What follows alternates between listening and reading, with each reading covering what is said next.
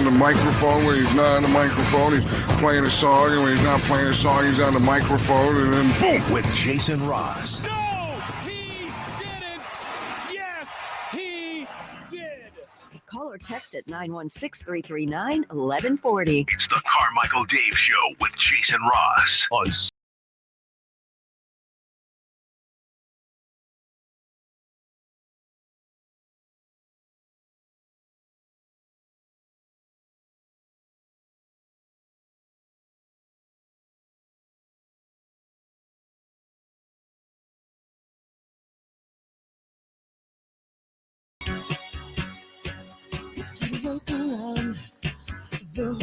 I don't even know what the Steph Curry shake is, Christopher. It's more of a shimmy. Shimmy? Is that what it looked like, what I was doing? No, Jason. Oh. I got you. Yeah, Jason, did you actually just do that? I shook my shoulders. If that's how Chris interpreted it. At the end of the show?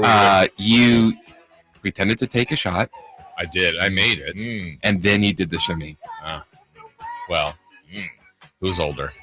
Who's older? Who took it from whom? Who made who?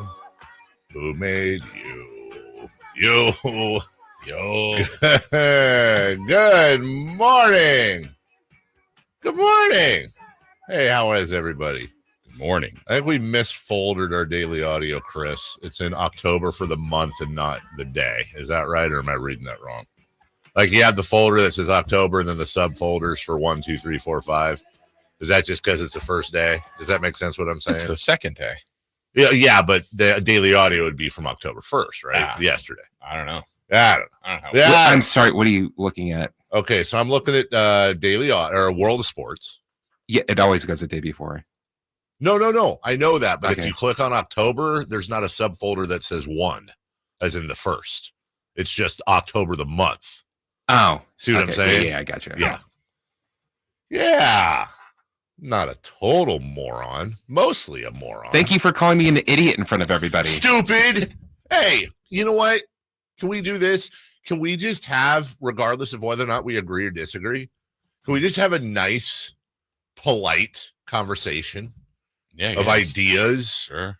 And, whatever. Workplace policies. We don't have to devolve into name calling. None of that stuff. We all want the same thing. Not really. Good morning. Good morning. 6-1 was your final yesterday.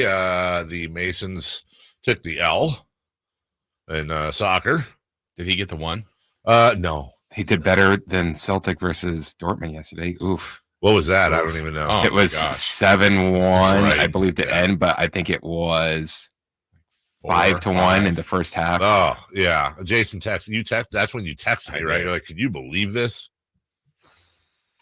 That's okay, because after starting out 4-0, my beloved Huddersfield Town Terriers have now lost 6 of 7 in all competitions, including losing yesterday to Tom Brady's Birmingham whatevers.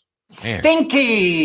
He is the GOAT. Yeah, I mean, I will say this, though. That division is like the Wild Wild West. It's insane, dude. It really is. There's nothing here to compare it to. It's insane. And the good news is that this team, Birmingham, I think we're 9 matches in. Yeah. And they have a draw. They've won every other match. And we were playing on the road, played Saturday, then Tuesday. So not a lot of rest because of these stupid international call-ups. So in any other situation, losing 1-0 on the road to the team that's expected to go back up this year would be fine. But losing, yeah, I blame myself. I need to suit up and get in there, Jason. Shag some balls. Shag some balls.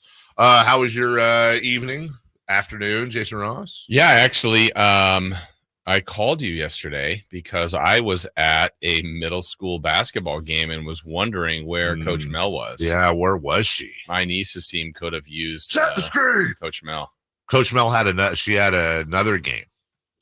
which they, by the way, they lost by less points than they did the previous game. Good. Big Improvement. Wins. Yeah. Little Coaching wins. is having an impact. Is she in the front running for Coach of the The Year? impact of a meal. The Maybe impact. that's what he needs. Yeah. Don't say the impact of a meal to my wife, please. No, she'll get mad. Yeah, you were at the game. Yeah. Watching the ball. Yeah. Was their media day Monday too? Yeah, it was. Yeah. I think they got a little. Yeah. Got away from them. The recap of the game that I remember is my niece scored the first 2 points of the game. That's how it should. 2-0. Let's go. Let's go. Number 5. Did you have that for your 3 in the key? I did. Mm-hmm. Who's hot? Who's not? Maybe. Well, and who's hot was number 5, also on her team. Oh, had the other 24 points. Remember that for later in the show, Chris. Who's hot? Number 5. Yeah, number 5 had the other 24 points. It was in my. Now I can't use it. Yeah. So we ruined it. they were responsible for 26 of the 26 points. Is there a chance they might go Pac-12? They're in talks. They're trying to raise some money. NIL group. There's a group. Yeah, but they lost by 2. Heartbreaker. Mm-hmm. They may never be the same.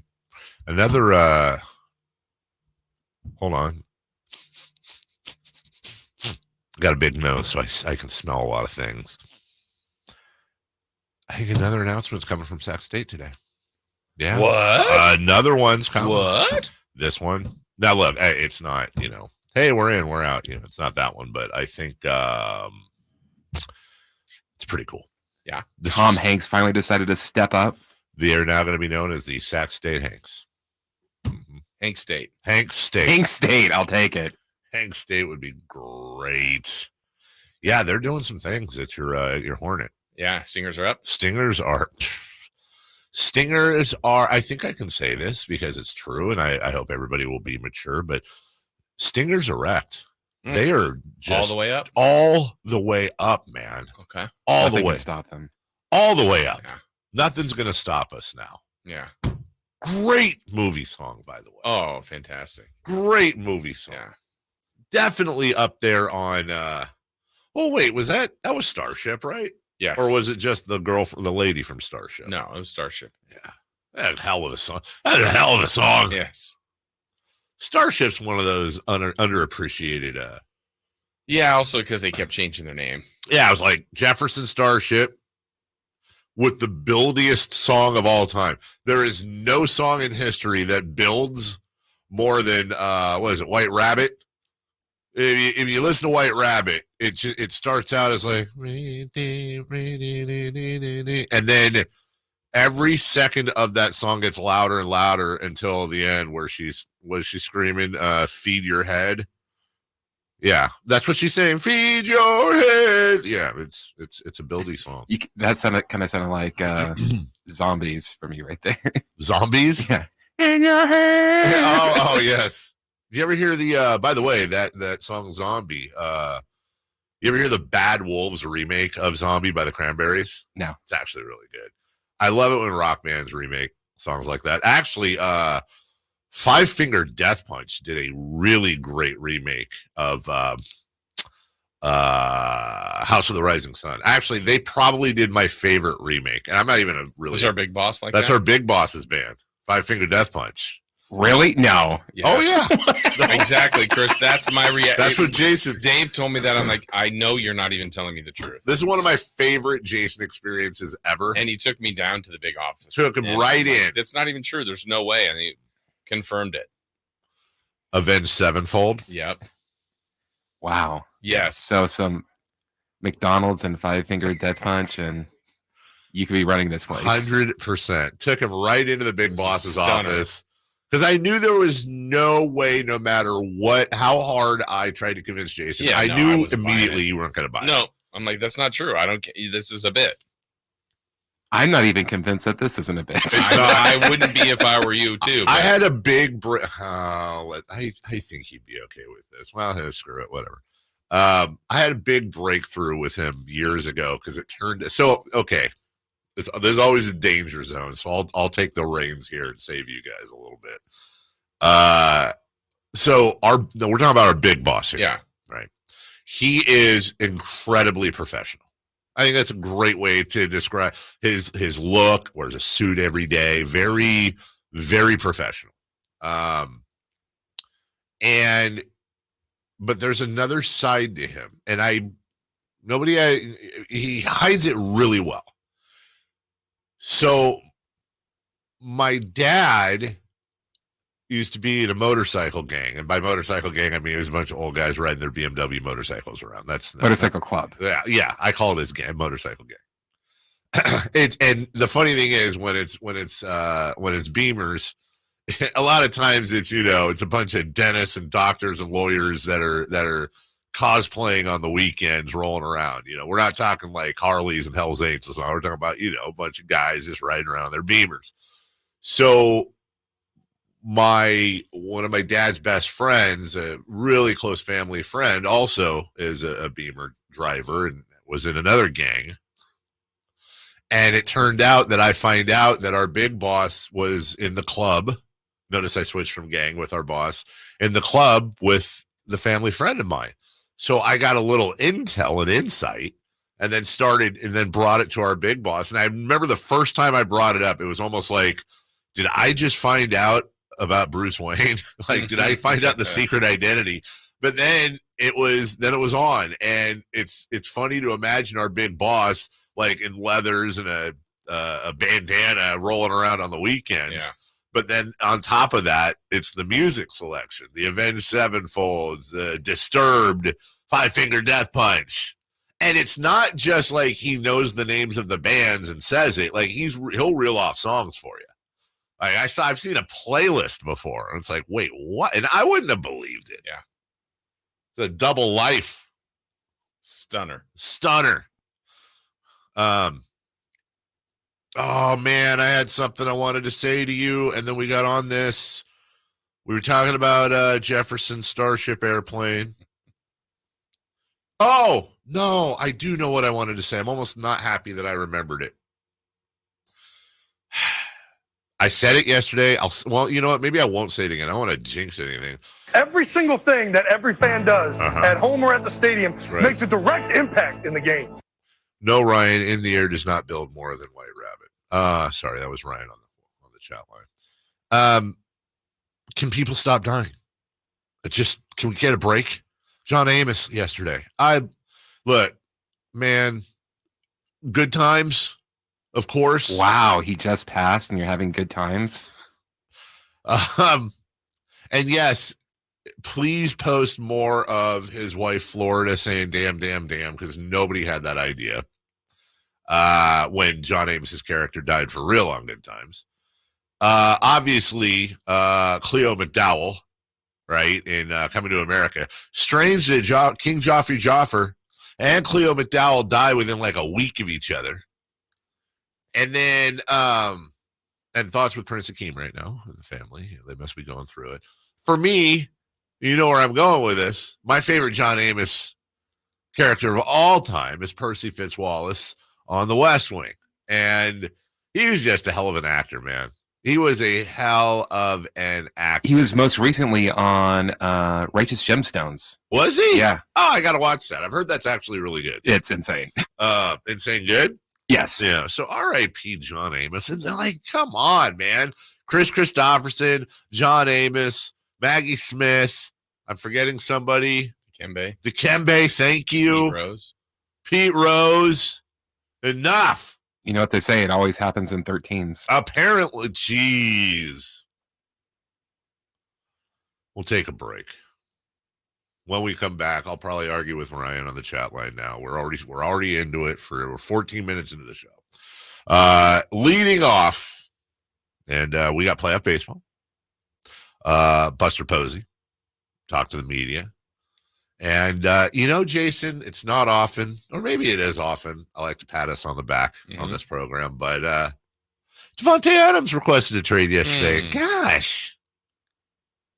If only we had a show that, provided insight, maybe something like that. Maybe actually been on this story for a while. I'm telling you, it all started with a tweet. Well, it didn't start there, but this thing's been broadcast for a while now. We'll get into that and see what we've got some recent history. What could Davantae Adams command on the trade market for the Raiders? What's a realistic expectation? I can tell you based on social media, which is always a great way to base things on.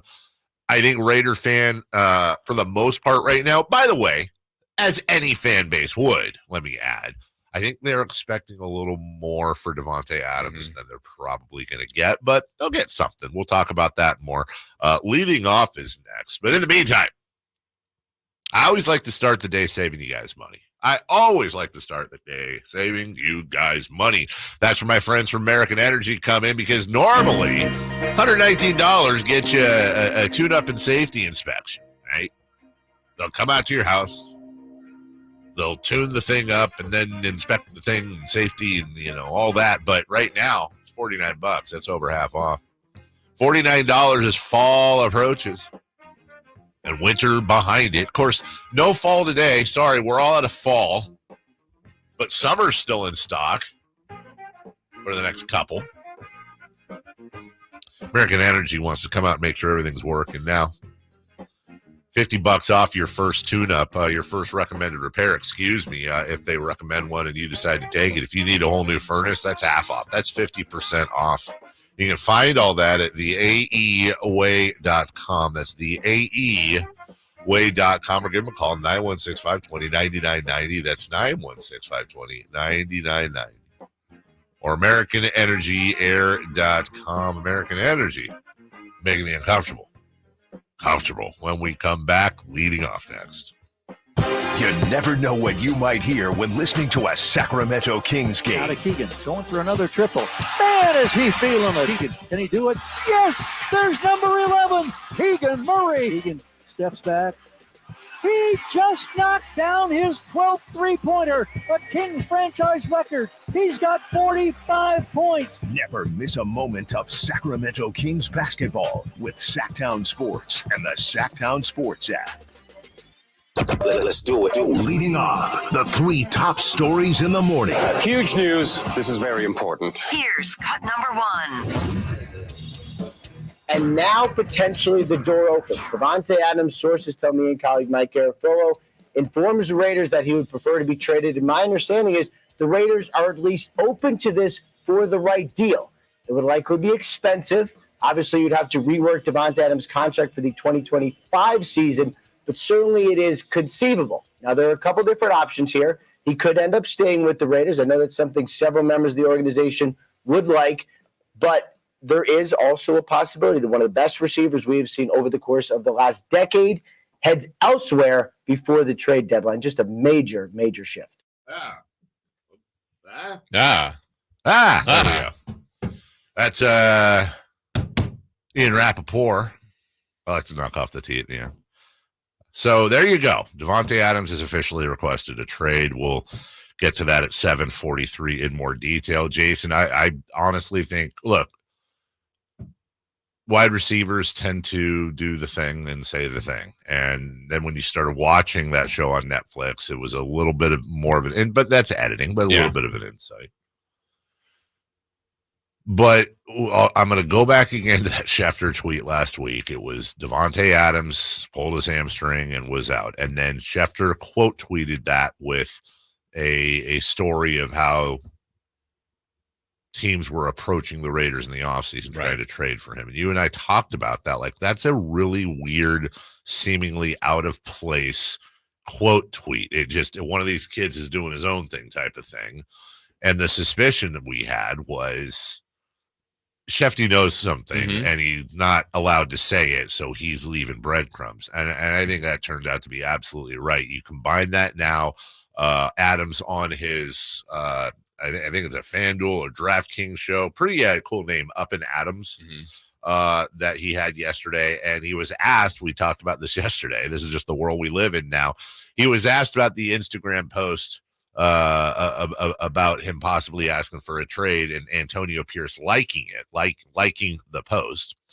And he was asked about that and had he spoken with Coach Pierce about it. And he said, yeah, I've had no contact with anybody from the organization. Then, I don't know, about 2 hours later after that clip leaked, or was put out, he requests a trade. And here we are. Yeah, I think the breadcrumbs for a while, we talked about not only that, Carr left. I mean, this has been over a year. I don't know that people thought back then, like, is he going to be happy? He kind of stayed through last year. Other things now you start to pick apart when Pierce 2 weeks ago said, oh, people are making business decisions. Is he now referring to Adams, amongst other? I mean, we just don't know all these little things that are being said. But in the end, it just feels like now, based on the Raiders at this year, well, I think we'll just be okay. Yes. He's a good player. You can still get value for him. I think it just needs to happen for all parties. I think Raider fan, I've seen splits on this, actually. I'm going to give Raider Nation some credit here. I've seen more than a few people that are like, don't you dare turn on Davantae Adams. He's given us everything. Look, this ain't on him. This ain't Randy Moss. It's not. Who am I forgetting? There was another Mossy type receiver that kind of gave. Antonio Brown. Which is a little different. The Davantae Adams is a whole different thing. But then you see the other part of the fan base is like, oh, Davantae Adams is a traitor, this, that, whatever. The writing, I think, was on the wall when they got rid of Derek Carr. Yep, exactly. And I don't know. It's goofy. By the way, can I ask you a question? You promise to be honest with me. Sure. Were you done with your story about your niece when I started talking about Sac State? I don't even remember. I think so. I said she scored the first two, and number 5 scored the other. Yeah, I felt like you were done. 24 or whatever. But somebody on the text line is mad at me because you were telling a story, and then I switched it to Sac State. Which stingers up. It's gonna be my conscience. Oh no! But I felt like it was the natural conclusion of the story. Yeah. Oh, and I won the lottery. Forgot that part. Would you like some? You have an advocate that like once a month will just roll in and be like, dude, you're not letting him talk. And I'm like, what? But it really wasn't that much more. Thank you. Fought the ref. But there, yeah. A lot of that going around. Yeah. I'd seen enough of those videos. I'm like, and no one filmed it. Wanted to go viral. Come on. Jason. I thought I saw on Twitter someone saying someone bit a ref at a girls' middle school basketball game last night.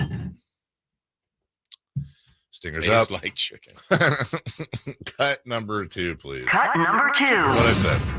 I'm so passionate about baseball. I know I finished a few years ago, but just the opportunity again, like I mentioned, to be a part of a team.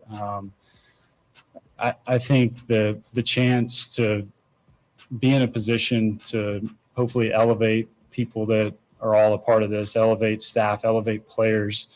And to again, we're in a memory making business, and sure winning's great, and ultimately that's our goal, is to be a playoff team every year and compete for a championship. But I think just the overall big picture of being a part of something that's bigger than yourself was really appealing. Nice, Buster. He's the president of basketball operations, Buster Posey. That's how they should have done. That's how they should have announced it. Yeah. He looks like a front office guy. He does, doesn't he? He looks and talks and acts like a front office guy. I always feel like he should have like the chest protector on and the shin guards on at all times. Oh, I've never seen him without that. Honest to God, that would be awesome. Yeah. If he just came out and he's like, I'm ready to do business. The mask is on. Flips it up to talk and then flips it back down. He's like, well, I wouldn't frame it that way. Wink, wink. Hey, shut up, Chris. That wasn't even. Don't laugh at. Don't laugh at that. That was not. So many other things he doesn't laugh at. It was okay. I hope that 4 years from now, 3 years from now, 2 years from now, I hope that I'm not saying I wish that Buster Posey and Farhan Zaidi had a baby, and that baby was the president of basketball operations, because the thing that jumped out at me about what Buster was saying, his demeanor, everything. At one point, he said something about, we're in the business of making memories. Yeah. Like, that whole demeanor and the things he was saying is like completely, that was not Farhan Zaidi. That's more Buster Zaidi than Farhan Posey. Farhan Posey. Yeah. That's absolutely right. But the question now with Buster, look, I hate to keep making the comparison. I think it's a fair one, though. But I also remember a time when another beloved franchise legend took over a team and said some amazing things that had us all pumped up, and then he picked Marvin Bagley. You know, I don't think it's going to be the same, but of course you're going to have some PTSD from that. Sure. And I mean, I think the comps are very fair and very similar. Did I say president of basketball operations? Sorry, I meant baseball operations. Oh, if I said that, sorry. Go ahead. But Vlade, you're right, was, I mean, about as beloved a king as we've ever had. And then there were times where literally, I mean, I'll still remember the game where Vlade came back as a Laker and was getting cheered at Arco Arena. It's like, wait, what? That's the one guy that could do it. And then he goes through here and doesn't have the most positive run, and people were down on him. I think they've kind of he's kind of won people back in a sense when he shows up. Vlade still gets like some love, but it's not the same that it once was for him. There are people that legitimately believe that Vlade Divac is amongst the worst things to ever happen to this franchise, between the GM thing and the Robert Horry shot. Yeah. And then when Vlade gets around anybody, they all change. I mean, because if you spend 2 seconds, that's the thing. But if you look at like the big picture and the results, a lot of people are down on him. Can I ask you, what if you look at the smaller picture? It's harder to see. Like a thumbnail. You can't see it. Little picture. Yeah. It's tough to see. Cut number 3. Cut number 3. And now Fernando Tatis Jr. will come to bat in a playoff game in front of fans for the first time in his career. First pitch, Tatis swings, sends it in the air, very high to left, very deep. Laureano is back. You got to be kidding me. A long home run. First pitch, first at bat, 2-0. That's great atmosphere there. That is a wonderful, wonderful atmosphere in San Diego. Only home team to win yesterday. That's right. It was 3 road wins, and then Fernando Tatis said, no, ain't happening. And very entertaining. In fact, we'll get the safer route next. Very entertaining day 1 of playoff baseball. God, I love playoff. I consider playoff baseball a separate sport. There's baseball, and then there's playoff baseball. I'm a big spring training guy. Huge spring training guy. I will say this. I'm a June swoon guy. Actually. Are you? Wow, a lot of people aren't. What about dog days? Anyone a dog days fan? Yeah. I'm actually a bigger fan of spring training than I am of the regular season. But that's usually because we're there. And you're thinking of golf. And golf, yeah. The game of golf. That's spring training. We'll take a break. Here's what's coming up today, ladies and people. I don't know if there's any gentlemen listening. Certainly not in the chat line or the YouTube chat. Ladies and people, we've got Tim Plough. He's coming on. He's going to show up at 6:44-ish, and we're going to go to Shredville. De'Aaron Fox was with, not Styles and Watkins, Whiting Cow. Yeah. The Drive guys. Was with them at Media Day. We'll play our assist. Yeah, well, we got the De'Aaron Fox assist. We also got, could you tell I was too. Right. You actually were for you. Yes. When Styles came in, you were like, oh, you guys, what do you say? You guys are hogging all the, I don't know what he said. Hang on a second. Like, hey, cut it out. Yeah. Monte McNair at 7. Actually, look, everything was great with our interviews yesterday. We appreciate DeMar and the rookie. Hold on, Devin Carter. Thank you. These two though were, just because we know them a little better, you're not going to want to miss an abbreviated Monte McNair, because Kevin Huerter showed up breathing down his neck, and then we spent a good 15 minutes with Huerter, and there were kisses, there were personal revelations, breaking attire news. There's a lot of stuff going on.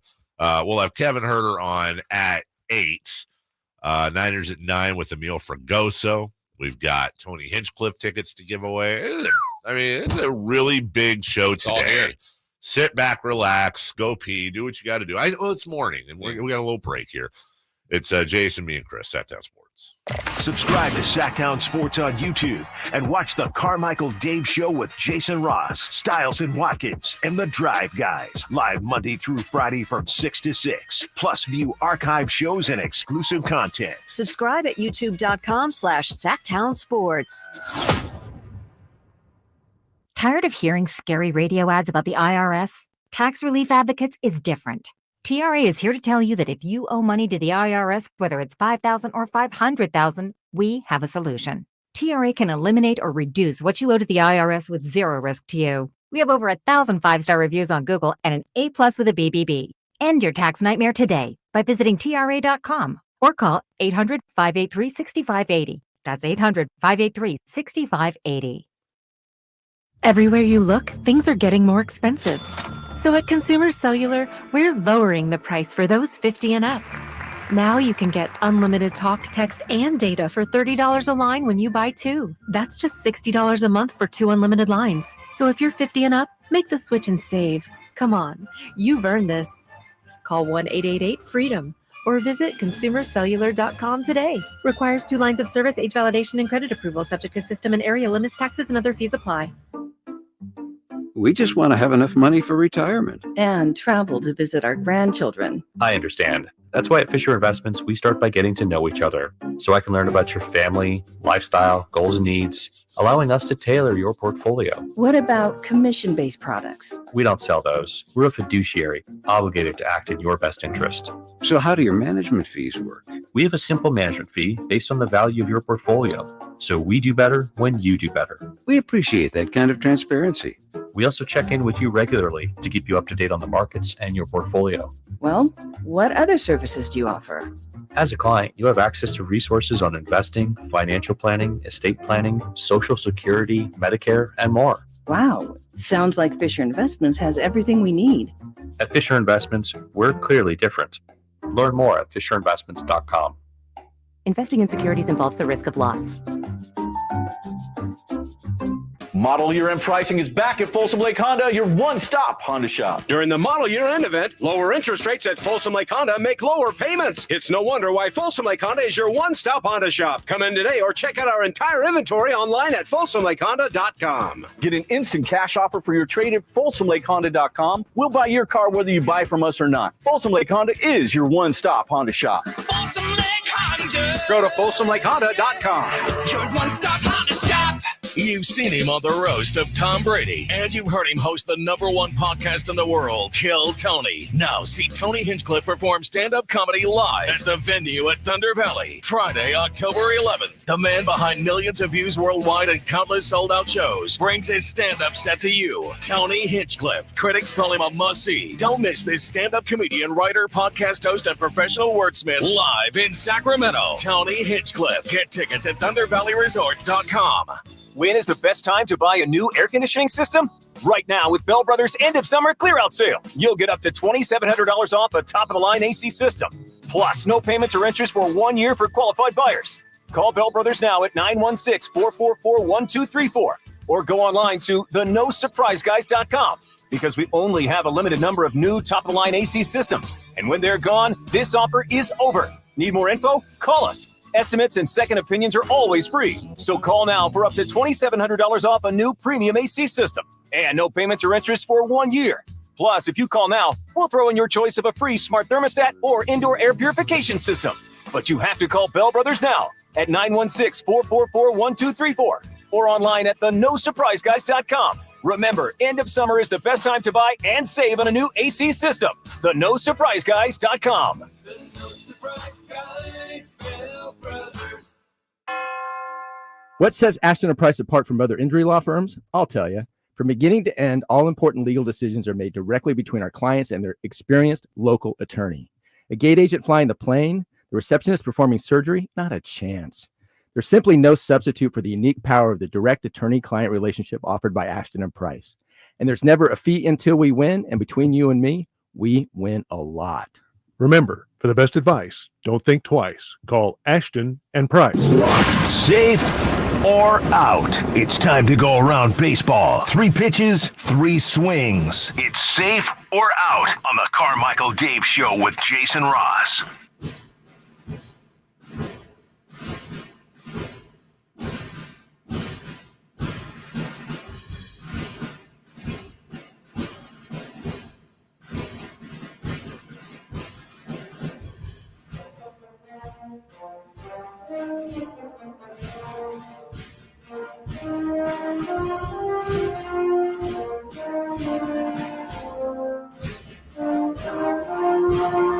Problem with getting the conversations during the break with Tom Bailey. Yeah. Is half of it is, huh? What? What did you say? It's actually. Is he getting drunk on a plane? No, but he did something really, I'd say, kind of dumb yesterday. As with basketball? Yeah. He just kept saying over and over again, what was I thinking? Safer out, question 1. Safer out. Buster Posey said all the right things. And had all the right moves. Safe. He said all the right things. If saying the right things could attract talented minor leaguers and free agents, I would guarantee you the Giants will make the playoffs next year, and there's a World Series on the horizon. Also, he's reassigning their GM and looking for a new one, which is, I love that. And hopefully that will then also lead to a clearance of the scouting department. And I think he should look. There's a number of places he can look. Do you want to steal another Dodger nerd? Probably not. Tampa Bay, Baltimore, Kim Ng, who's the former exec for the Marlins, who did a wonderful job. She's working for MLB right now. That would be a nice grab. There's a number of names out there that he can grab, and that's what I hope. And that's what I said from the beginning. He can surround himself with the nerds, and he speaks athlete and fan. We got ourselves something. Yeah, this part, safe. He did say the right things, but it's about actions in this position. So, and he's likable. He's ahead of the curve on everything because people love Buster Posey saying the right things. Now it's about results. So that's the next part of the evaluation. Number 2, please. Safer out. The Padres have the best atmosphere of this playoff round. Thank you for correcting that. So I'm glad that happened. I actually left that purposely. I'll explain why. It actually says atmosphere, AF. Have you guys ever had the experience where the autocorrect goes out on your phone for some reason? That happened to me. Yes. It's happened a couple times. And when it happens, you don't realize how there are times when autocorrect, Kings fans know this because it's Kongs. There are times where autocorrect is really annoying. Like, no, dude, I meant to say that. Why would I tell somebody to go duck themselves? Like, ducking idiot. Right, exactly. But when for some reason there's this weird glitch in iPhones, I don't know if this happens in other phones, where like twice a year for some reason the autocorrect goes out for a minute, and as I'm writing safer out, I do everything on my phone. God dang, I have to keep going back and erasing and do it because I have fat thumbs. So yeah, I left that because I wanted to ask that question if you guys have ever experienced that. And then you realize just how terrible at typing you really are. And thank you, Steve Jobs. Rest in peace. Safe. I think this round, and there's some close, look, there are some good atmospheres, but man, that is a nut house down there. And part of it is, we said it earlier, that was the one home team that won. You're going to experience that a little bit more. But yeah, I think if you expand to the next, I think Philadelphia is incredible. Mm-hmm. Yankee Stadium will be great when they get to that. Yes, I mean, there are some other places that'll be great. But right now, San Diego, they won last night. Petco was into it. That's their team down there in San Diego. So yeah, that's a great atmosphere. Number 3, please. Atmosphere. Safer out.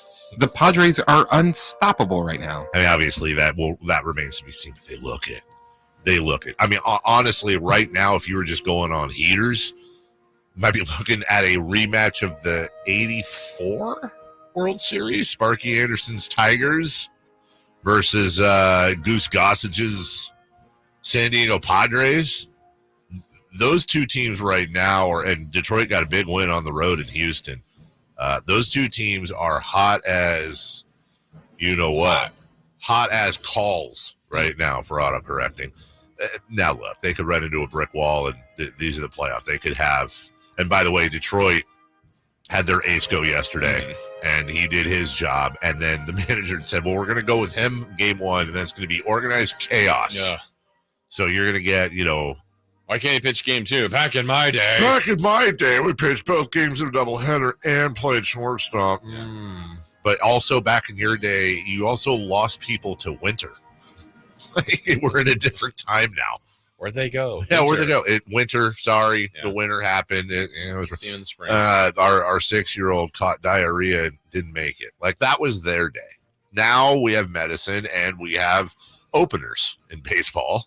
And I'd like to say overall things are better.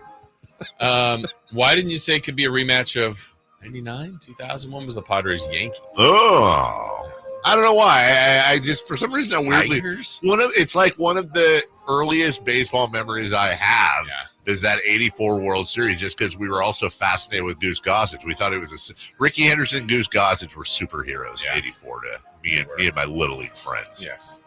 But your thoughts on the Pods?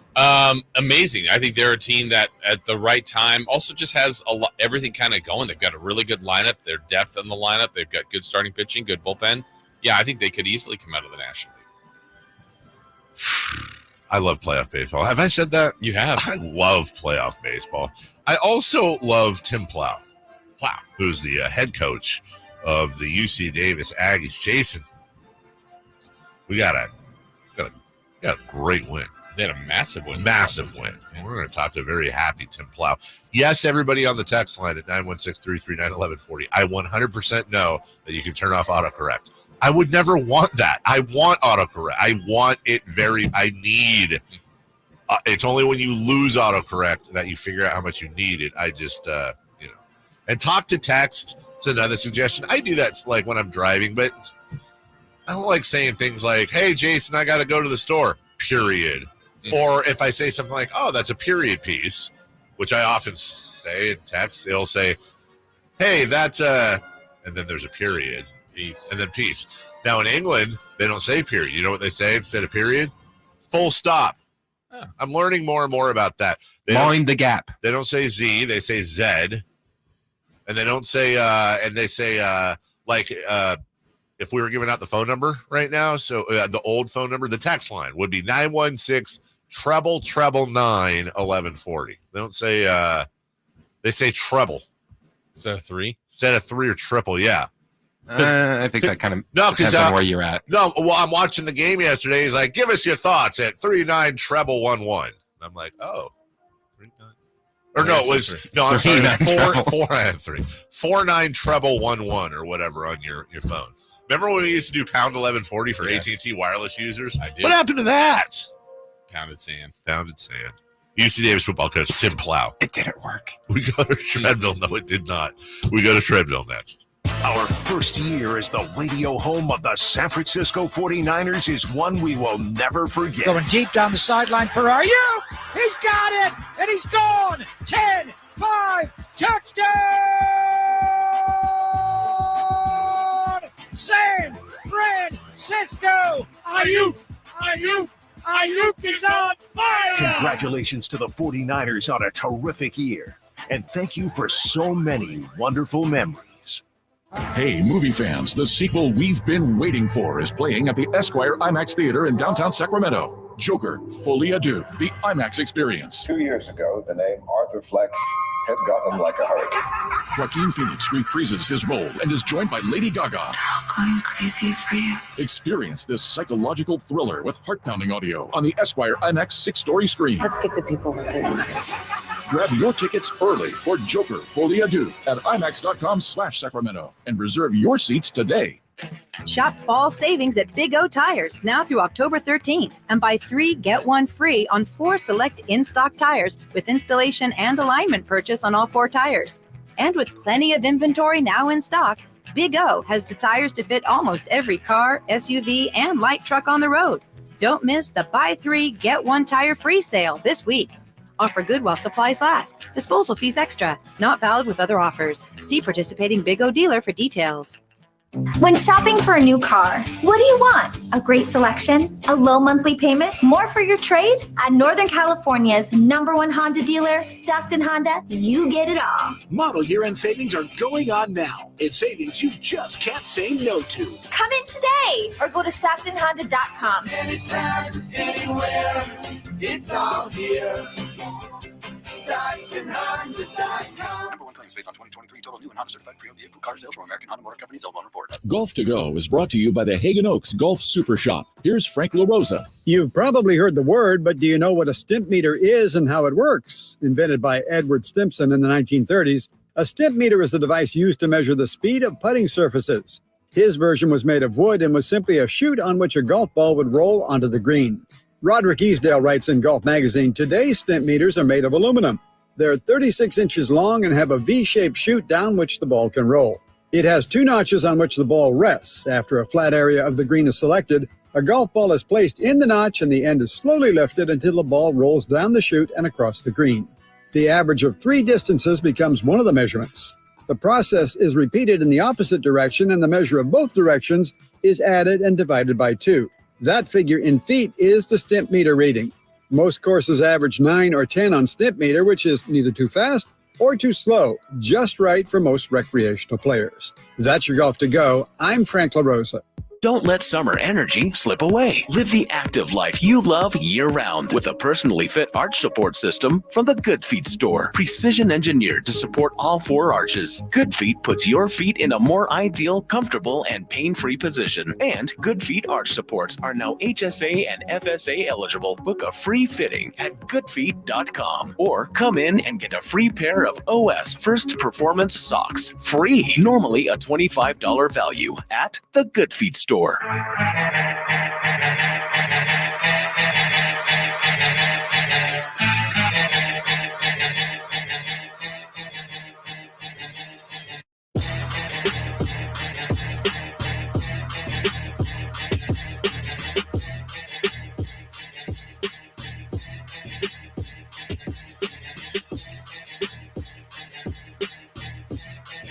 Our sister station. We're not supposed to say this because I don't want you switching there, and the song's already over, so don't. But our sister station, Mix 96, plays in the hall sometimes, and I love so much of the music on there. And they were just, was just playing Jason in the Halls. What's that?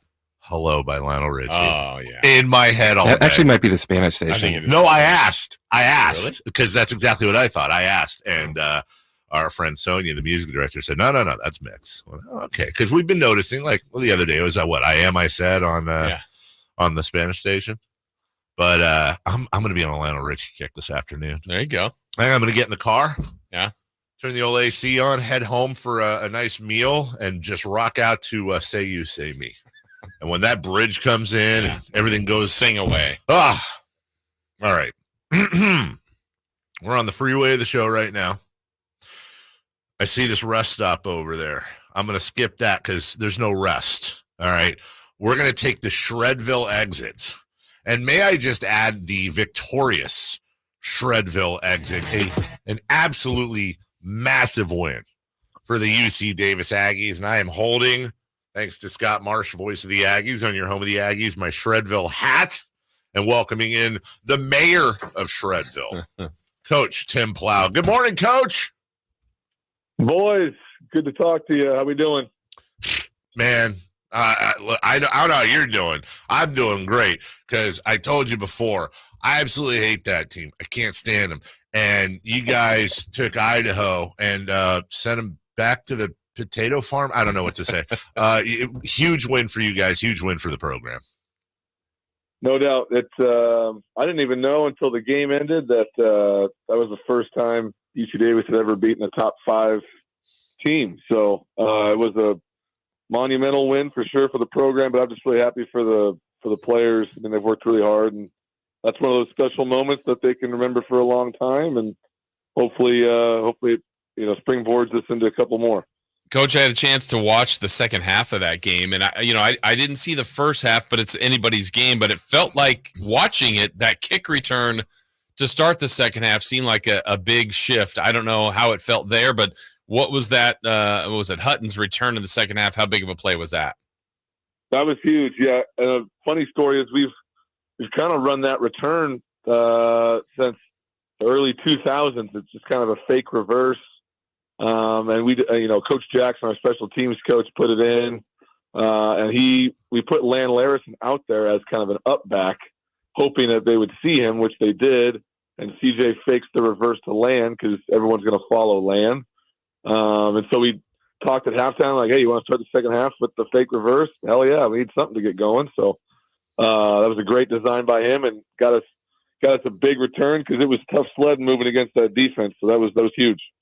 So let me ask you this. You got a top 5 team coming in. It's 14-0 with about, 4 minutes left. Nate Thomas punches it in. And if you're watching on TV, if you're just somebody that doesn't know either program, you're thinking, okay, well, this looks like a top 5 team, 14-0. We're on pace for a blowout here. As a coach, what are you doing at that moment? Nothing? Just letting it go and trusting? Is there some psychological work there? What do you do? You're down 14-0 early to keep these guys in it. Well, I don't want to get too coach talk for you guys, but I think for me, when it comes to like the mindset, we talk as a team a lot about if you have a negative mindset, never works, right? Like if you are just down all the time, and then if you have there's the positive mindset guy that's like, hey, we're fine, we're good, don't worry about it. I don't like that guy either. That's just fake. So we talk about just having a neutral mindset, which basically means let's just fix the problem. Let's have solutions and then move on to the next play. So when it's 14-0, I'm just trying to stay neutral and I'm trying to solve problems. And at that point, offensively, I looked at our O staff, got in the headset and said, well, we can't run the ball and we can't drop back pass. So we got to figure out how to move the football without being able to pass or run. And they all kind of chuckled on the headset, but we started figuring out a couple things to do to get the ball out quickly, let Miles do his thing, get a little momentum. We started using some tempo. It was, hey, let's just go fast, and they can't get lined up. And I got a little momentum. And then I think Coach Coombs and the defensive staff, same thing. Like, all right, well, we're struggling stopping this. Let's solve that and see if we can move on to the next play. And that's just all you got to do to try to get out of something. And I think the drive that we got right after that to make it 14-7, everyone just kind of took a deep breath and fought our way back. Coach, you guys then find your footing and you actually built a lead and was looking pretty good. I'm always fascinated on decisions that are made, and when they work, everyone's like, what a call by the coach. When they don't, what's the coach thinking? Well, you decided to go for a 4th down later in the game. It was a big play. It didn't work at the time. You guys still won the game. I'm curious, when games end, how often are you looking back at what you did, whether it was right, wrong, and different, kind of the decision-making process of a 4-quarter game? No, I think you're dead on. I mean, I love football and I love thinking about those decisions and talking about them. And I've called plays since I was 25 years old, so I've called a lot of bad ones and some good ones. And so I'm all for the critiques.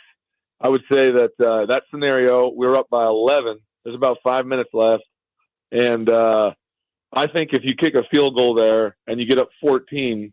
I don't really think that changes much. Like I always think of field goals like, does it change how many possessions they have to use to win the game? So we're up by 2 scores. If we make the field goal, we're still up by 2 scores. And I know if we get the first down and we can score a touchdown there, now we're up 3 scores. Now I think the game's over. So I'm going to always try to be aggressive in that spot and try to win the game. So I totally back the decision to go for it. I think that's the right move. I hate the play call. It's a terrible call. It's awful. But it was a play that we had practiced a bunch, and it was kind of a funky formation, and we knew that they would not line up correctly, and they would probably mess it up, and that's exactly what they did. Unfortunately, they messed it up in their favor, and instead of having 4-on-4 in our swinging gate, no one on their defense moved. No one knew what to do, and they had 11 guys on 4, and I should have called a timeout. As good as Lan is, 4 versus 11, he's going to struggle. And I should have called a timeout right there, and we should have gotten to a different play. But even my own dad was like, "Hey, if you would have kicked the field goal, you would have been up 31-20 instead of 28-20." And I said, "Yeah, but if we would have been up 31-17, they would not have kicked the field goal when they went down there. They would have gone for it on 4th and 3, and maybe they scored a touchdown. Now it's 31-24. So you can't really." Think about that. You got to just look at it from possessions in my mind. Coach, so now you play Portland State on the road. Portland State, if my math is right, I'm not making this up. I think they're 0-4, and I think the cumulative score is literally like 200 to 60 so far that they've been outscored. Like they have been blown out in pretty much every game. And if I'm looking at the schedule right, Coach, too, weirdly enough, this is their first home game. It shows they had a home game against South Dakota that was canceled. Yeah. Everything else has been on the road. So kind of a weird late home opener, if you will. You have a huge win against Idaho. You're now playing a team that has been getting rolled all year long. So is your mindset a little bit of, guys, let's not trap game this thing. Let's play these guys like we're playing Idaho again? Absolutely. You're making me nervous just talking to me about it right now. But I think it's one of those fun things about coaching. It's also nerve-wracking, but I had the game ends. I'm looking at my phone the next morning. There's 200 plus text messages. One of the text messages was from one of my mentors who's a part of the Davis coaching tree. And he sent me a text, "Hey, I hope you're ready for the longest week of your life." And what he meant is the same thing you're talking about, is this is going to be difficult. And that's what makes coaching fun is you're trying to keep your team in the same mindset of, can we just focus on us and our process and ignore the outside noise? Because last week the noise was, you guys have no chance to win. You're going to lose to Idaho. Don't even show up, kind of a thing. And now the outside noise is, you guys are amazing. You're going to kill this team. And so either way, if they could just learn to focus on themselves and just try to get better. Because I still think, guys, we have not played our best football. We made a lot of mistakes in that last game too. And I just want them to play their best. So I just keep trying to tell them, let's just get better, try to play our best football. And going on the road in the Big Sky, I don't care who you're playing, is tough. Since 2000, the winning percentage is like 30% on the road. So, it doesn't really matter who you play on the road. It's going to be tough. So we might as well have a great mindset, go in there and play our best, and hopefully that's enough to beat the Vikings. Yeah, I would think, Coach, just based on that, what you're saying about mindset and trying to have the guys have the right approach, this week's got to be tougher. I mean, I feel like everybody kind of can rally around the underdog role a lot easier than that favorite role. Guys, this is the worst. This is the worst. It's the hardest by far. I mean, school's just getting started. It's only been going for 2 weeks, so they got that going on. And now they got everyone telling them how great they are. And we're playing a team that on paper everyone's saying we should win. That's really difficult. And I think the only thing that I'm trying to explain to those guys is, man, you worked so hard and you did something amazing, and you've really set yourself up to have a great chance to do some cool things this year. Do not let go of the rope. Like, hold on to that thing as hard as you can and stay detailed and stay focused. Because, boy, if you can get on a good run here, that win against Idaho can really help you down the road. But if you lose your focus and let go of the rope, that win's not going to mean anything. And so I hope they can do that. And I know as a coaching staff, we're trying our hardest to keep them focused and keep them, with their eyes where they should be, which is just on themselves.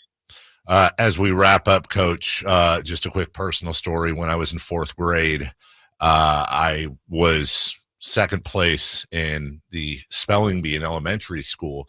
And the reason why I believe I didn't finish in first was because the judge actually said I misspelled a word wrong that I got right. It was on tape. And that judge was Victor E. Viking, the mascot of Portland State, who you guys play this weekend. It's always personal with me. You know that.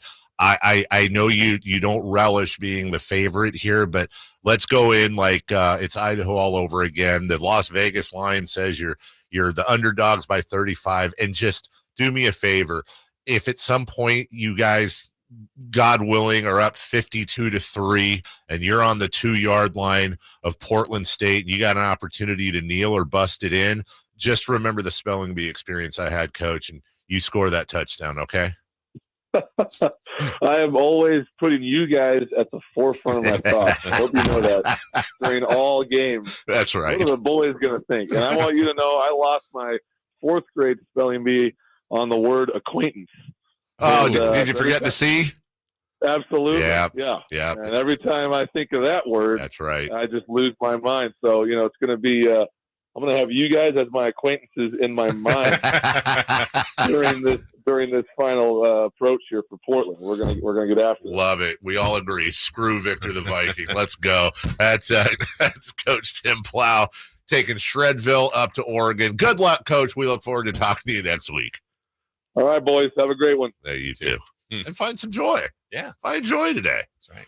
I don't know where she is, but figure it out. Find her. It's like Carmen Sandiego. When we come back, De'Aaron Fox joined the Drive guys during Media Day. Don't forget, Monte McNair coming up at 7:28. Kevin Huerter at 8 a.m. and so much more. De'Aaron Fox, next. Did you miss any part of our live local shows? Don't worry, you never have to miss them again. Check out sacktownsports.com and search our podcast page and play our shows when you want.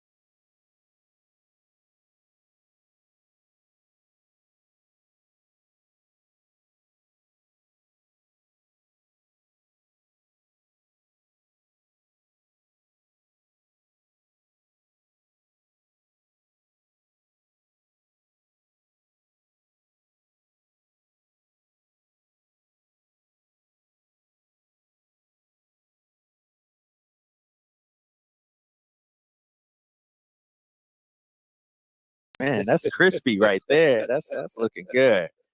De'Aaron Fox joining us. I think we're the final thing before he's able to get out of here. Yeah, the only thing keeping you from freedom? They didn't tell you we got you for 30 minutes today, though. They didn't tell you that. What's this like for you, man? What, going into your 8th year now? Year 8. Yeah. What's it like now? Man, it's surreal. Like, the time really does fly by. Yeah. But I mean, I'm in a blessed place. So yeah.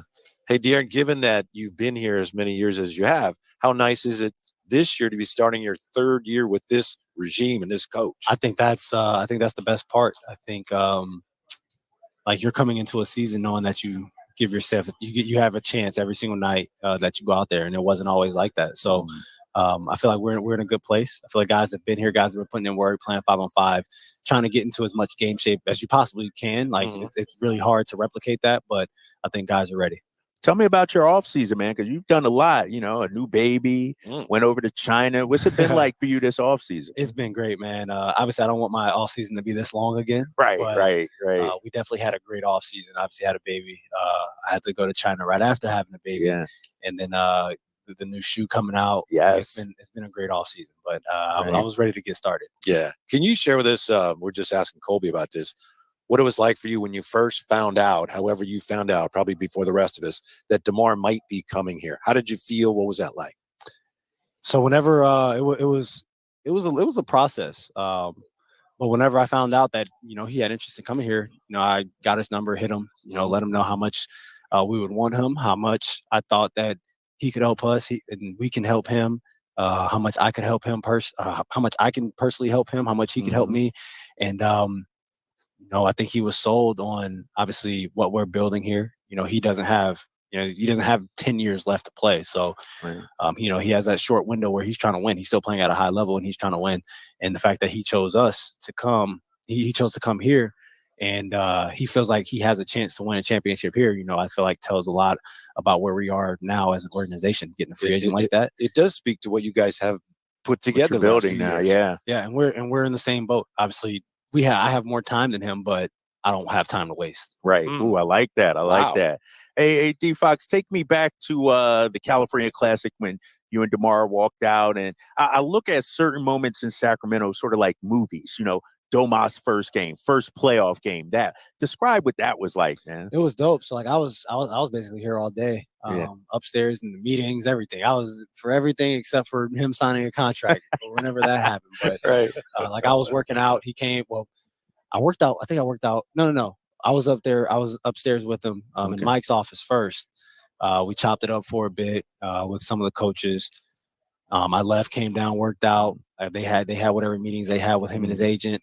And that's when I originally found out that he was coming, that they agreed on something. So I was in the middle of my workout. They came, stopped my workout, told me about it. So that was great news. And then obviously we go to the game. Everybody else finds out about it. Like he's not just pulling up here for nothing. So it was definitely a surreal day. And just being able to watch. I mean, I've watched DeMar DeRozan since I was in middle school. Yes. Being able to play on his team, but at this time it's different. Like when I first came in the league, like we had guys, but they were on the tail end, like they were just about done. He's still playing at a high level, so I think it's a lot different. May I ask you? You said something really interesting. You said when you talked to him initially, you discussed how he could help you guys. You said you told him how you could help him. May I ask what you told him in that regard? Yeah, I mean, just being able to take pressure off. We draw the same type of defender. Like 9 times out of 10, if the Bulls played against someone, whoever guarded DeMar DeRozan was guarding De'Aaron Fox the next game. So being able to take, who's the best defender going to take? Is he going to take me tonight or is he going to take you tonight? And I feel like that we help each other in that aspect. And then, we want to be able, obviously he doesn't take a lot of threes, but the way that we touch the paint, the way that I touch the paint, Malik, Domas, the way that we all get downhill, we can make those easy shots for him. So like, it's not like we're coming in like, you got to be able to take 3 catch and shoot. Three off the dribble threes. You don't have to do that. If you get 3 or 4 catch and shoot threes, these are, some of the easiest shots. Right. You see those go in, it makes the rest of the game a whole lot easier. And then in that aspect for him, the way he gets downhill, I think his playmaking is underrated. And then me as a shooter, I shot 39% from catch and shoot threes last year, but I was only shooting like 2 a game. I think I ended up shooting, like 6 something or maybe 7 threes a game, but 5 of them were off the dribble. So if we can change that to only where 2 maybe off the dribble, and then I'm getting 5 or 6 catch and shoot ones, makes the game a whole lot easier. Yeah, De'Aaron Fox joining us here. Foxy, a lot of times on Media Day we talk about expectations. What's your expectations for the team this season? And I say top 4, second round minimum. Like, do you guys ever think like that, or is it championship expectation? How do you view that? Yeah, I mean, I think if we made the playoffs last year, then I think people are looking at us a little bit different. Like, this is a team that could contend because we built off of what we did the year before. But for us, I mean, we want to. Everybody in here wants to win a championship, and I feel like last year, if we didn't get hurt at certain times, then we could be in a whole different situation. But in the day, whatever happened last year. But for us, we think that we were right there. we're bringing in a guy who makes us a whole different team, a whole lot better as a team. So we feel like, we want to win a championship at the end of the day. Yeah, when you look at what you have at home, you got 2 children now. Congratulations. You look at the fact that you have potentially a huge payday on the horizon. Can you share with us how big this season is for you professionally and personally? Yeah, for me, I'm not really – extensions have been, offered, but for me, I wasn't thinking about that. That's not really what I'm thinking about at the time. I'm trying to do whatever it takes to get this team over the hump. And then personally, my family's continuing to grow. We're continuing to be better for each other every single day. And it's great being able to watch kids grow every day, night in and night out. So it's miraculous. It's hectic, but it's fun. It's great being able to kind of and have your print on a child. Tell me about these new Fox Ones, man, that you rocking here. Let me, let me see them. So people can see. Yeah, I want to see these things, man. It's funny. These are Renos. Oh, for real? Because I had been working out in mine, and we didn't get them out soon enough, so these won't be played in. These are Renos. I had to wear his for media day, so mine wasn't beat up a little bit. Right. I get it. Tell me about the design, though, man. What went into this? Yeah, so the bottom. I don't know if you've seen the Curry ones. So the bottoms is kind of like that. Obviously, we didn't have super long time to make them, but I was big on the strap. The Bloodlines. It was Brandon Jennings' shoe. 10 some years ago. I was like, I really wanted a strap, and then we kind of talked about, we do a strap, we can do a fox tail. So that'll be a cool concept. So with every different shoe, every different colorway, the strap will probably be a different material because they're going to tell stories. Really? And then if you touch the tongue, it's like hair. Hair. And then the logo was big thing. Right. Big thing on the logo. I didn't want a logo like everybody else, just having your initials in the logo. So the fox. So we got real creative with it. So I think it's a dope concept, and I think whenever people start seeing other colorways, I think it's going to really come together. So how excited were you when you saw them? These can't be called like the Beam. These are called the Beam. The Beam, right. When you first saw the finished product, how excited were you? Man, I was ecstatic. To start, he gave me 50, 60 different artworks, and he's like, circle which ones you like. So I'm going through it. I'm liking these. Start putting some stuff together. And obviously, I've never made a shoe before, so I'm like, I don't know what to tell you. Yeah. So it was some certain things, and I think it came out really well. No, these are not. You've already seen some colorways that's in the works here. That's coming up. Some fire. Really? Yeah. So I'm gonna debut a new colorway for the first game of the season. Yeah. These come out in December. There's 2 that actually come out before it. Okay. But I'm not gonna debut the second colorway for a while. Okay. The first, and I wore these for media day because everybody's already seen these. Yeah, we've seen these on social and everything. These are the third ones that'll come out, but the first ones that'll come out, I'm gonna wear those for the first game of the season. You know how big this is, though. For a kid from Texas, you know how this is made. I grew up in Philly. I dreamed of stuff like this. Now you got it, man. Yeah, it's funny. So I actually, before we left Houston, went back to my high school, and we gave them everybody on the boys and girls varsity basketball team a pair of the Swipers that are only made for side legs for my high school. Your high school, yeah. So it's an all silver. We're Spartan, so it got the Spartan logo. It's a silver tail, but the end of the tail is red. So it's that's pretty sweet. That's nice. It's a dope colorway. So only those kids have them. Only those kids get those. It's good stuff. I'll have a pair. Of course, I gotta get myself a pair. So I'll have right. You gotta have one I'll too. Have a pair of those. Maybe I might wear those. What size you wear, by the way? 12, I'm just asking. 12 and a half. I'm saying I'm a 13. I'm a 12 off the court. Okay. I play in the 12 and a half. You play in the 12 and a half. Yeah. Okay. Let me ask you this though too, because I heard you got to get going here. He got to go. All right, last question. Last question, D Fox. I heard DeMar doesn't lace his shoes up. Have you ever tried that? No, I would not do that. Right. I didn't used to lace my shoes super tight though. Okay. They would be moderate. Let them breathe a little bit. Yeah, I'd never, because then if I tied them too tight, I felt like I'm squeezing my foot, and it was never right.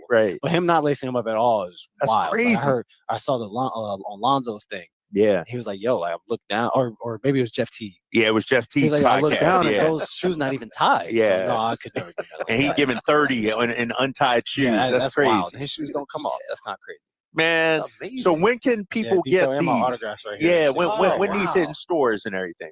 So these will be December 27th. Okay. The second ones come out December 20th, my birthday. Okay. And then The first one's come out December 6th. Oh, right in time for Just in Christmas time and for the everything. holidays. Just in time for the holidays. Because Steph's having some stuff that's coming out too, so we don't want to clash. You know, I could talk to you for all night about this stuff. I want to ask you about China and everything, man. You had a crazy offseason, I had man. a hell of an offseason. Yeah. I'm ready to get to work, man. All right. Best of luck this year. Appreciate you. Yeah. Man. Appreciate Thank you. you very much for your time. Yes, sir. Always. Yes. De'Aaron Fox. We're back with more from Media Day Drive Guys next on Sacktown Sports.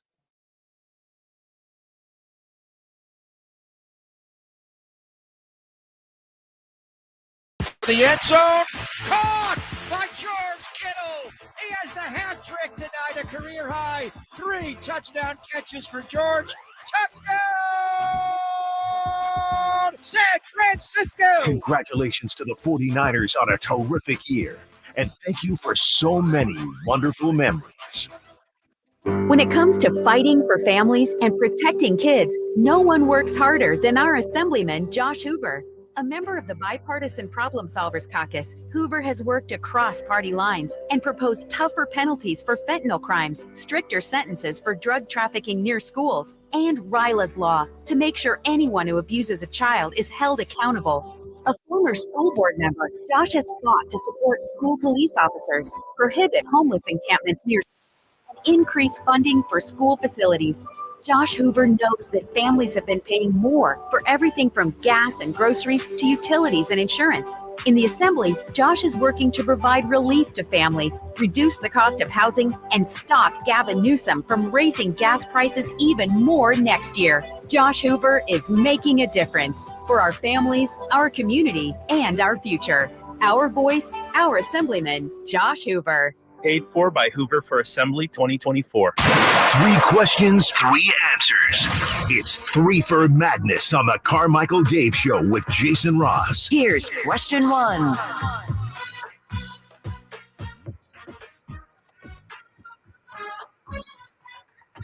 Sometimes Chris says things to us off the air right before we go back on. Dangerous. And then we're supposed to be professional. Thanks to Kyle and Whitey for that here at Fox. Monte McNair coming up next in about 10 minutes. Then Kevin Huerter. Sandwich between that, we'll talk about the Adams Trader West.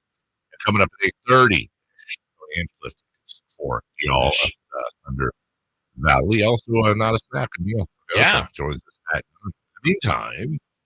Chris Roulette, for this question. What did you take out of that interview?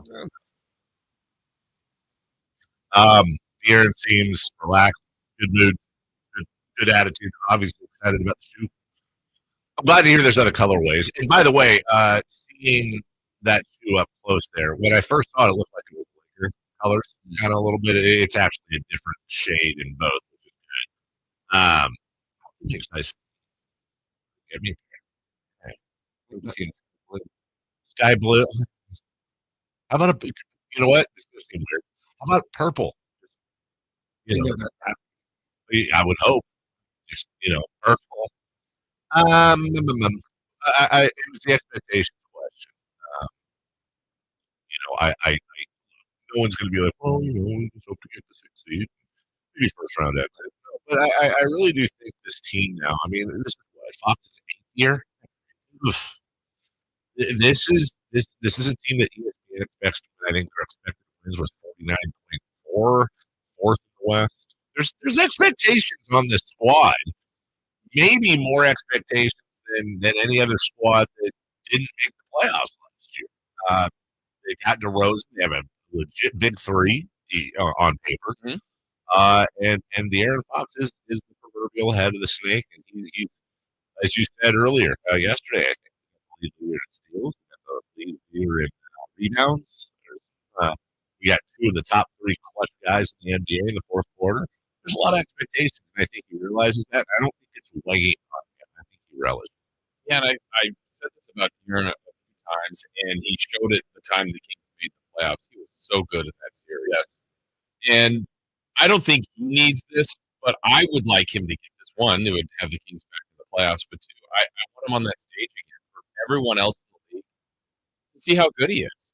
And I don't know, and people can measure this in their own way, in their own opinions, but when you get a guy, let's say, for example, like Brunson last year. Really good players in New York. He's going to get more attention.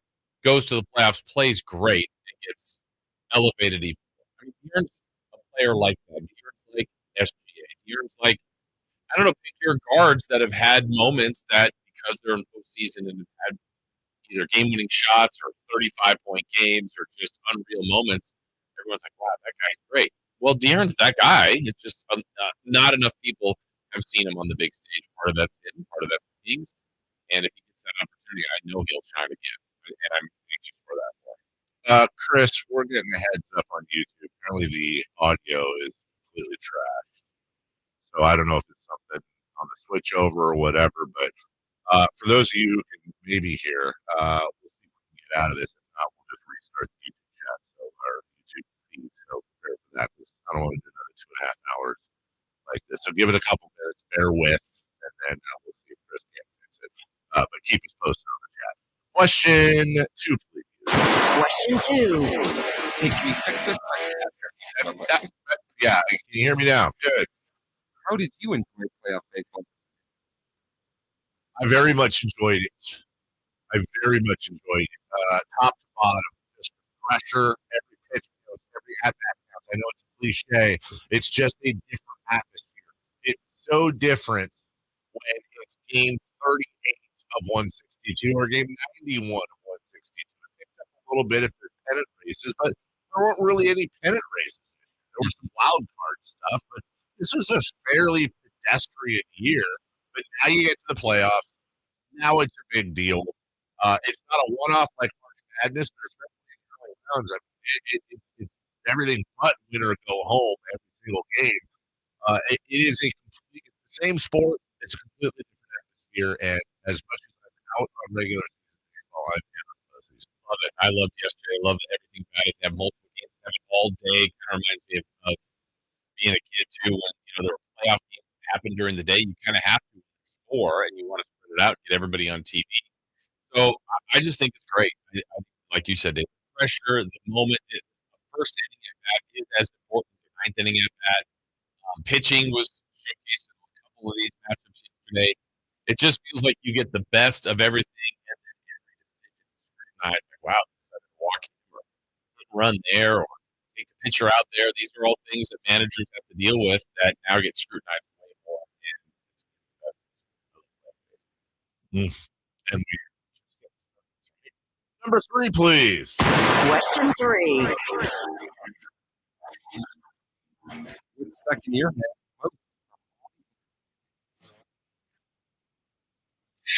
Good Anderson, definitely. And I know there's no way I can bring this up without MC getting annoyed on our chat line, if you can hear me. But it's the LeBron interactions. I enjoy it. Look, it's never happened. It's never happened. We have arguably the greatest player of all time, the top 5. So let's not argue. And his son on the same team. It's a cool thing. Seeing them clown each other, especially, LeBron is literally son of a rookie. I gotta think, how rookies are assigned to bats. Wouldn't that be funny?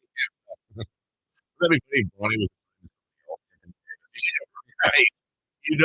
That Bronny's gonna have he's gonna be wearing a Hello Kitty backpack or whatever it is. He's gonna be getting bagels all over the place for his dad. Who's your daddy? He is literally his, right there, that's his daddy. Like, there can't be any of your mom jokes.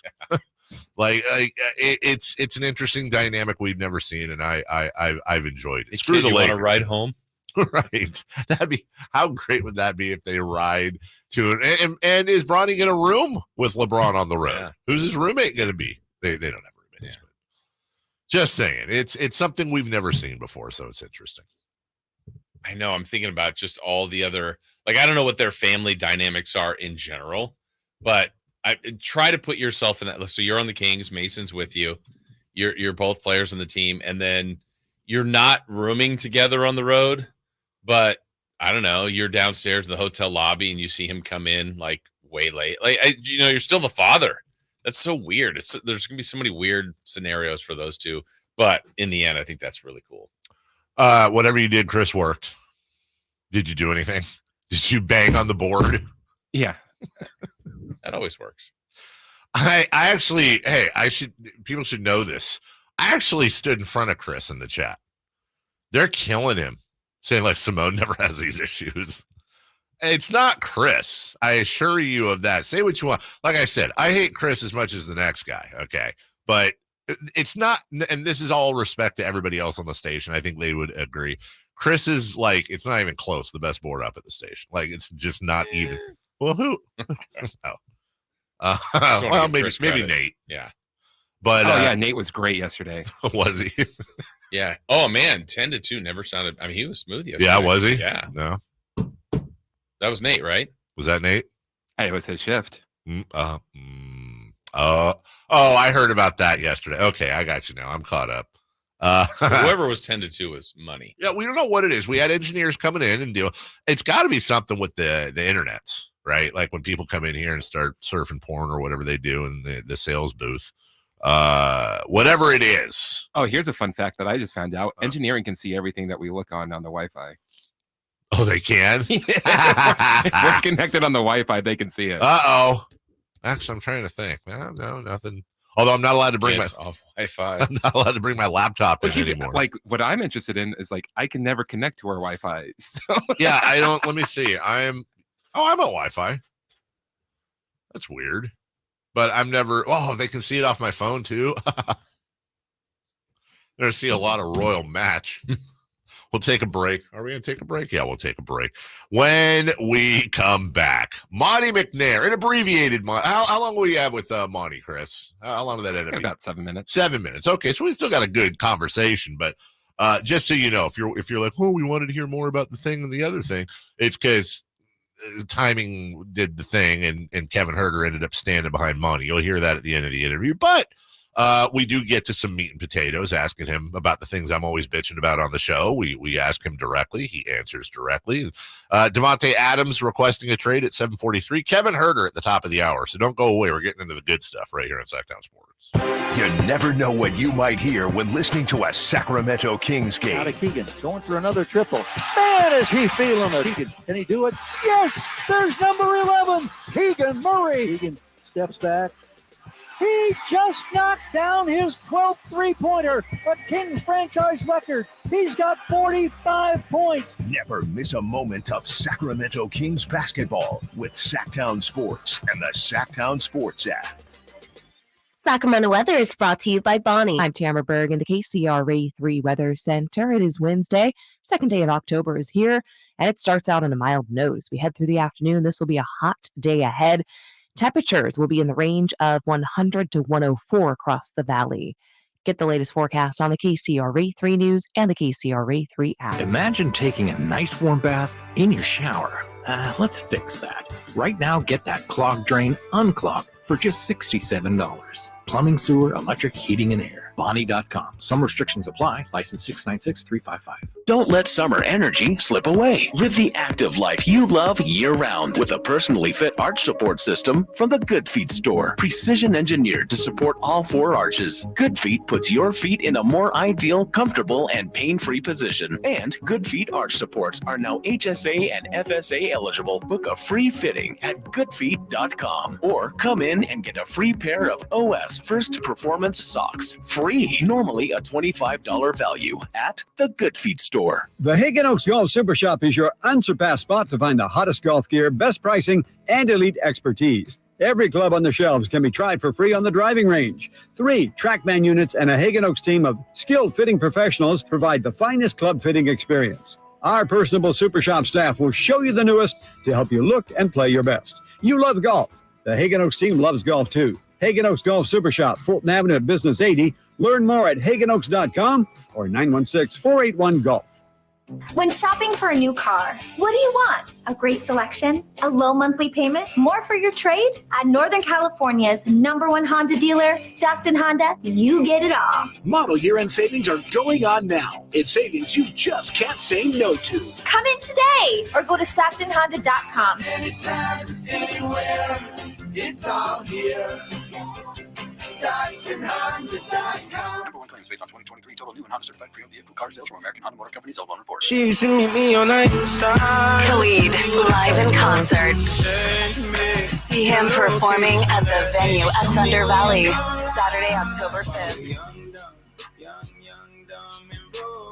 Get tickets now at ThunderValleyResort.com. Don't miss the sensational Khalid for one night only at the venue at Thunder Valley, Saturday, October 5th.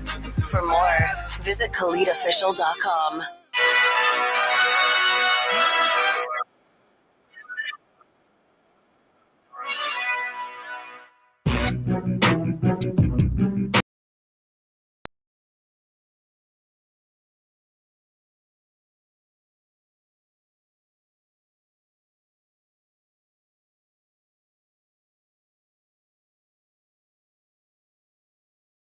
Joining us right now, the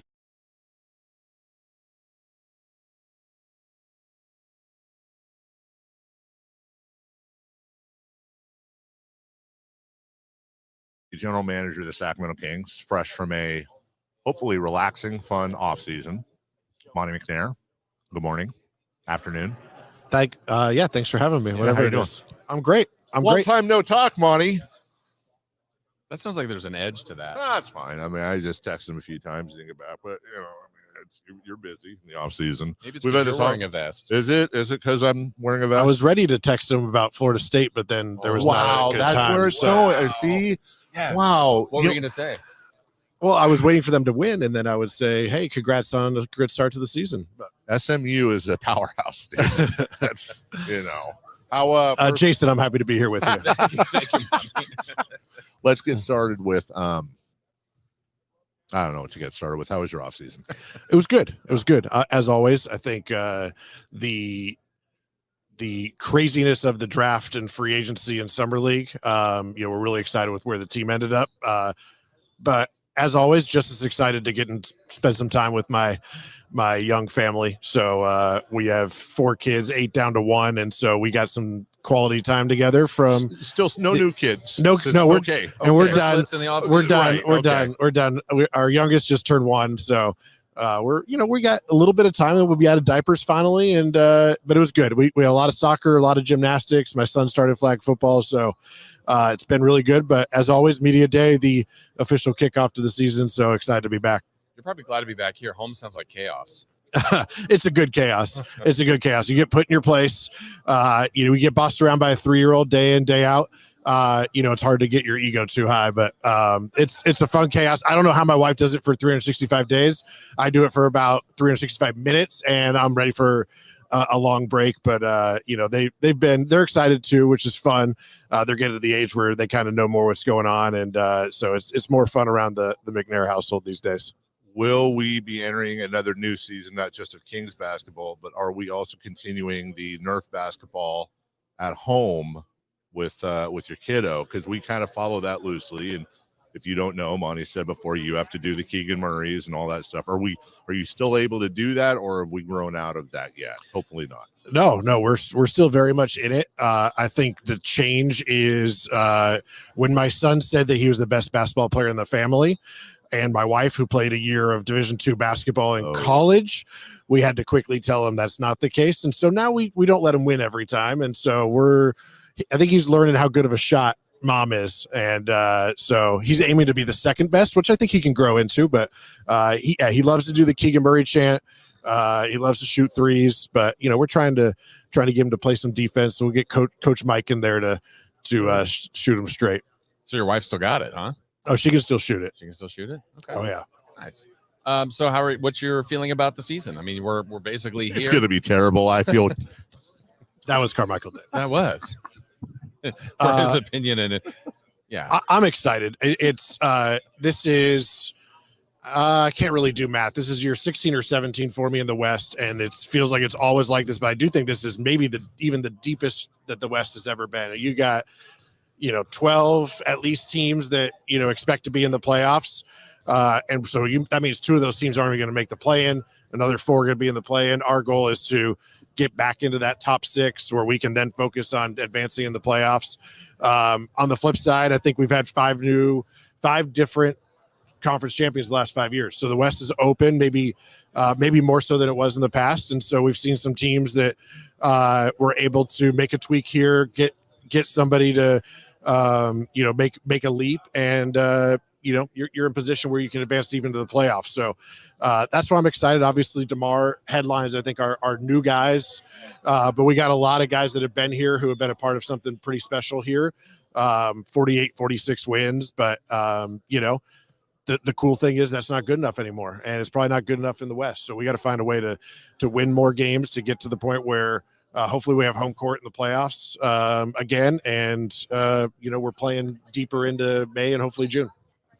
Can we do the thing where I say the things I've been saying on the air to you that I'm worried about, and then you tell me how dumb I am, but not politely, like you don't tell me, but nicely, yeah. Okay, so I love the DeMar pickup. I feel I did say this is true, Lat. I could count on probably one hand the amount of people that you could trade Harrison Barnes for character-wise that would at least be on that level. You probably count on one hand, and DeMar is one of them, right? So obviously it takes care of a lot of things offensively. I worry about the defense, though. I'm still worried about the defense, and I don't know that we got better defensively. Is that a concern for you going into the season, that we might have some defensive holes? I think the biggest thing for us, one thing I'll say is DeMar was part of a top 5 defense in Chicago. He's been a part of some good defenses in San Antonio, Toronto. So, I think he can be a part of a good defense here. And I think we made strides last year. At the same time, I don't care how we get it done. There's been teams that have succeeded with the number one offense and, maybe more of an average defense, vice versa. We saw some of that in recent years. So I think what we're always trying to get to is we need to figure out a way that we can, on any given night, beat that team, however we got to do it. And so I think last year we showed we could actually win with defense. I think you're maybe underrating some of our defenders, I would say. At the same time, I think we had guys like Jordan McLaughlin, Devin Carter when he gets healthy, Jalen McDaniels that will help, boost our defense as well. But ultimately, I don't care the way it gets done as long as we end up with more points at the end of the game. And I think we'll have a lot of ways to do that. And then the other one, and I guess we can wrap here because I see we can't make Kevin Huerter wait. He's over there. Look at that. He's my player. He looks antsy. Last thing, I was already worried about our front court depth and lack thereof. No offense to the players at all. It's just something that worries me with whether you're going to move Keegan down to the 4. You could argue that's undersized. Domas, I think, is better defensively than people give him credit for. But I'm a little worried about that depth issue. And now with Trey being reevaluated and, he's probably missing all of camp and then some. Is that, how do you try to combat that coming out for the new season? Well, I think we knew we weren't going to be healthy all year. Obviously, we prefer to be healthy to start, but we won't be on day one of training camp. The good news is, outside of Devin, the other guys that are dealing with some things, have a much shorter timeline, and hopefully we'll get good news on those reevaluations. Those guys will be ready very soon. At the same time, we build our team knowing that those things are going to happen. And so, we've got Alex Len, Orlando Robinson, Jalen McDaniels. We've got some guys with some size that can fill in. At the same time, DeMar and Keegan have both guarded plenty of 4s and done so well. And I think that's something maybe underrated about DeMar's, versatility is the defensive end, where he's guarded 2, 3, 4 an almost equal amount the last few years, in addition to what he does on the offensive end. So, it's an opportunity for guys to step up if there's injuries to start the season, or there's going to be injuries throughout the year. And like any good team, it's going to have to be next man up because, we're not going to make it through the season with 8 guys playing all our minutes. So we're going to need to count on 1 to 17. I think the other thing I'll point to is this is opportunity for guys like we had with Keon last year. Keon was not expected to be a big part of the rotation. And by the end of the year, he's starting for us in the play-in and playing huge minutes, and had one of the best games I've seen him have against Golden State on a big stage. So, hopefully we have somebody else that steps up in that regard, because that's going to be huge for our team as we, certainly have guys that, continue to get accolades and those types of things. And that means that, as you keep those guys around, you're going to have to find guys that can help fill in around the De'Aarons, the Domases, the DeMars. So fair, but I think you're going to be pleasantly surprised by by what we're throwing out on the court. No matter who the 5 are out there, all these guys, I think, have the opportunity to make a big step. Awesome. So you're now kicking me out for Kevin, is what you're saying? Well, it's up to you. You're the boss. I think the fans would much rather hear from somebody of Kevin Huerter's prowess than myself. So just to be clear, Florida State would beat Princeton in football, but then we like work on your cars after or something. So it's kind of evens out. Like, how many national championships do you guys have? Because if you look it up, Princeton has 28. So you guys are playing plumbers.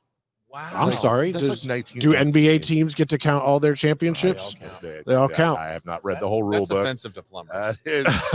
That's Kings GM Monte McNair. We'll hopefully talk to you during the year. If you're kind enough to visit with us and say hello to the fam, have a good year. Thanks, guys. See ya. Coming up for De'Aaron, and a simple, casual spike with the left hand. The Kings lead by 3. Sacktown Sports is your proud home of the Sacramento Kings. In business, service is everything. Cintas delivers what you need to better serve your customers.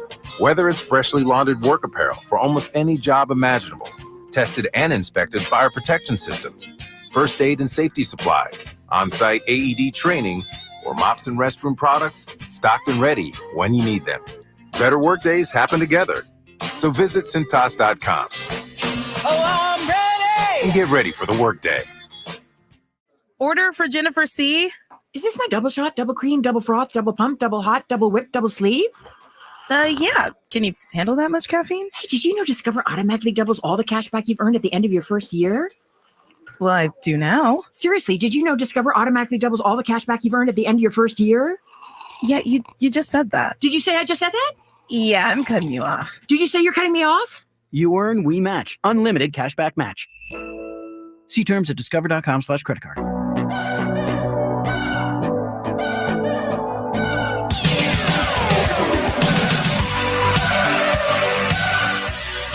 The only place in the morning to get your sports fix. Live and local. The Carmichael Dave Show with Jason Ross. Hey, can we just go audio on these? Like when we're visiting with why? Dude, could I look any fatter? Oh my God. No, did you see it? Like, I want to say it's the angle, camera weighs 10 pounds, or just fat. Seriously, I look like I have to put my belly in the passenger seat. Like I need a motorcycle with one of them sidecars. It was the angle. Just to put the belly in there. Well, I appreciate that. You look like you to me.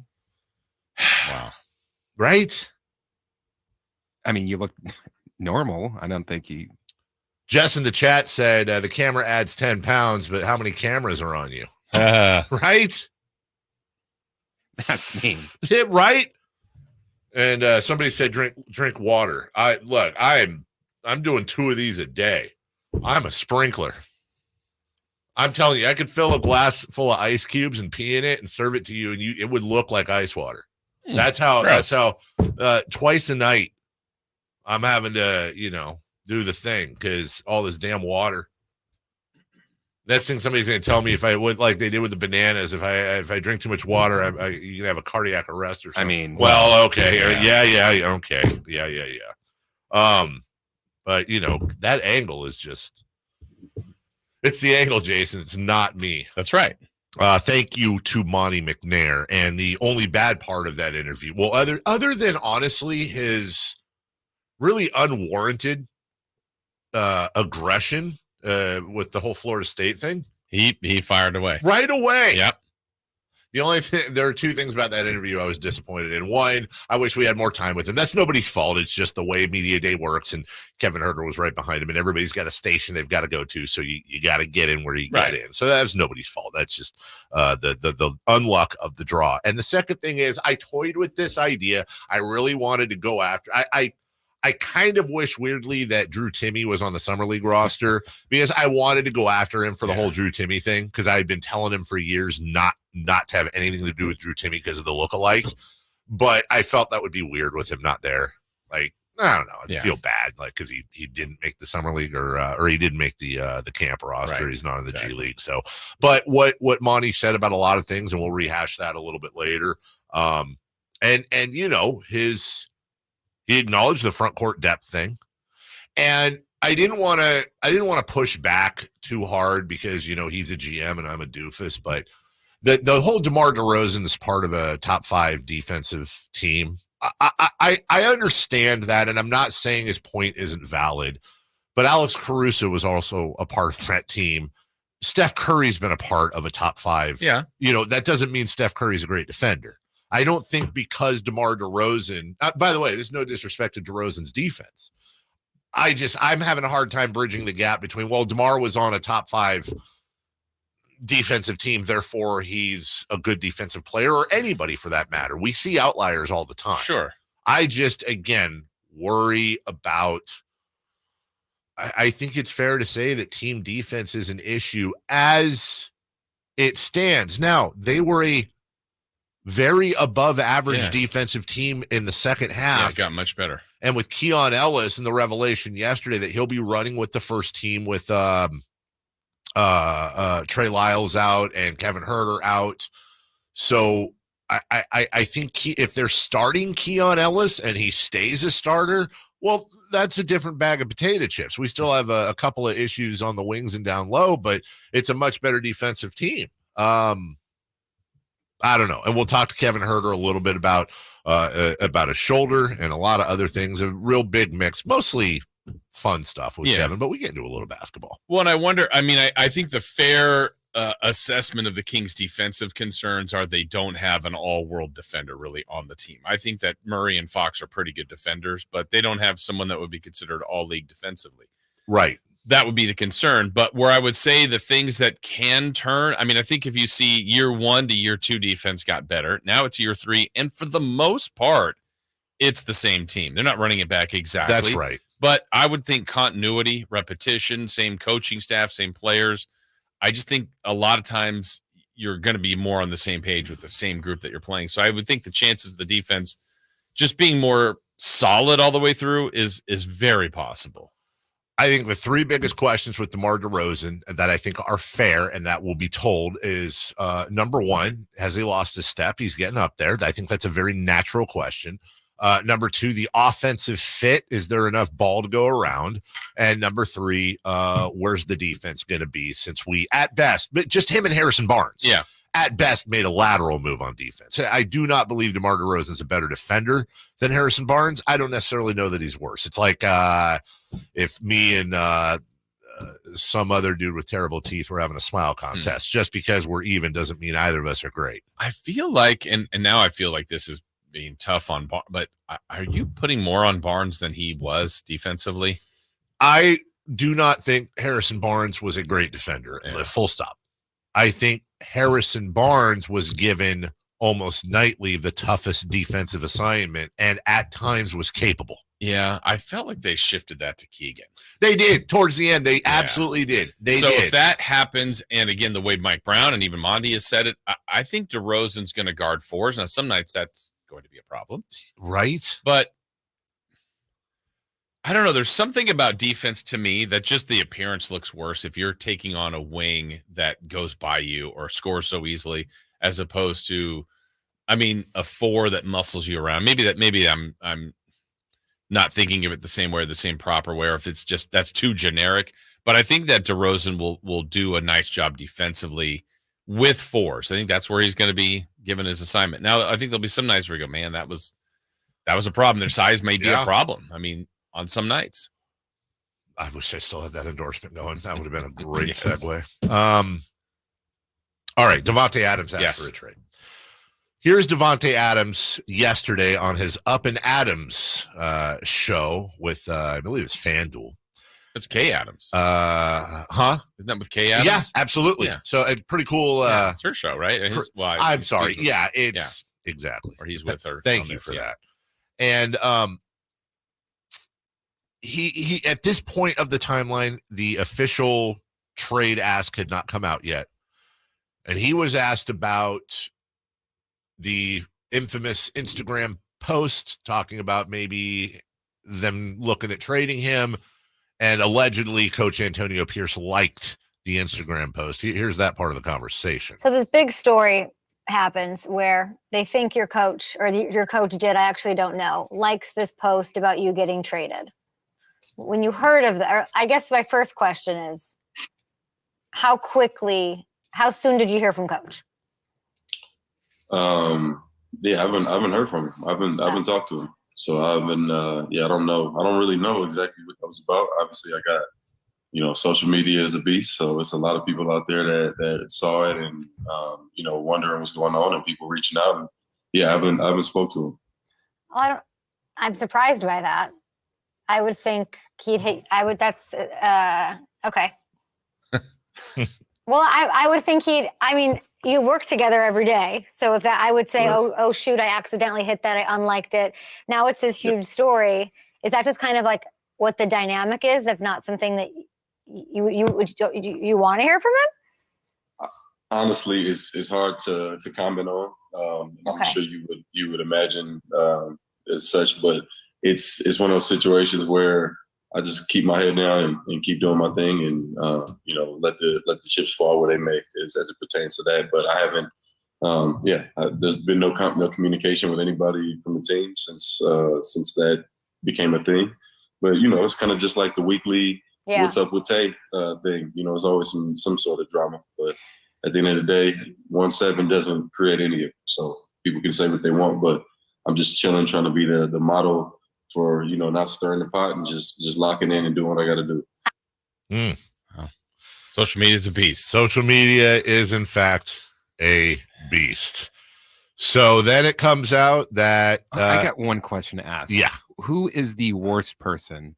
The person that keeps an eye on who's liking Instagram posts or who's unfollowing people on Instagram, or the people that call in during a golf tournament and say that there was a penalty that no one saw? Ooh. Because they're both, let's just be honest. It's like the same type of person. We're talking about basically they're narcs. And they can affect livelihoods. They can affect livelihoods. I'll bet you all of them are HOA presidents. I guarantee you that. Probably in some form of Rotary or Elks Club or with the hats.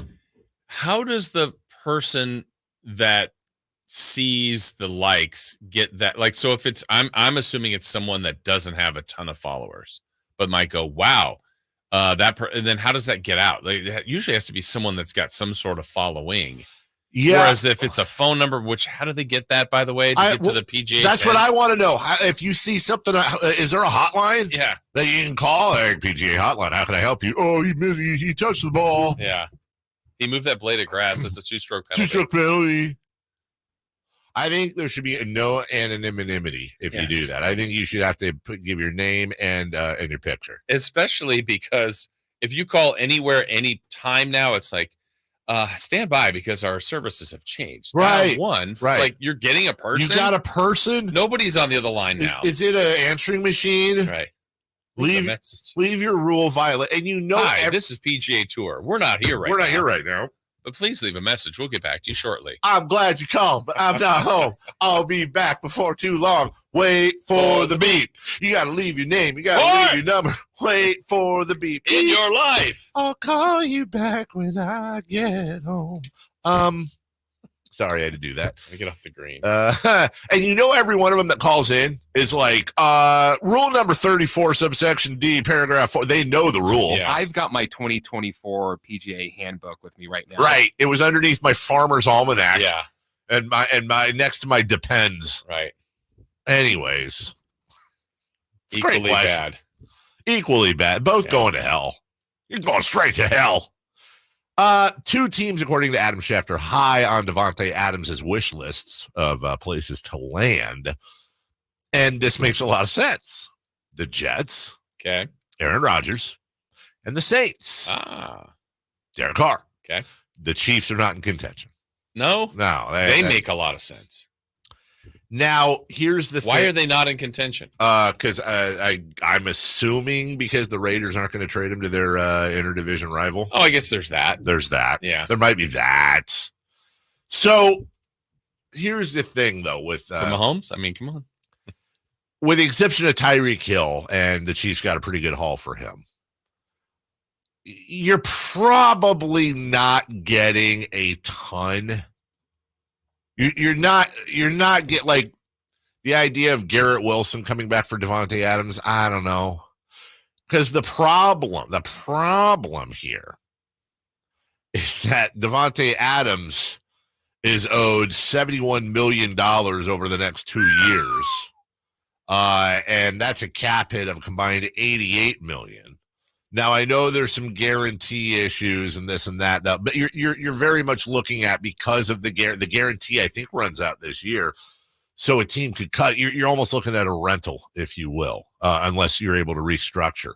Not to mention the fact that Davantae Adams, he ain't 22 anymore. He's 31. He'll be 33 on Christmas Eve. Well, I guess Christmas Eve morning, but you get my point.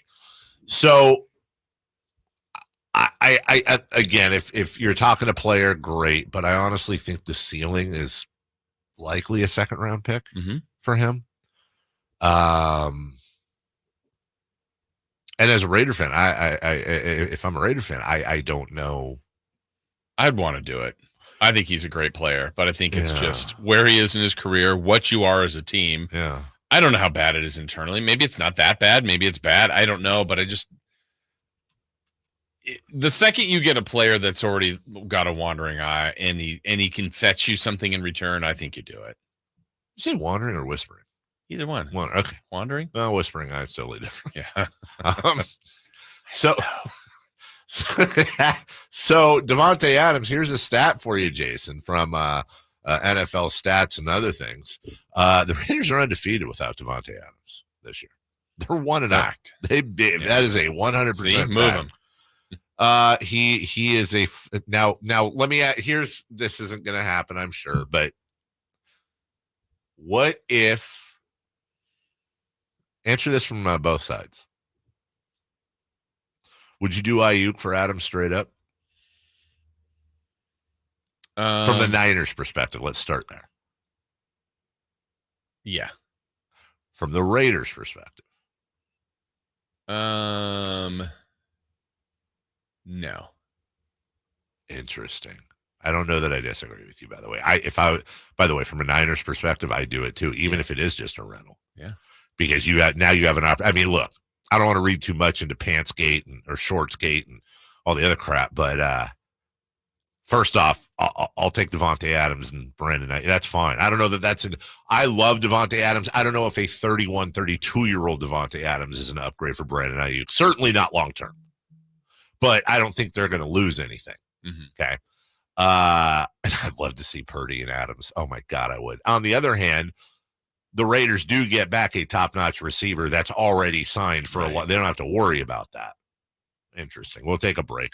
When we come back, all right, this was very, very fun. We're going to spend a good, 15 minutes, I think, with Red Velvet, making his return to the Red Velvet Lounge. Kevin Huerter, and we talk hair, girls, makeup, kisses, shoulders, basketball, all kinds of stuff. At one point, I tried to give him a big fat out for the shoulder injury, and he R.I.P. Dikembe Mutombo gave me the finger wag. So we go all over the place here. I think you'll enjoy it. Our old friend Kevin Huerter next. The NFL's leading rusher plays here. The handoff to McCaffrey, walks in the end zone. Handoff to McCaffrey, takes it right down to the goal line.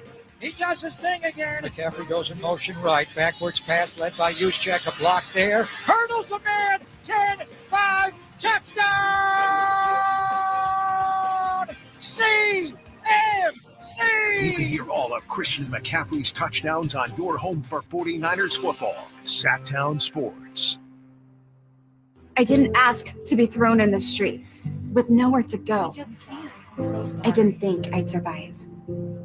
But I did ask for help, and Covenant House was there for me. 1 in 10 young adults will experience a form of homelessness this year. For these kids who didn't ask to be put in this unthinkable situation, Covenant House is there. Covenant House helped me break the cycle of homelessness in my family. They gave me the love that I needed. Over 2,000 young people will sleep safely in a Covenant House bed tonight. When youth who are experiencing homelessness have a hot meal, a safe place to sleep, medical care, and love, they can overcome heartbreaking challenges and have a brighter future. They just really genuinely just wanted to help me succeed, and I'm succeeding. I'm a speaker, I'm an author. Covenant House really helped me and really helped mold me into the woman I am today. If you or someone you love is asking for help, go to safeplacetosleep.org today. Insurance companies perform a very valuable service, but they want to keep their money. Although most cases settle before trial, it is paramount that the insurance companies know that if pressed, your legal team has the experience to take your case all the way. For 25 years, Ashton & Price has earned the reputation that if the insurance company isn't fair, we're ready to force them to be fair. My mom used to warn me, wait till dad gets home. Think of us as dad. The best part, there's no fee until we win. Remember, for the best advice, don't think twice. Call Ashton and Price. Get ready to hit the gas on the best power tool deals of the year at Fastener's Tool Outlet. We're revving up the savings with our full throttle one-day DeWalt sale in Sacramento on October 12th only. We are slashing prices on a huge selection of DeWalt power tools like cordless drills, saws, combo kits, and more at costs you won't believe. Get better tools for better prices only at Fasteners Inc., Sacramento's top destination for DeWalt tools. Again, that's October 12th only on Power Inn Road. For more info, go to fastenersinc.net. Point. Hey, you okay? You don't normally miss those shots. Oh, I just haven't been as regular lately, and it's making me feel sluggish. You should try Metamucil. It's been a game changer for me. Metamucil's plant-based psyllium fiber helps trap and remove the waste that weighs you down. Ace, you're moving better than you were last week. Definitely. Metamucil keeps you moving. These statements have not been evaluated by the Food and Drug Administration. This product is not intended to diagnose, treat, cure, or prevent any disease. Learn more at metamucil.com. Have you heard you can listen to your favorite news podcasts ad-free? Good news! With Amazon Music, you have access to the largest catalog of ad-free top podcasts included with your Prime membership. Enjoy shows like The Daily, Up First, and Consider This, available ad-free on Amazon Music. To start listening, download the Amazon Music app for free or go to amazon.com/ad-free. That's amazon.com/ad-free to catch up on the latest episodes without the ads. Your local sports leader in the 916. KHD1 Sacramento, KYMX HD3 Sacramento. From the Power Business Technology Toshiba Studios, Sacktown Sports 1140.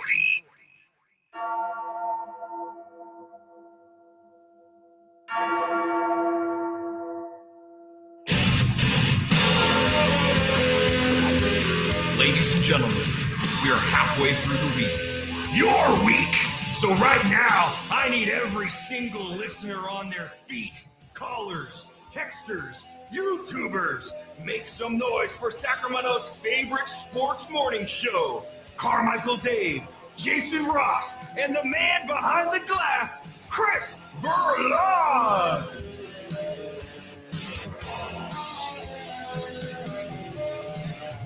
Joining us right now,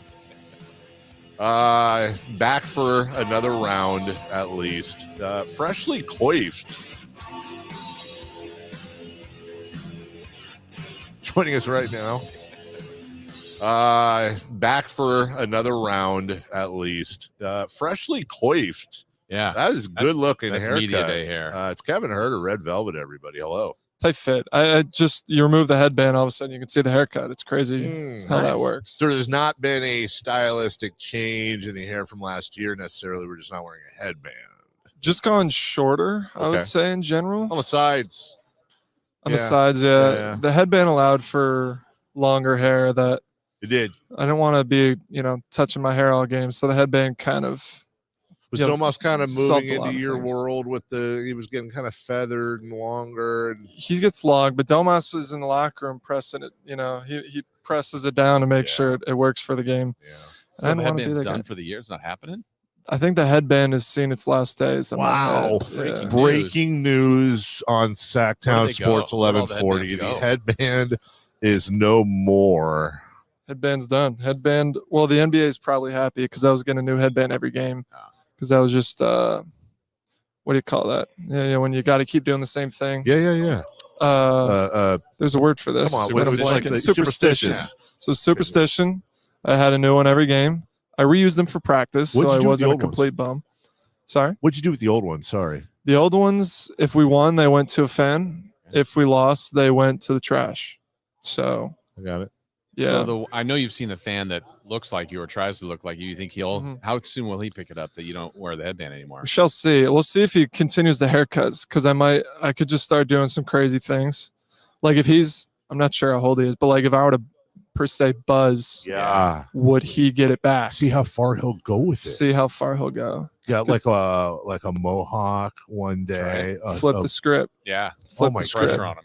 Diet, maybe. See how how committed is he to the bit, right? Like you have to find out. Some people are about it. Some people just talk about it. You know. What about the isn't there a fan out there that well, I'm sure there's many, but isn't there one that has like this massive crush on you and posts about it all the time? Like I see it on Twitter. Is like I think the name is like I'm in love with Kevin Huerter or something like that. I have one very loyal fan from my Atlanta days that her name is Alicia.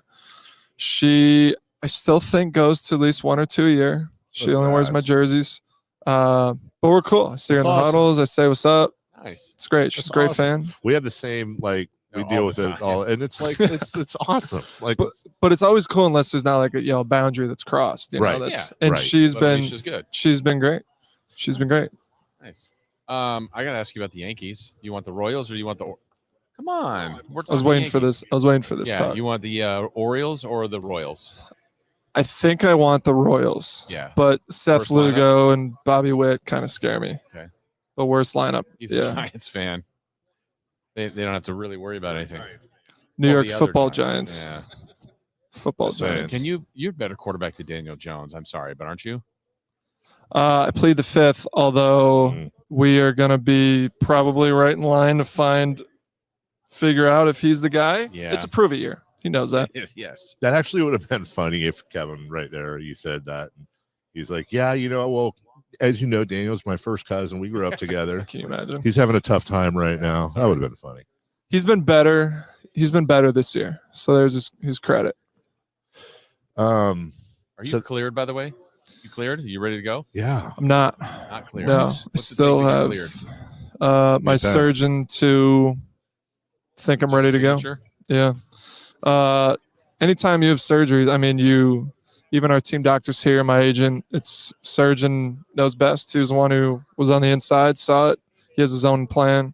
So I see him every couple weeks. I go back, I think October 7th, and hopefully I get good news. But I mean, everybody's kind of in agreement. This is something that once I'm back, I want to be back and not have to be dealing with something that's lingering. So I'm gonna, I want to be back in the court. I want to be playing game one. In a perfect world, I get to sneak a preseason game in there. We'll see. In a perfect world, but also I want this to be something when I do return to the court that it's behind me officially. So till we get to that point, then we'll be back. So I'm asking one of those radio questions, and I know generally athletes give a certain answer, but you're a pretty straightforward dude. I'm not trying to throw excuses at you or anything, but I think a lot of people want to know some of the struggles you were having last year, because you'd said at one point this had been bothering you for a while. Was it in part because that shoulder was bothering you? No, I'll say no. It's something I've had for years. Something that I definitely tweaked on multiple occasions, sometimes in practice, sometimes in games. I stayed away from certain plays that I knew would bother it, but I had the same issue my first year here. So the year I had a career year, and then the following year where it wasn't a career year, I wouldn't sit here and put my finger and say my shoulder was the issue. But you've been playing with I won't say a bum shoulder, but you've been playing with a not perfect shoulder your whole career. For 3 or 4 years now. I first did it, I think it was my second or third year in Denver. We were on the road. And that was the first time. I think it was a Terry's minor, they called it. Okay. Strain, and I think I was out for maybe 4 weeks. And until from then, it hasn't been right. What if it's what's that movie with Rowan Gardner? Henry Rowan Gardner, the rookie. What if it's like that? That'd You be got sick, the surgery, except it's my left. Your first 3-pointer. Yeah, but would you shoot left if it was worth it? That's a great point. 100%. Yeah. I mean, if you could just make it from everywhere. And you're shooting lefty now. Lefties have all the advantage. Yeah. Yeah. Everyone knows that. It goes through the backboard. Lefty batter, lefty shooter. Good point. Lefty QB. Lefty QB. Okay. Yeah. Interesting. Except for writing. You don't want to be a lefty like writing. Well, because Yeah. especially if you're sitting next to somebody and they're a righty, because then you're elbow hugging. Yeah. Well, then you just like rub your own words the whole time. Right. No, that's a great point. I never Yeah. thought about that either. You thought about it. Yeah. Yeah. Oh, my kids will bat lefty. They'll shoot lefty. All of it. Kick lefty, whatever. Just make them lefties. Yeah. Whether they want to or not. You said your kids. Got me thinking. Last year at Media Day, didn't we do a relationship report at Media Day last year? I think or it was just where we at. Like we asked them. We like to get personal, but like for all the ladies out there, Hello, ladies. Hello, ladies. They How want are to you? know. They want to know what's going on. You good? I am in a relationship. Oh, It's a breaking fair- news again. Wow. I am. Headband, relationship. I think it was when the headband was removed. That's when officially. Is that what's going on? Yeah, and Okay. She came along. Someone's calling the shots now. She did. That's correct. How's your podcast set up doing? We see you on other shows. I'm not saying like it's a jealousy thing. A little bit. It's kind of a jealousy thing, but it's fine. We had our thing. Like, we always talked about how you did take it seriously, and we appreciated that. Like, you had the gear. You had the gear. Like the first one was like the closet was open in the back, and then the next thing, like everything's dialed in. So we still believe you're going to be a broadcaster if you want to when you're done with all this. Shall see. We shall see. Hopefully, there's a couple of different options. It's fun. I mean, you could talk about sports. Yeah. I mean, I won't sit here and say it's easy. You got to do your preparation. You guys would know, but it's not the worst thing to be doing in the world. No, it just takes a lot of skill, like a lot of skill. Lot of skill. Very skilled. So Cream of the but crop. you're good though, man. Like honestly, we're screwing around a little bit, but we do with you. But you're such a huge part of this team. And again, I'm gonna assume I know you probably better than I do, but I got the distinct impression in all our conversations that you are insanely competitive. And when you're not at 100%, whether it's performance or health or a combination, you get really pissed. And like, you're on it this year. Like, I have a feeling you're like a slingshot ready to go this year. Yeah, I'm definitely ready to go. A lot of motivation on my part for sure. Yeah, that's the thing. And I think just generally as fans, like most guys that make it to this level and this, like we're harder on ourselves than anybody else could be. To the point where I have coaches and people around me telling me to chill out, Right. And so spent a long off season. Had a lot of time to reflect and think and hope and look forward to this day. And obviously tomorrow in training camp, like I said, the shoulder is obviously the step that I have to get right and figure out. But yeah, I mean, I'm ready to go. I'm ready to continue to prove myself. It's not something that you're never in this league where you don't have to continue to prove yourself. Everyone's, if you look at the average career, there's most of the guys that come through in this league, it's year by year. What have you done for me lately? That's what this league is. And so just like I was ready last year, the year before, like it's a brand new season, ready to prove myself again. And I know how much I can help this team. And when I'm on, I think the level of this team raises drastically. And when I'm off, it just makes it a lot harder on other guys. So I'll be ready to go. Yeah, the competition on your own team for you and for everybody is kind of significant this year, isn't it? It is, but again, that's the NBA. That's kind of it's the best of the best, and it's a good problem to have. Obviously, there's a lot of talent on this team. That, again, if everybody does their job, we're gonna be pretty good. And Mike gets to figure out how those pieces figure out and fit together. But we still root for each other. We're gonna come in this gym, work hard. Obviously figure it out. We'll go back to what you were saying about the summer and how hard you've been working. We had this conversation a few weeks ago, so it's kind of appropriate to bring it up here with an actual pro athlete. When you're in high school, when you're in college, you're doing that morning road work, you're pushing harder in the gym because you have this dream, like you have a goal in your head, right? And then without getting into, too into your finances, but we can all look it up. Like you're not, you get to do the extra value meal like supersize if you want. You're not worried about your bank account. What is the drive once you know you're generationally wealthy and that money is guaranteed and you've achieved your dream? I understand you're still young, but do you have to dig deeper to find that fire when as you didn't in college or high school? Isn't any different? Honestly, no, not yet. Yeah, okay. It's always the next thing. Like it's always the next one. Here's Dougie. Just got a. This is my people. You treating them right? Yeah. Just don't ever call him on the air. Yeah, ever. Except this guy right here. Say, Kev, Sacramento will be voting. Headband or no headband? Oh, we believe no headband. I believe it's no headband. You bought in, huh? No headband. Now we're getting the rest of the story. Start hanging from out with Doug Dougie Christie. more now. Now I'm playing Jane He over might, here. he might not have any hair if you hang out with me. Yeah, I gotta stay away. You were saying it hasn't changed really your motivation. It's always the next thing. It's always the next thing. Like there's always goalpost change. Goalpost change. Like it's even the day that I signed my first contract in the NBA. It was okay. Now I want to get the second contract. Now it's just the day I signed the second one. Now you want to sign the third, and hopefully the day I sign third, it's what's after that. What's fourth? Like the goalposts always move. It was the same way in high school. You make this all-star game, you win this thing. What am I doing in college? You make college NCAA tournament. Okay, what am I doing? Like there's always the next thing, and for me, I continue to find whatever that next thing is, and maybe when I get to DeMar's point in year 16, that might change, but I'm still too young. Still year 7, 26. There's still too much I want to achieve. Do you? That's kind of weird in your career. Do you feel like you're a young player? Or you're in that sweet spot where you're a young veteran? Like, where do you feel like you are? I feel young, but I'm like, how have I been in this league 7 years already? Yeah. Because I like vividly remember my rookie year. Like, remember having to do all the duties and thinking and looking at guys on our team. Like, I can't wait till I'm in year 5 or 6 where I can start making guys do this type of thing. And every year I feel like I come in and I'm 1 or 2 years older than these guys. I'm like, I can't make this guy pick up my bags and I can't make him do this. But I feel young, but seven years is legit. That's a vet. It's vet status. It doesn't go away. We still feel young. Yeah.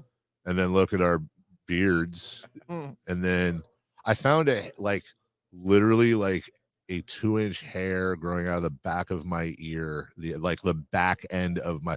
You start sprouting hair where you did not think it was possible. It's an incredibly weird thing getting older, and you're like 26. I would kill to be there.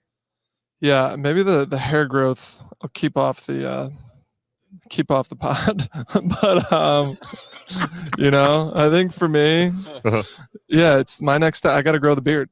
I can't. This is the best I got. Have you? How much of that Rubicon have you tried to cross? I just get nothing. I get a stash. Nothing. I get a little bit of peach fuzz on the neck. Yeah.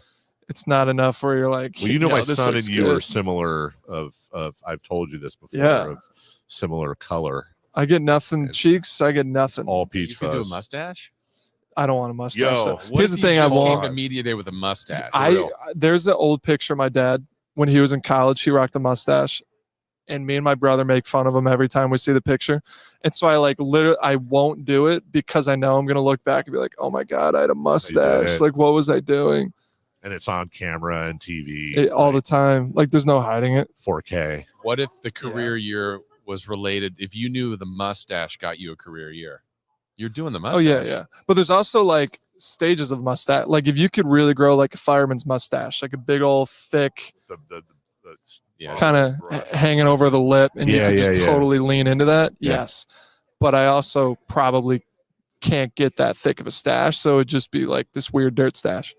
Okay, so you drink like a Red Bull, but you know that in there is the ability to all of a sudden you can grow mustaches, and you could do like Raleigh Fingers curly Q, the big brush mustache, the like French one where it's like the little thin one. Like, what if you could grow any mustache? What style would you grow? The curl one is it's kind of vibey. I had a friend in the past that had a curly mustache and wore a hat. And it was like, this guy, you feel him when he enters the room. Yeah, it's an aura. That's aura, 100%. That's it's like aura. a bow tie, but then like your whole world like you have to dress in plaid. It's your whole personality. So yeah, that might be a tricky road to go down if that really is, but it's also sick. Right? It's also aura for sure. Because you have like the little mustache wax and stuff. Wax. And I think it takes time to pull off. It's not just something you wake up and you do. You're like, I've spent some time on this, and then you get respect from people around you because you've done that. I think it's like when old friends haven't seen each other in a long time. Like, I feel like we've covered a lot. We have all the bases. You won't get this anywhere else. No, you will not get this in any other station here. And I mean, not just radio. I mean, actual stations. Like, it's not going to happen. So, well, we hope you have the been best good. of seasons. Yeah, Thank we you. do. Yeah, we are rooting for you. Yes, for sure. We miss you. We miss your Musk. We miss your son. When this is done, we should all get an apartment together. You know, that whole deal. Good luck. Stay healthy. Get healthy. Stay healthy. And we'll talk to you during the season, brother. Thank you, guys. That's Kevin Huerter, everybody. All right. I hope you enjoyed that conversation with Kevin Huerter. A little bit of everywhere with Kevin. And the first and foremost thing, obviously, that stood out there is physically he's just not cleared yet. That's going to happen very soon.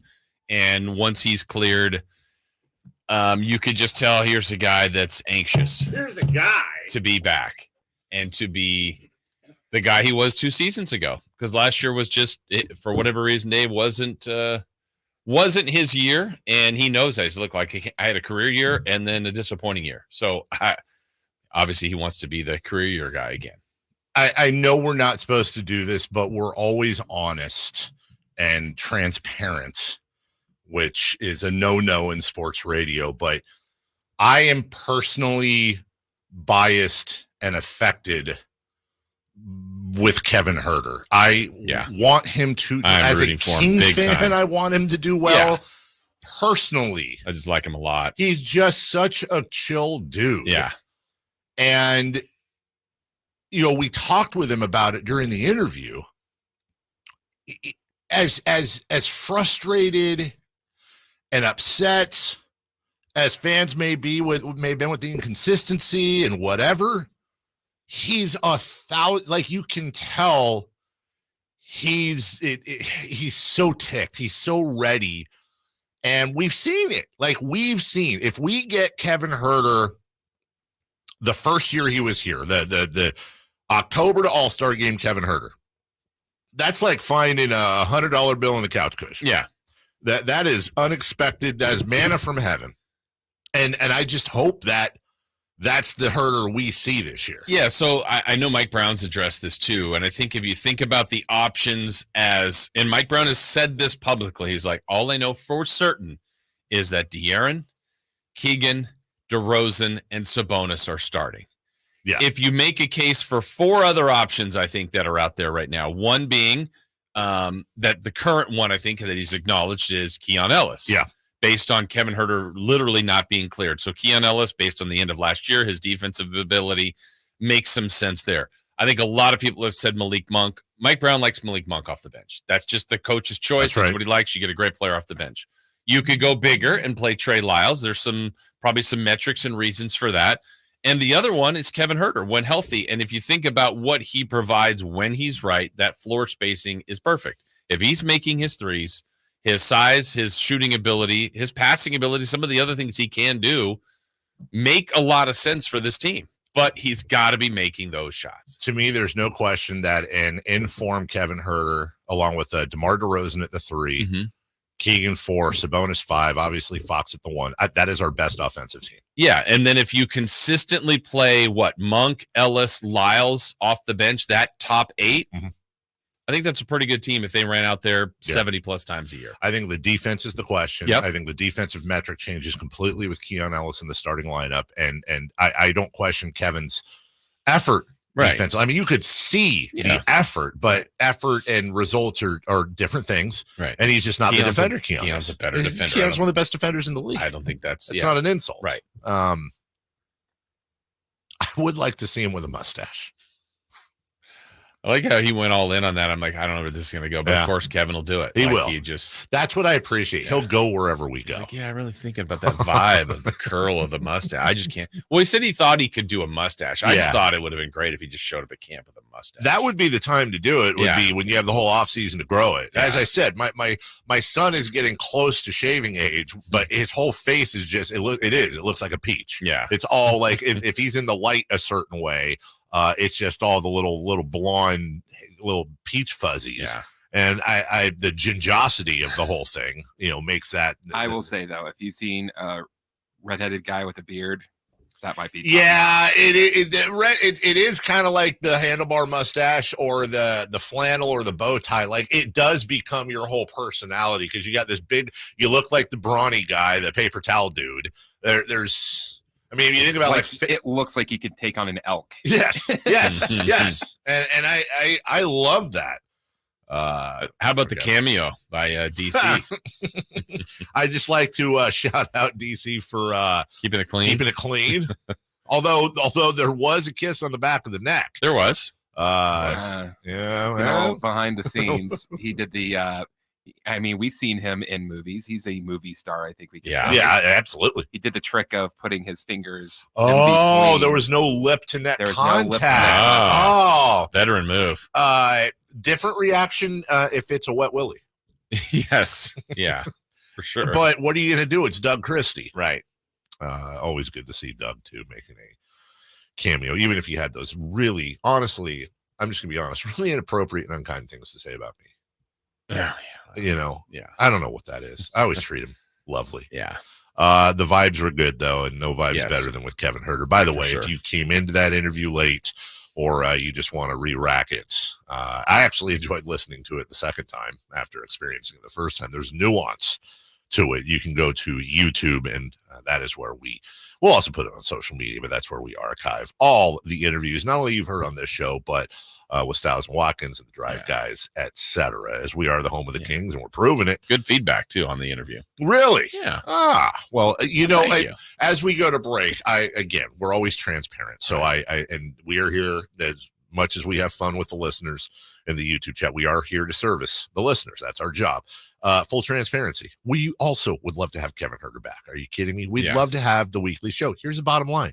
Last year, this year, there's Kevin's focused. He's dialed in. And also, let's just be honest, he's not going to be playing in the beginning, more than likely. And I think he's worried more about getting his game back on track. And not that this show is a crazy commitment or anything time-wise, but it's a weekly thing. These guys are very routine-y, if you will.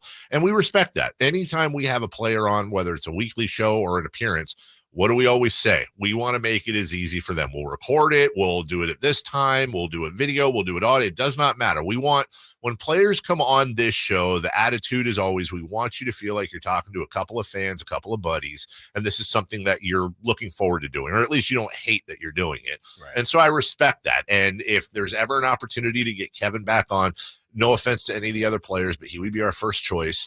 The invite is always there. He knows that. His team knows that. We've gotten to know his people a little bit, but I completely respect that the job's number one. And honestly, as a Kings fan, that's a good thing to hear. Absolutely. So we love Kevin, and we are rooting for him. We'll take a break.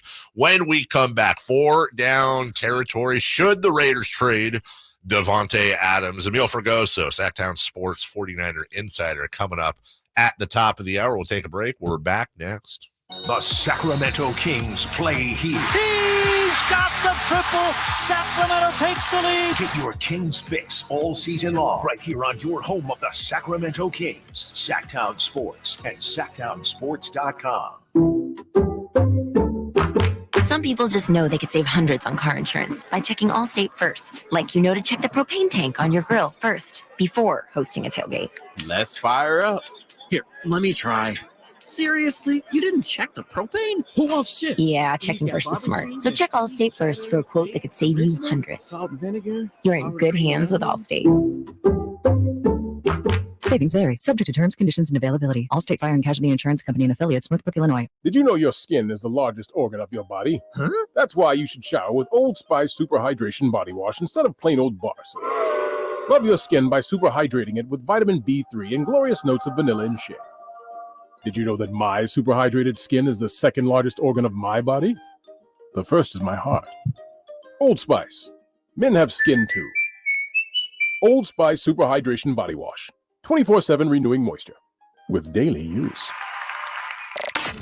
Did you miss any part of our live local shows? Don't worry, you never have to miss them again. Check out SacktownSports.com and search our podcast page and play our shows when you want. The Carmichael Dave Show with Jason Ross, Styles and Watkins, and the Drive Guys. Plus, other podcasts like Return of the Empire, Return of the Roar, the Stingers Up podcast, and Golf to Go with Frank LaRosa. They're all available right now on SacktownSports.com. The Hagen Oaks Golf Super Shop is your unsurpassed spot to find the hottest golf gear, best pricing, and elite expertise. Every club on the shelves can be tried for free on the driving range. 3 TrackMan units and a Hagen Oaks team of skilled fitting professionals provide the finest club fitting experience. Our personable Super Shop staff will show you the newest to help you look and play your best. You love golf. The Hagen Oaks team loves golf too. Hagen Oaks Golf Super Shop, Fulton Avenue at Business 80. Learn more at HagenOaks.com or 916-481-GOLF. When shopping for a new car, what do you want? A great selection? A low monthly payment? More for your trade? At Northern California's #1 Honda dealer, Stockton Honda, you get it all. Model year-end savings are going on now. It's savings you just can't say no to. Come in today or go to StocktonHonda.com. Anytime, anywhere, it's all here.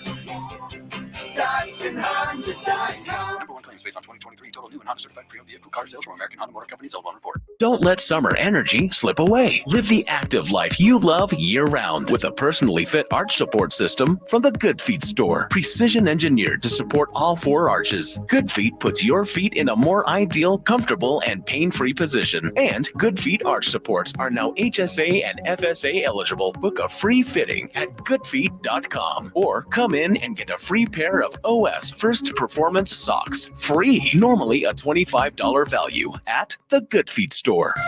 Lead generation is one of the most important aspects of any marketing campaign. Let us help you identify your target audience and market your products or services to them. Go to aimyourdigital.com today. aimyourdigital.com. Shop fall savings at Big O Tires now through October 13th and buy 3, get 1 free on 4 select in-stock tires with installation and alignment purchase on all 4 tires. Offer good on most Saloon tires while supplies last. Disposal fees extra, not good with other offers. See participating Big O Tire dealer for details.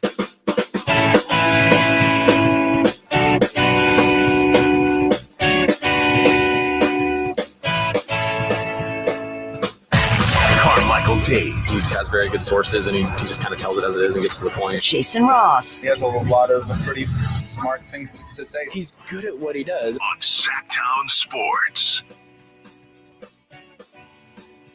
Welcome back.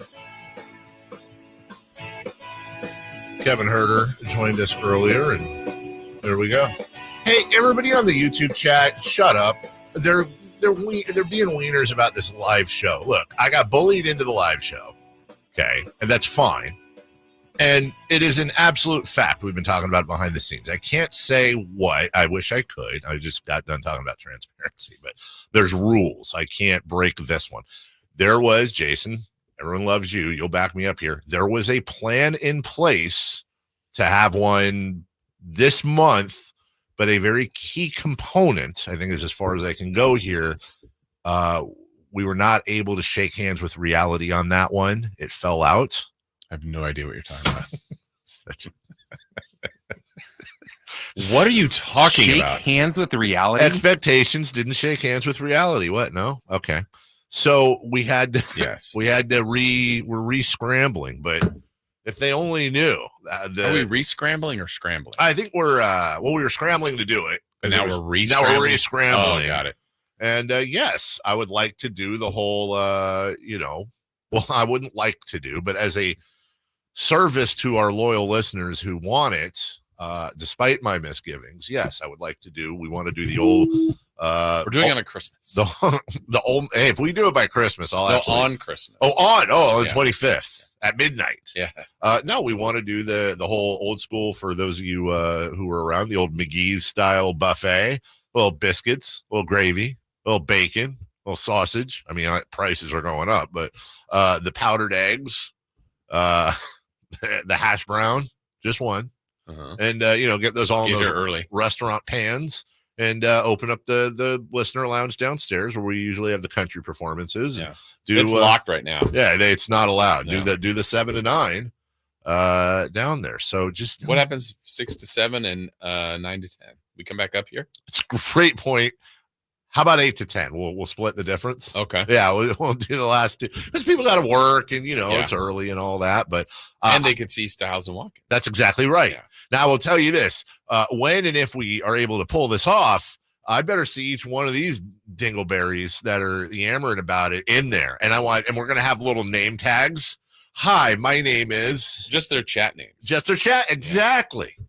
And I better see Camp in there, and I better see MC in there, and I better see Chris in there, and I better see Jess in there, and I want to see everybody. And now someone's going to be mad that I left that Ryan in there. He would definitely be mad if I left. All the people, all the folk. Derek in Tacoma. Russell, in Tacoma better fly Curtis. down. No, Russell, that's fine. He doesn't have to. But yeah, Curtis, family Schlegel. Yeah. What if it's a whole family that came down? What if the whole Schlegel family Front showed row up? Schlegels. Front row Schlegels. We have a Schlegel section. Gosh. Big Shep down here just wearing a trench coat that's nothing but baseball cards. I would like to see that. I want to see that. Want to see it? It wouldn't be a small trench coat. It's a big trench coat. It's not. He's not Little Shep. It's not Little Shep. Yeah. He's Big Shep. Would Murph come in?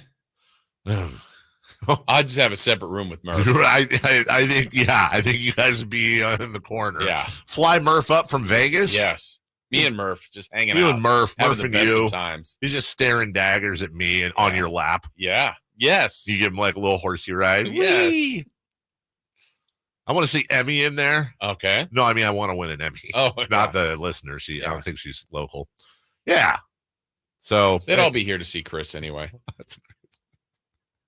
Wait, would Chris have to be up here? Oh, yeah. Yeah, it would be. Oh. You come down during the breaks. Hi, everybody. We might be able to actually make something work with that. I could actually be down there. Yeah. Well, there you go. Okay, just in that. Let me guess. It has something to do with that girl Zeta. It's always something with Zeta. Oh, she would work that day. She would have Zeta'd have to work that day. We get special guest Simone. Yeah, pop in. Yeah. Maybe Simone's mom would come in. Simone's mom coming in. That'd be great. Yeah. That might be the buffet right there. Yeah. The way she's able to cook. Oh my God. Trying to think about all the things that would set the chat off. Katie would have to come by. Yeah. I mean, it's like a desert in there. The amount of thirst anytime Katie comes on, we have to bring her in. But have to be one of them like plexiglasses in front of her, you know. Huh? Pope Mobile. I thought you said also a meal. I did too. Kyle, sure. Kyle. Nate. Yeah. I'd probably have to fill in for Nate. He'd probably have to. Yeah, that's fine. All right, 4 down territory, please. So get off of me. I'm trying. It's not nothing easy here. There's red tape, and we got to have votes and parliament. By the way, fellas, just a reminder on the travel schedule. I will be gone tomorrow and Friday, as you know. I know. And then I am on DEFCON 5. I do believe I will be leaving the country at some point between now and the start of Kings season. I've been instructed by my lawyer not to. But will you be coming back? Hey, wait, Chris doesn't. You never know. I mean, planes. Chris doesn't know this. You're gonna feel bad now. Chris doesn't know this. I don't think we were talking about it yesterday. Chris requested candy from England yesterday. Oh, yeah. So you're still researching? Yes. Okay. But Jason and I were on the phone yesterday. I know what I'm bringing back, and I can't believe we haven't thought about this before. When I come back from my next trip to England, I will have in a bag, not one, not two, but 3 authentic powdered wigs. And that was my request. And we will be incorporating them into a segment. Yes. We will throw the powdered wigs on like old school Parliament, or if we're barristers. Yeah, you asked me. You said you never asked for anything. I said, how about a powdered wig? A powdered wig? It was perfect. Yeah. Of course it was Jason. The perfect idea. How do we not think of this? Because I was like, I'll bring you a red coat. And you're like, well, how about a powdered wig? There we go. Yeah. What is the powder? Do we know? Baby. No, actual baby. They grind up the babies in the powder. You put them in the wig. One of the biggest exports from England. Needs more baby. Now with 10% more baby. You got powdered wigs, red coats, scurvy. I don't know what's the third big one I could bring over. Hold off on that. Yeah. Okay. Speaking of scurvy, boiled meat, Sunday roast. That's the name. That used to be the name of the. We thought about that for the morning show, but Beans for breakfast. Oh, beans, mushrooms, tomatoes, blood sausage. Tastes like breakfast. Egg, yeah. Tastes like breakfast. Will keep you full till Friday. First down. Should the Raiders trade Davantae Adams? Yeah. Hey, look, if he wants out, they're undefeated without him. If he ain't happy and Antonio Pierce trying to build something, not to mention if they trade Davantae, most importantly, Jason, let's be honest. You want analysis? I'll give you analysis. They trade Davantae Adams, they're less likely to win 8 games.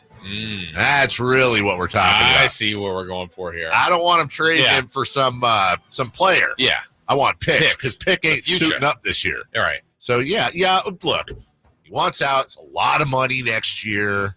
You're not in that position. You're not a Super Bowl contender yet. They need to keep building and stay on this track and build around their pieces. What about to the Vikings, who are having a surprisingly good year, add to an already impressive wide receiver core, J.J. McCarthy, who the Raiders maybe wanted? Oh, my goodness. Well, Darnold's the guy now. Yeah, that would be awesome. It's basically like for a pick because he's not going to play. Now, here's the only thing I don't know because, like, I can go to the trade machine in the NBA. Like, I don't know if you can trade $44 million for a. I don't know. But if they were going to trade for a second-round pick, then they'd figure it out. Yeah. I thought you were going to say for Justin Jefferson. I'm like, I don't think they're going to. But yes, they should trade. Yeah, it's time. They're 2-2. If they get to 8-9 wins, 10 would be amazing. But I just feel like it is time. I don't know that he was happy the second car left, that he made it through last year, and get something for him while you can. Yeah. Strike while the iron's piping. Yeah, that's it. Second down. Which 2-2 team do you believe in more, the Packers or Jets? I would say I believe in the Jets. I do, because I believe in that defense. I believe in Aaron Rodgers. I believe we will win. I believe in Garrett Wilson. I believe in Breece Hall. I think they've got a lot. Not that the Packers don't, but I also think that with the exception of Buffalo, I think that AFC East is interesting. And you saw what a quarterback can do. We talked about this yesterday, Jason, from the other end with Miami. I truly believe Miami's the worst team in the NFL right now. I do. But I think with Tua Tagovailoa healthy, they're a playoff contender. That's the difference. We'll reverse that with the Jets. They're going from crap, no offense, to one of the greatest of all time, who's showing that he still has it. I like that team. I think if they can really get it together, I think they're going to be a powerhouse. Wow, I'm gonna pick the Packers for a couple of reasons. One, the Jet. Rodgers. I forget what the streak is. I think it's 26 games now without 300 yards passing. They just lost to the Broncos. Not that one game, is a full indictment, but that's a bad loss. Yeah. Also, I just think in the totality, you're right about the AFC East maybe being a little bit more open than it was as far as maybe 3 teams battling there. The AFC overall, I think, is more difficult than the NFC. That's true. So I think the Packers have more of a landing area here. So I believe in the Packers a slight bit more than the Jets. How about Danny from Chula Vista saying he would not be able to make it if we did the live show? Jason, Chula Vista, as you know, is San Diego. Oh God, it's right on the border. Yeah, it's way down there. Well, want to get away? Yeah, we'll do a live show in Chula Vista. If we did a live show in Tijuana, could we say like bad words and stuff? Is that how it works? No. In Spanish. See. Plus, I think we'd have the same problem with why you can't do a show in English. That's a great point. Oh, I forgot, by the way. But with powdered wigs, I'm not going to England, by the way. I'm going to New York. Not England. Going to New York. New York City? Wait, yeah. What? If I say I'm going to New York, then I can. Oh, I mean, yes. Yeah. Yeah. Or you're going to watch the Yankees? The Yankees and the Mets. And also to go see the things. Yeah, no, I'll be there for a while. Third down. Which 2-2 team do you believe in more, the Cowboys or the Eagles? I want to say the Eagles. I really thought they would turn it around this year, but I don't know. For some reason, I'm this weird believer, and I never am, but I've told you, I just have this weird belief in the Cowboys that they're going to get it together this year and maybe win a playoff game. I don't believe in either. I don't believe in them like the Jets, but I'll say the Cowboys. Are the Commanders going to win that division? Dude, right now it looks like it. Or are the Commanders this year's 10-0 Steelers? Oh, yeah, that's true. I'll take the Cowboys too, but I don't like that question. And I wrote it. I don't know who I believe in. I guess more games will help clear that up, but right now my answer would be the Cowboys.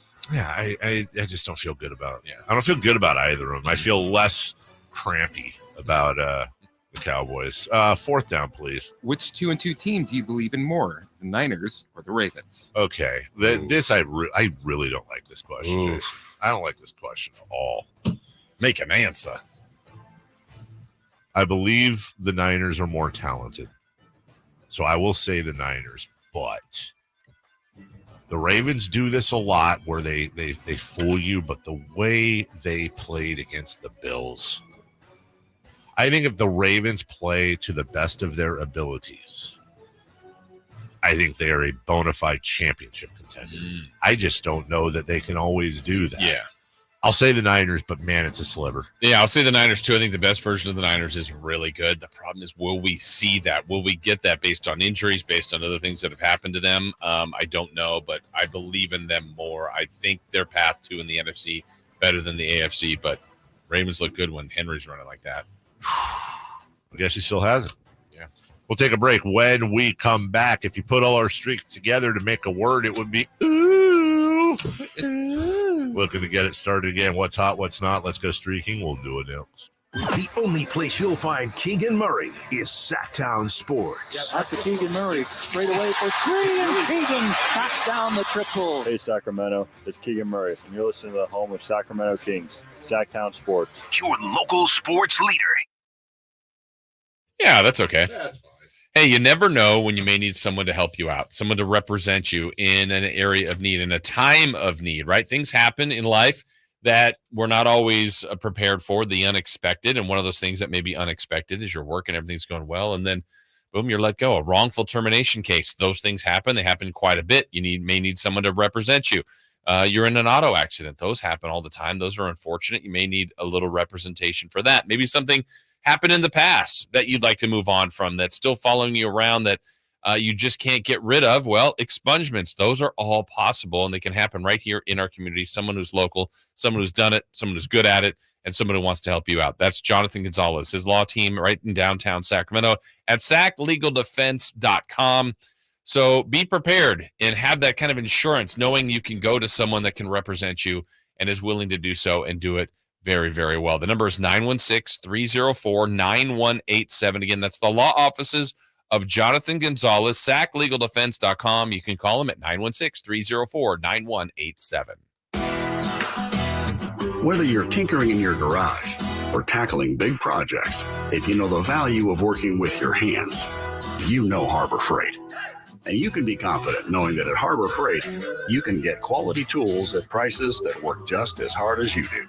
Because the only thing more satisfying than a job well done is a job well done, well under budget. Whatever you do, do it for less at Harbor Freight. Tired of ads interrupting your favorite news podcasts? Good news! Ad-free listening on Amazon Music is included with your Prime membership.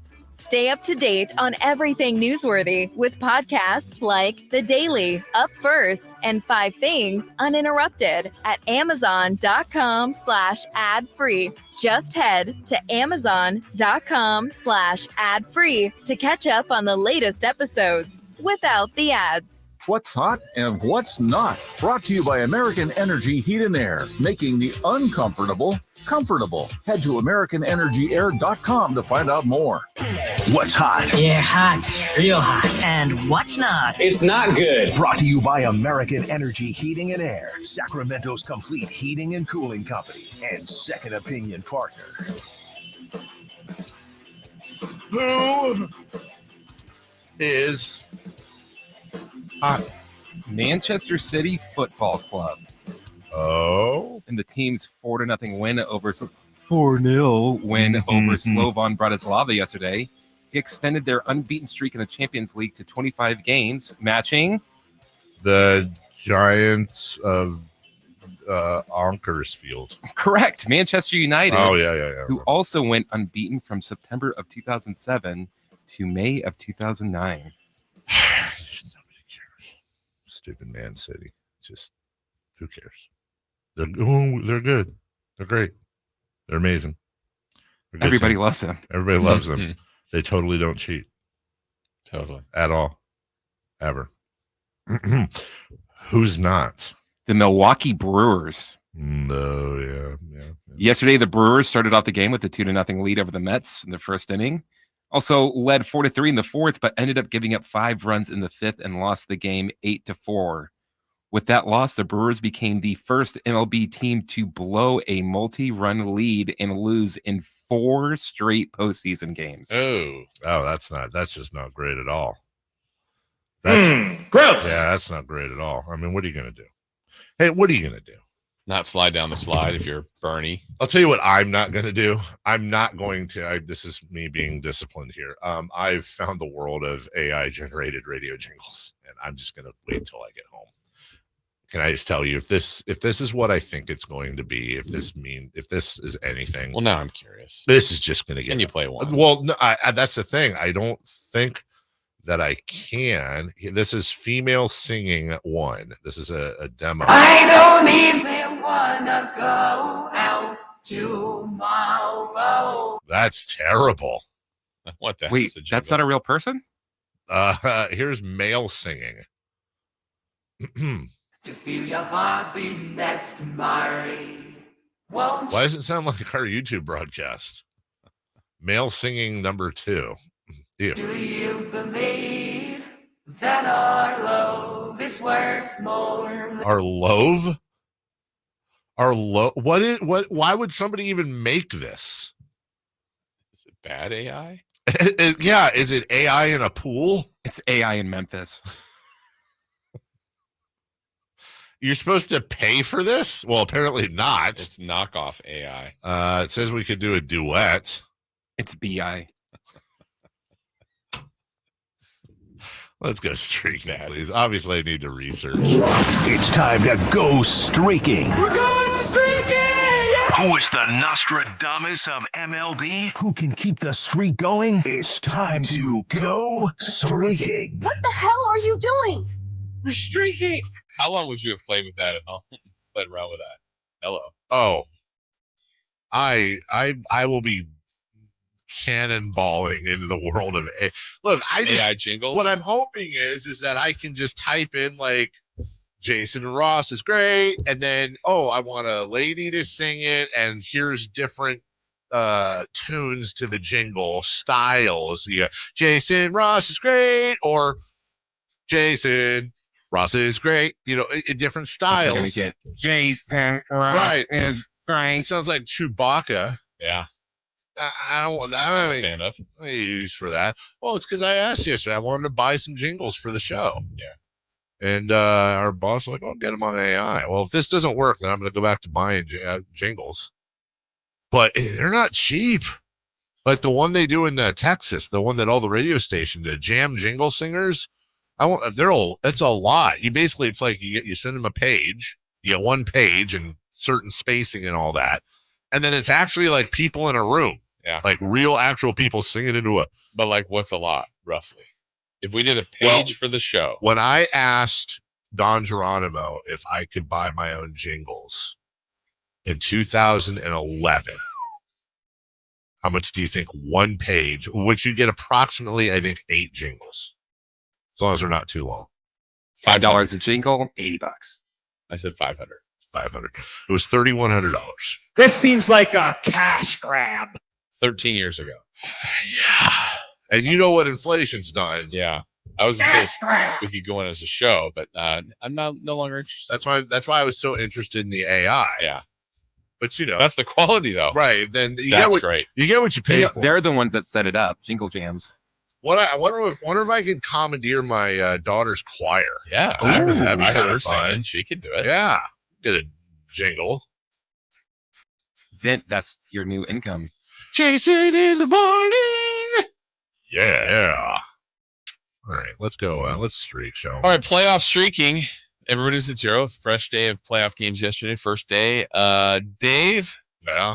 You took Jackson Holiday of the Baltimore Orioles. Holiday. Oh, the Orioles were the host team. They've taken on the Royals. There's actually a Baltimore Oriole. I don't know if you know that or not. And old Jackson is not so old. He's a young guy. So let's see how Jackson Holiday did.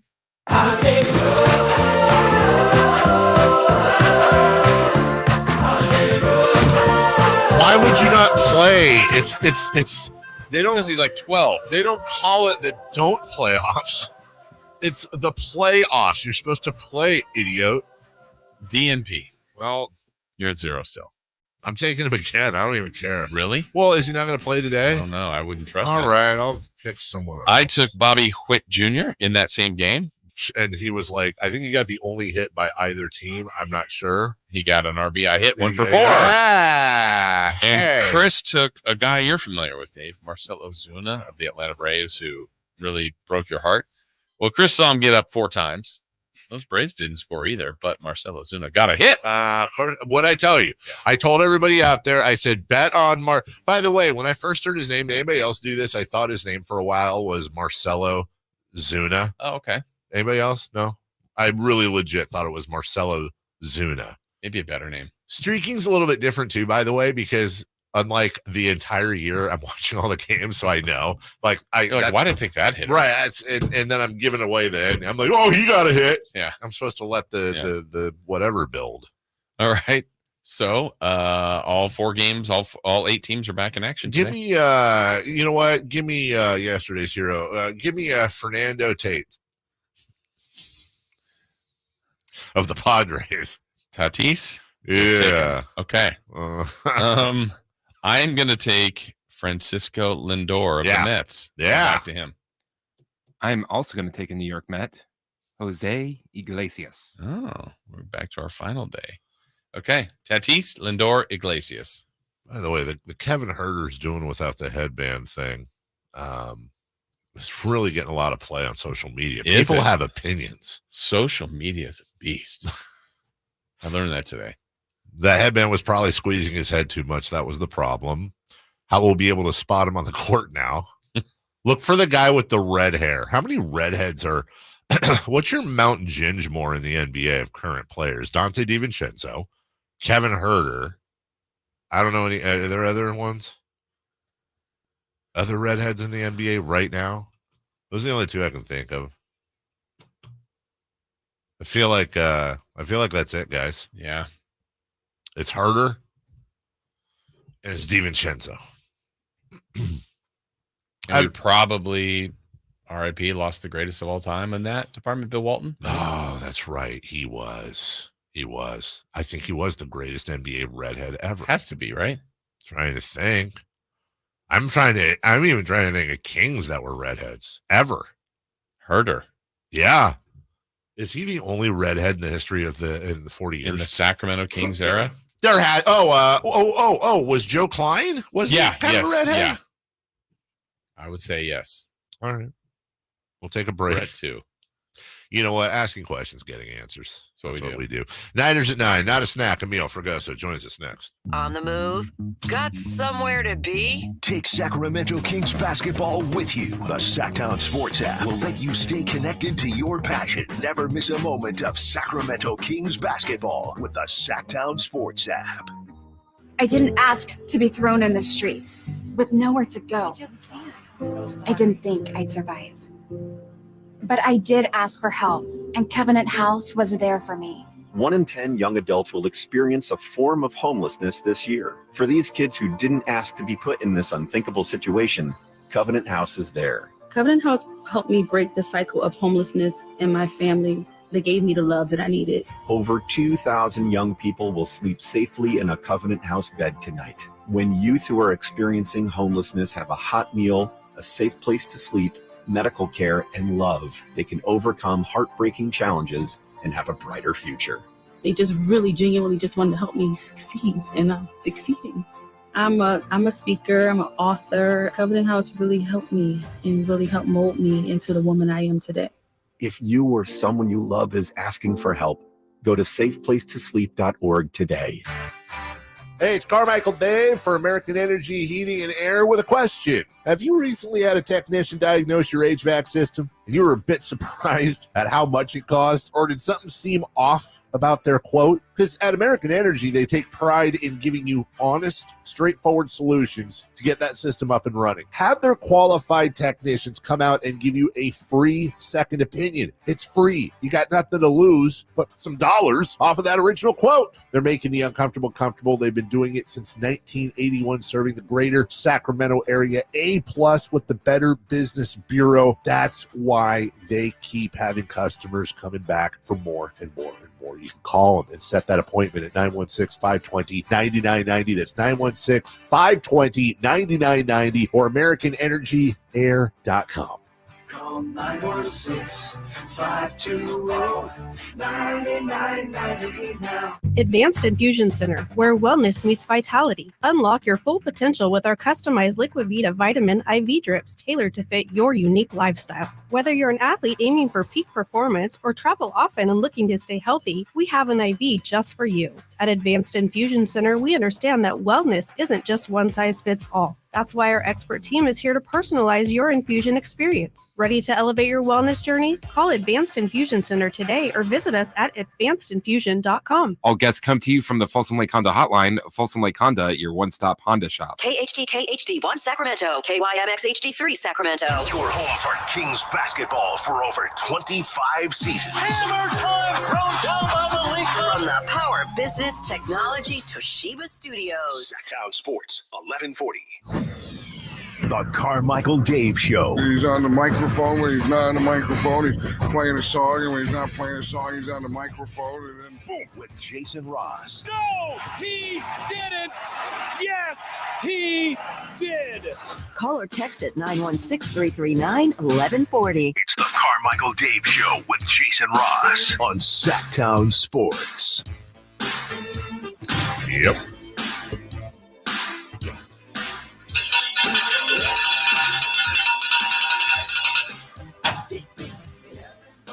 All right, final hour of the program.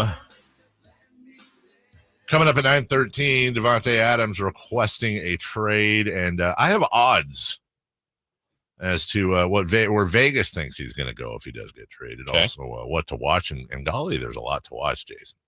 And then crosstalk with Style and Watkin. Yep. Joining us right now, Sacktown Sports 49er Insider was pulling double duty, if you will. By the way, while we're on with the meal, I want to remind everybody that you have the opportunity right now to experience the number one. Well, not right now, but you have the opportunity to win right now, experiencing the number one live podcast, Kill Tony, this October. Tony Hinchcliffe brings his edgy, hilarious humor to the venue at Thunder Valley this fall. All you got to do is hit up the whole Folsom Lake Honda hotline right now. Emil, what caller number are we looking for? Looking for caller number 6. Caller number 6. Sorry, Jason. I didn't think you'd mind. No, that's fine. And you get that pair of tickets to check out Tony Hinchcliffe only at Thunder Valley Casino Resort. That's October 11th, kids. That's coming up. That's in 9 days. So we're making plans for you. Go to sacktownsports.com if you have questions or need more information. Good morning, Emil. How are you? Good morning, boys. How you guys doing today? Good. Great. Are you good? Yeah. Jason, you? I'm good. Chris, how are you doing today? Everybody's good. Are you? Emil I'm okay. You're okay? Okay. Chris is okay. Jason's good. Yeah. I'm good.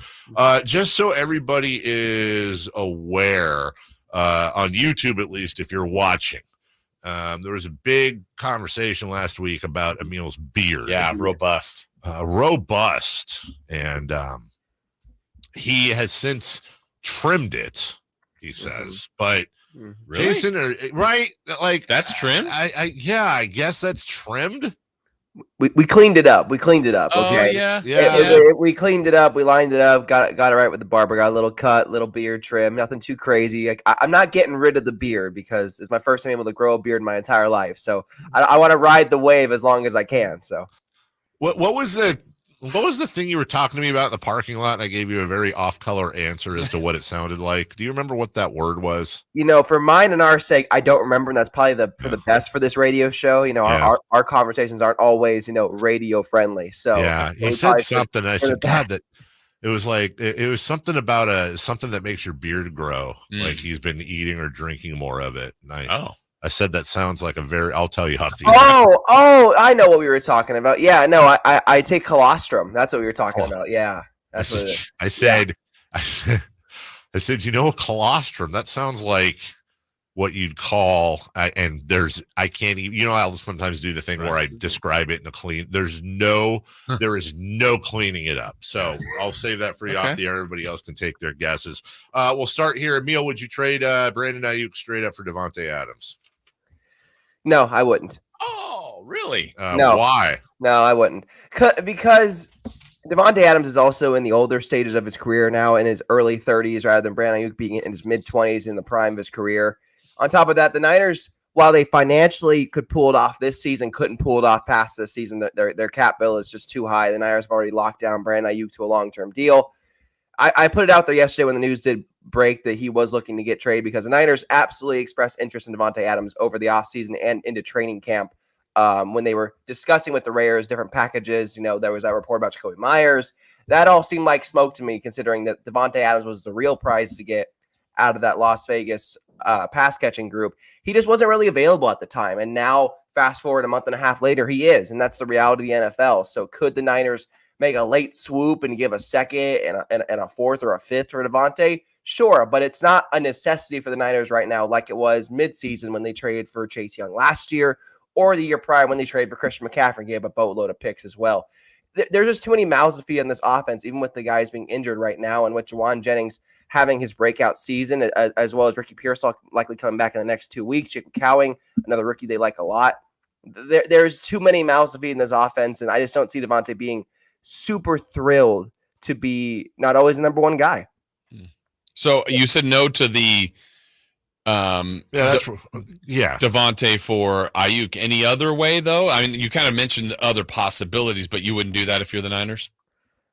To me, that's not what they need. Can Davantae Adams play right tackle? Can he play edge? Right. That's really what they need. They have other holes to fill than wide receiver right now, because the Niners offense, at least their passing game, is clicking on mostly all cylinders right now with Brock Purdy at the helm getting things done.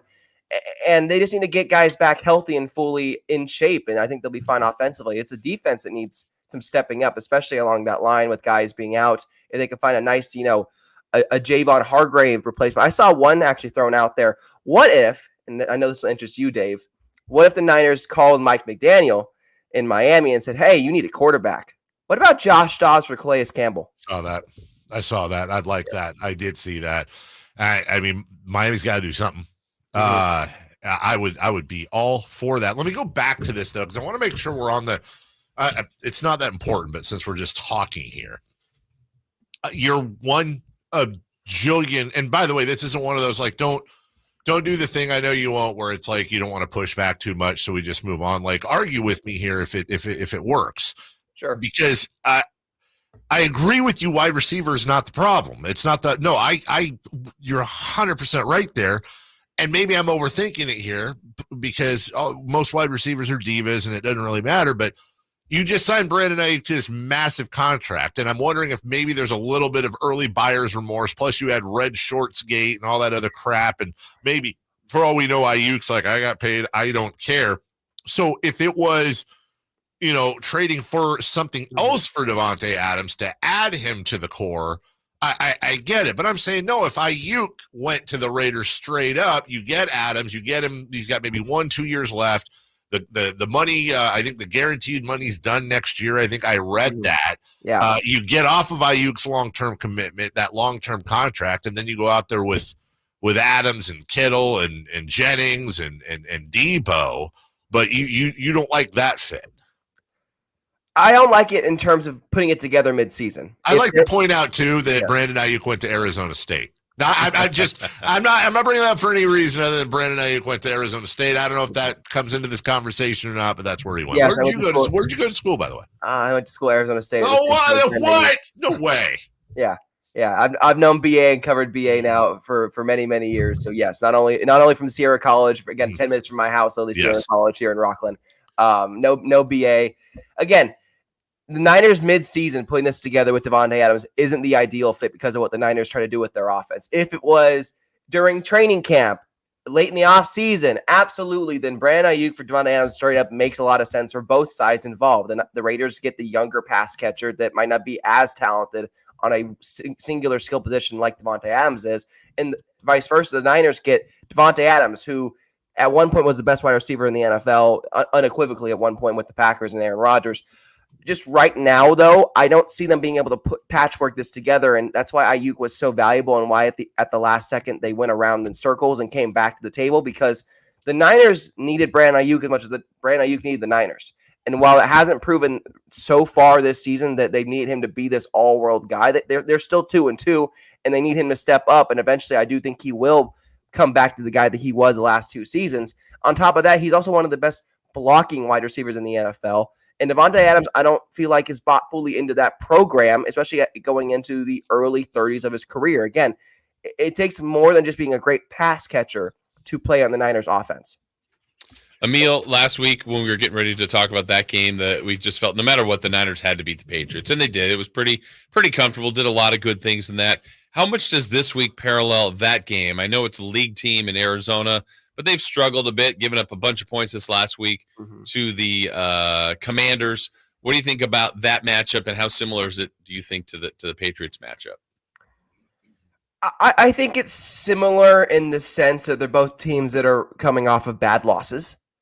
I think the Cardinals are actually a much better team than they showed against the Commanders. I think that Cliff Kingsbury, their former head coach, had their number, and that happens sometimes with these revenge games, that you get called out and you get your butt kicked.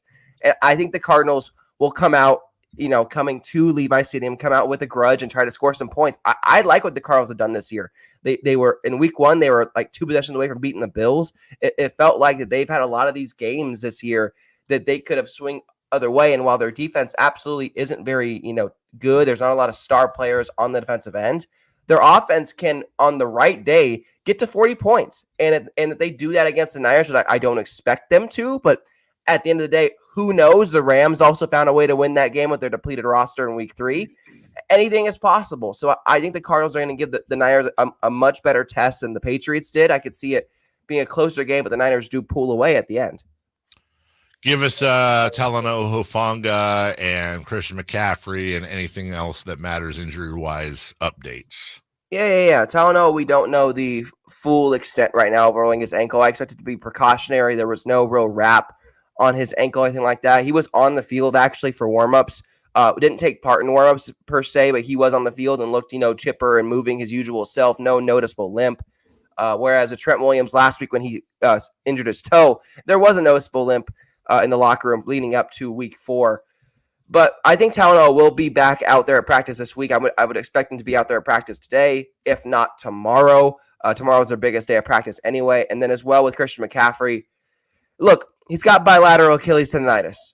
It's a scary 3-letter word. It's a lot of big science words. It's not for everyone. I get it. But I think that the issue is mainly in his right leg is what I have heard, and that's he's been favoring. And sometimes when you favor one leg over the other, it can cause additional stress on the Achilles, additional stress on muscles. And so I think that they're just trying to find a way to manage him the best they can and rehab him the best they can. But the fact that he came back from Germany and they were so confident in him ramping up starting this week in his recovery, that doesn't mean he's going to be back out there in 1, even 2 weeks. It's more likely a month or so.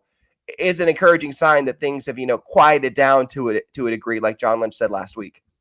And Warner's okay for this week?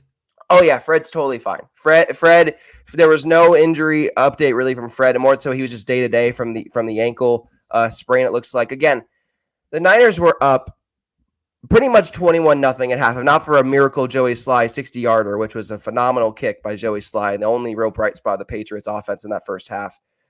It would be a 21 skunk. 21-0 would have been the score at half, and they are precautious with Fred. They need Fred for the long haul. They cannot afford to lose Fred Warner. I wrote about this actually right after the game, that his week 4 defensive player of the year performance was overshadowed by a very mysterious ankle injury, and one that if the Niners had to sit him out for more than a week because, again, he's missed one game in 7 years of football he has played in the NFL. One game. It would be a catastrophe for the Niners, and yet that does not seem to be the case. He is day-to-day going into week 5 and should be good to go. Again, precautious. You have to be precautious with your stars. That's what the Niners are doing right now. Samuel Fregoso, bilateral Achilles tendonitis. Mm-hmm. BAT. BAT. Bilateral. Although bilateral, I don't see differences. You know, we're all the laterals. Yeah, all the laterals. All right, Emil Fregoso, Sacktown Sports 49er Insider. Read him The impact of Emil. Read him at sacktownsports.com. Come for the beard, stay for the Niners analysis. Yeah, exactly. Thank you, Emil. Have a good day. Thanks, guys. Have a great one. All right, that's Emil Fregoso. We'll take a break when we come back. Which team should go after Davantae Adams then? And I have odds. Also, a rare, interesting point brought up in the chat that I want to share with you based on a previous conversation we had on this very program. We'll talk about that next. Our first year as the radio home of the San Francisco 49ers is one we will never forget. It's a toss to McCaffrey, a cutback run 30, breaks 340. McCaffrey midfield. McCaffrey 40, 30, 20, and toasting it all the way down to the 3-yard line on the first play of the game. CMC Dynamite! Congratulations to the 49ers on a terrific year. And thank you for so many wonderful memories. Everywhere you look, things are getting more expensive. So at Consumer Cellular, we're lowering the price for those 50 and up. Now you can get unlimited talk, text, and data for $30 a line when you buy 2. That's just $60 a month for 2 unlimited lines. So if you're 50 and up, make the switch and save. Come on, you've earned this. Call 1-888-FREEDOM or visit consumercellular.com today. Requires 2 lines of service, age validation, and credit approval, subject to system and area limits, taxes, and other fees apply. Tired of hearing scary radio ads about the IRS? Tax Relief Advocates is different. TRA is here to tell you that if you owe money to the IRS, whether it's $5,000 or $500,000, we have a solution. TRA can eliminate or reduce what you owe to the IRS with zero risk to you. We have over 1,000 5-star reviews on Google and an A+ with a BBB. End your tax nightmare today by visiting TRA.com or call 800-583-6580. That's 800-583-6580.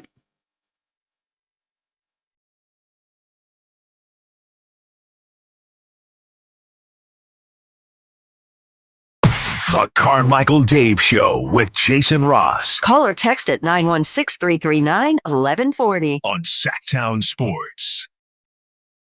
So we were talking earlier about the future live show. And Ryan, for once, brought up a good point. Well, if all the YouTube chatters are there, what goes on with the chat? Oh, they chat from there. Yeah, you can do it from your phone. Yeah. So I was thinking, like, what if we put we could do this on a computer? What if they do the show and we chat? That's what. Hey, now I like that idea. That sounds like an awful idea. Put all of them on stage, let them do the show, and then I can sit here and make fun of what they're wearing and you told this story before and all that crap. Let Chris Guerrero host it because apparently he's the guy, and Ryan could be the engineer. MCE could be the guy in the fourth row that goes, yeah. And but like I was thinking maybe we put up on a big screen just the chat so they can all see. But then I was like, oh, they could see the chat on their phones. Yeah, but it's a little different when you see it on a big screen and they're like, you just said that. You just said that, and now it's up there. Yeah. Because they'd have to chat. Right. But then what about the ones that have blocked each other? Do they just show up with like a big piece of plywood? Just put it in between them? You're blocked. Like in their own little weird. And also, what's stopping all them from getting together at the local pizza parlor? Oh, that's where they are now, right? Yeah, and they just chat together. How many pizza parlors are open in the morning? Breakfast pizza. Breakfast pizza. You ever work there? Ever heard of it? Never heard of it? Unfortunately. What if we do that? What if we do that live show and everyone is just like Dennis is running around bouncing off the walls. Emmy just keeps raising her hand wanting to know about Sasha Vezenkov. Chris is there, just what's deep in a bag of Cheetos. MC is polishing a weapon, taking it apart and putting it back together again. And Just in case. He's got all his Survivor gear on, and he's eating some just pounding beef jerky. Ryan's just, I don't know. Ryan's looking around, plugging things in. And there's about 30 to 40 people that don't comment on anything, that are just there in complete black face masks. Yes, they're just there. Watching. Yeah, exactly. All the other thumbs up. Every once in a while, we're like in the middle of talking about, like, sad news yesterday is Bloody Blah Blue passed away. And, he was a fan. All of a sudden, you hear AB in the back, Raiders! Yes. Camp Just sitting there, just vibrations. third knuckle deep in his nose, just like, what is this Raider? Perf. Okay. Anyways, just kidding. Just kidding, guys. Davantae Adams wants a trade. Well, you know what? I want a lot of things. Well, I want a condo and blah, blah, blah. What did my parents used to say? Well, I want this. And they'd be like, well, what would they say back then? I want it. Well, I know the big one was like, it was always starving kids in China when I was a little kid. I don't know why they picked China. Mine was Africa. Was it Africa? Yeah. Why? Yeah, like they're like, I was starving kids down the street. It's like, well, starving in Africa. You won't eat the rest of that broccoli. Like, send it to them. Yeah, that's fine. I will write if I don't have to eat it, I will write the postage on the thing and the address. Yeah. Anyway, I don't know. There's odds now on where in the heck Davantae Adams is gonna go. Doesn't it feel like the lowest odds are to stay with the Raiders? You feel like it would, right? Yeah. Like, would you like to take a crack at the favorite? I'm going to say it's the Jets. So I'll tell you this. According to Vegas, the second most likely team, according to Vegas, for him to go is the Kansas City Chiefs at 4-1. Now, if you understand anything about odds, you'll get this. The New York Jets are 1-3. Wow. So if you put $1 down and he goes to the Chiefs, it's 4-1. You get $4. You have to put $3 down. Well, let me put it this way. If you bet $30 he'd go to the Jets, you'd win 10. Mm-hmm. If you bet $30 he'd go to the second favorite, the Chiefs, you'd win 120. The Ravens are at 5-1. Interesting. The Bills are at 6-1. I don't buy that. Steelers 8-1. I could see that. They were deep in the market for Ayuk. Saints at 10-1. That's interesting. That they're 10-1. Yeah. Yeah. Like those odds are a little too long. Yeah. Yeah. I agree with you on that. I think that's good value, says Dave the Bookie. In case you're wondering, the San Francisco 49ers are 25-1. Yeah. The very last place, there's 3 teams that are the least likely. Titans? The Tennessee Titans are the 4th least likely. Panthers? 75-1. The Carolina Panthers are one of 3 teams in dead last, tied at 100-1. I will tell you this much. The other team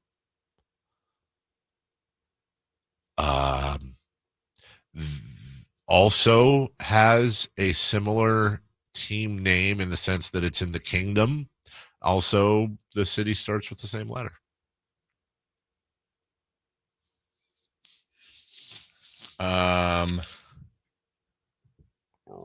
Bears, the Bengals? Chicago Bears. Okay. Yeah, it could have gone either way. Actually, the Bears are 100-1. I don't know why this is so low. Is it because of Terry McLaurin? But the Commanders are 100-1. Okay. Incidentally, the other. Where are you here? Hold on. Are you? Oh, okay. Chris, which is better value? The New Orleans Saints at 10-1, or the Green Bay Packers at 18-1? I would say the Saints. I agree with you. Because of Carr. And then they apparently their wide receiver coach is like a mentor to Davantae Adams. Oh, he's a what? Mentor. Okay. Did you hear that? Yeah, I did. What did you hear? He's a mentor. He's a mentor. A mentor. You know what? Mentors say that. He's a mentor. The one I have a problem with is a miracle. Miracle? I say miracle. Miracle? But isn't it miracle? I got yelled at. That's a miracle. It's a miracle. Do you believe it? But did Al Michaels say, do you believe in miracles? Yeah. Do you believe in miracles? Yes. No, he didn't. No, he didn't say that? Yeah, yes, he did. What would be the best fit for Davantae Adams? Honestly, when I brought it up earlier and you made probably the best point on it, I go, why wouldn't they trade him to the Chiefs? Yeah. Because it's the Raiders. I mean, the Raiders probably shouldn't deal with the Chiefs. I think the Chiefs make the most sense. Yeah. Would be scary for a lot of people up there. They don't need him for a long time. Rice got hurt. I mean, the Chiefs will be fine without him. There's no way the Raiders trade. No, I can't see that. That fan base. Unless you got such an incredible deal. But yeah, if they want to send back Patrick Mahomes, sure. I'd do it. I would think about it. Oh, no, I accidentally accepted. Yes. You know what would be the most this would never happen, but the most Raidery thing, though, would be if they sent him to the Chiefs and they got back Travis Kelce to go with their other 7 tight ends. Gosh. They just play all tight ends. Just all tight. Go and get they would be getting Taylor Swift. Oh, okay. What?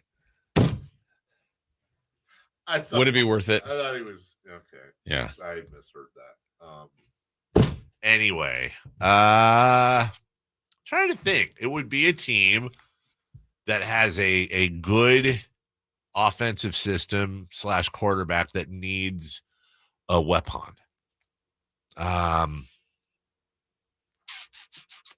mean, Seattle's got 3 great receivers. The Rams have great receivers. What about the Chargers?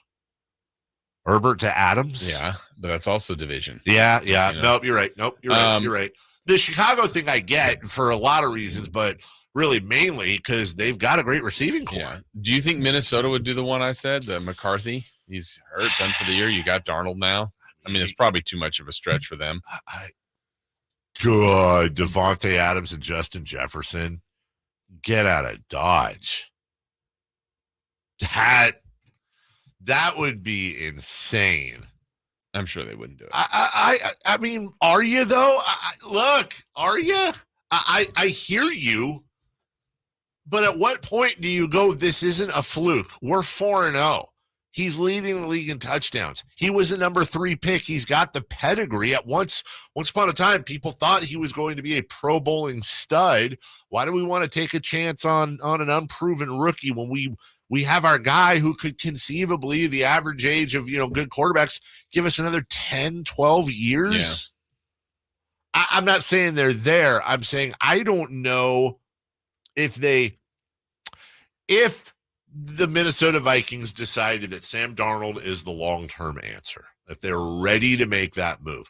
I don't know how much more they're getting for J.J. McCarthy. Right. It doesn't work like, we picked him very high in the first round. Yeah. Okay, well, that's great. Hurt. He's hurt. Right. And we're going to move on to other things. Not to mention, God, Jefferson, Davantae Adams, and Jordan Addison's no joke either. He is. It's a nice, that'd be an incredible trio. Probably a stretch and a half, but whatever. I don't like that call. Not a very good call. I don't think I think the Bills are going to be just fine with Keon Coleman and friends. Yeah. The Patriots are too lame. The Dolphins need a quarterback. The Steelers, yeah. I see the Ravens, but I think they love Zay Flowers. Right. Mark Andrews, though, are Mark Andrews and Kyle Pitts hanging out on? The difference is Mark Andrews is like a perennial Pro Bowler. Has been good. Yeah. Is Kyle Pitts he's got to go down as, what was he, the 4 pick for the Cardinals? 4 overall. That's about you pick a tight end number 4. That's a sure thing. Why does he suck so bad? Says the guy with Mark Andrews and Kyle Pitts on his fantasy team. Woof. Are the Browns a dark horse? Yes, they would be a dark horse, but Texans don't need it. Colts would be interesting. I know they've got Michael Pittman Jr. and friends. Almost done here. Commanders, I get that. Cowboys have Lamb. Eagles are fine. Giants are too lame. Detroit's fine. Packers, no, but I don't see that happening. Trade him to the Rams, get Jimmy G back. Well, they would do there should be a 3-way trade where Adams goes to this team, this guy goes to that team, and then Miami somehow gets a quarterback. You got to get a quarterback, man. All right, we'll take a break. When we come back, what to watch, we'll clean up some other stuff for you. And then, hey, We got a crosstalk with Styles and Watkins. That's all coming up right after Leos. Subscribe to Sacktown Sports on YouTube and watch the Carmichael Dave Show with Jason Ross, Styles and Watkins, and the Drive Guys. Live Monday through Friday from 6 to 6. Plus view archive shows and exclusive content. Subscribe at youtube.com/Sacktown Sports. Model Year End pricing is back at Folsom Lake Honda, your one-stop Honda shop. During the Model Year End event, lower interest rates at Folsom Lake Honda make lower payments. It's no wonder why Folsom Lake Honda is your one-stop Honda shop. Come in today or check out our entire inventory online at folsomlakehonda.com. Get an instant cash offer for your trade at folsomlakehonda.com. We'll buy your car whether you buy from us or not. Folsom Lake Honda is your one-stop Honda shop. Folsom Lake Honda. Go to folsomlakehonda.com. Your one-stop Honda shop. Don't let summer energy slip away. Live the active life you love year-round with a personally fit arch support system from the Good Feet store. Precision engineered to support all 4 arches. Good Feet puts your feet in a more ideal, comfortable, and pain-free position. And Good Feet arch supports are now HSA and FSA eligible. Book a free fitting at goodfeet.com or come in and get a free pair of OS First Performance socks. Free. Normally a $25 value. At the Good Feet store. When an overwhelmed injury victim calls Ashton or Price, we immediately remove their legal burden and introduce them to the very best medical care in the region. They focus on their health and we handle all the rest. When they reach the end of their medical journey and are reunited with happiness and hope, we unleash our decades of legal experience to obtain maximum compensation. We are real, local, experienced litigators and snappy dressers too. Consultation's free and there's never a fee until we win. Remember, for the best advice, don't think twice. Call Ashton and Price.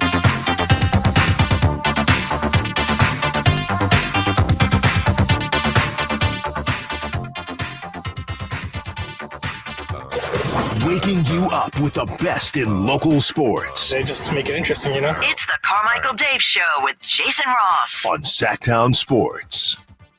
Somebody on the text line says I got my first Carmichael Dave jingle ready. We'll get it to you sometime. I want to hear it. I want to learn how to make jingles. If I learn how to make everything on the show is going to have a jingle. If we can find a good jingle thingy. Yeah, you're really into the jingles. I love the jingles, man. 4 down territory. 4 down territory. 3 for madness. 3 for madness. Madness.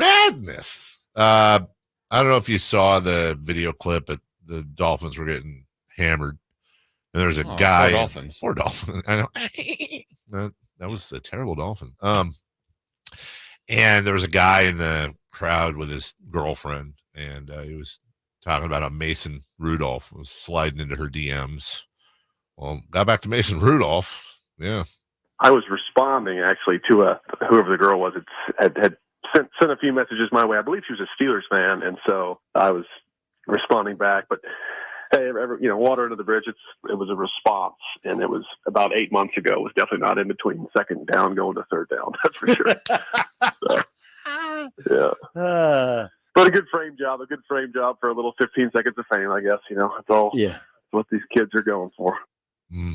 These kids today, and their talk ticks and book faces. Ticky talks, tweeters. Yeah.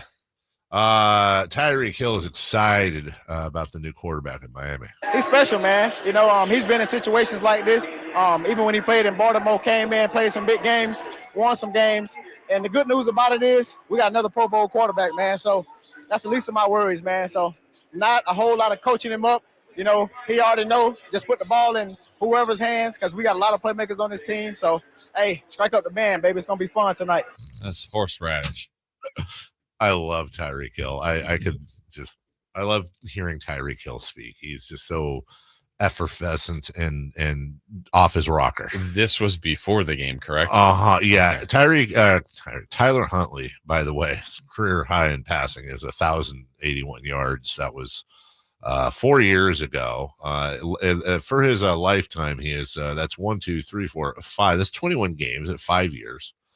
He has thrown for 8 touchdowns and 7 interceptions. So, but he's gassing up his teammate. Yeah, I don't hate on him for that. Jason, what would you say LeBron James has left to accomplish? Another title. Well, let's see what he says. LeBron, do you feel like there's anything left to accomplish? I mean, you pretty much, checked off all the boxes. Is there anything left for me to accomplish as a basketball player? As a basketball player, on the court or off the court? No. Everything else is extra credit. I'll take it. Though. I love it. I love what I do. I don't need to. No, I got everything. Wow, doesn't want another championship. Well, he got the coveted in-season tournament He did. title. MVP, Rookie of the Year, in-season tournament champion, bubble champion, NBA Finals champion. NBA Finals champion. Jordan can't say that. Huh? Jordan can't say that. Jordan never. Jordan never won an in-season tournament. Say what you want. Never played in the bubble. Never played in the bubble. LeBron also did the movie about basketball, Space Jam 2. Oh, Jordan did that too, though. Yeah, but it was Space second.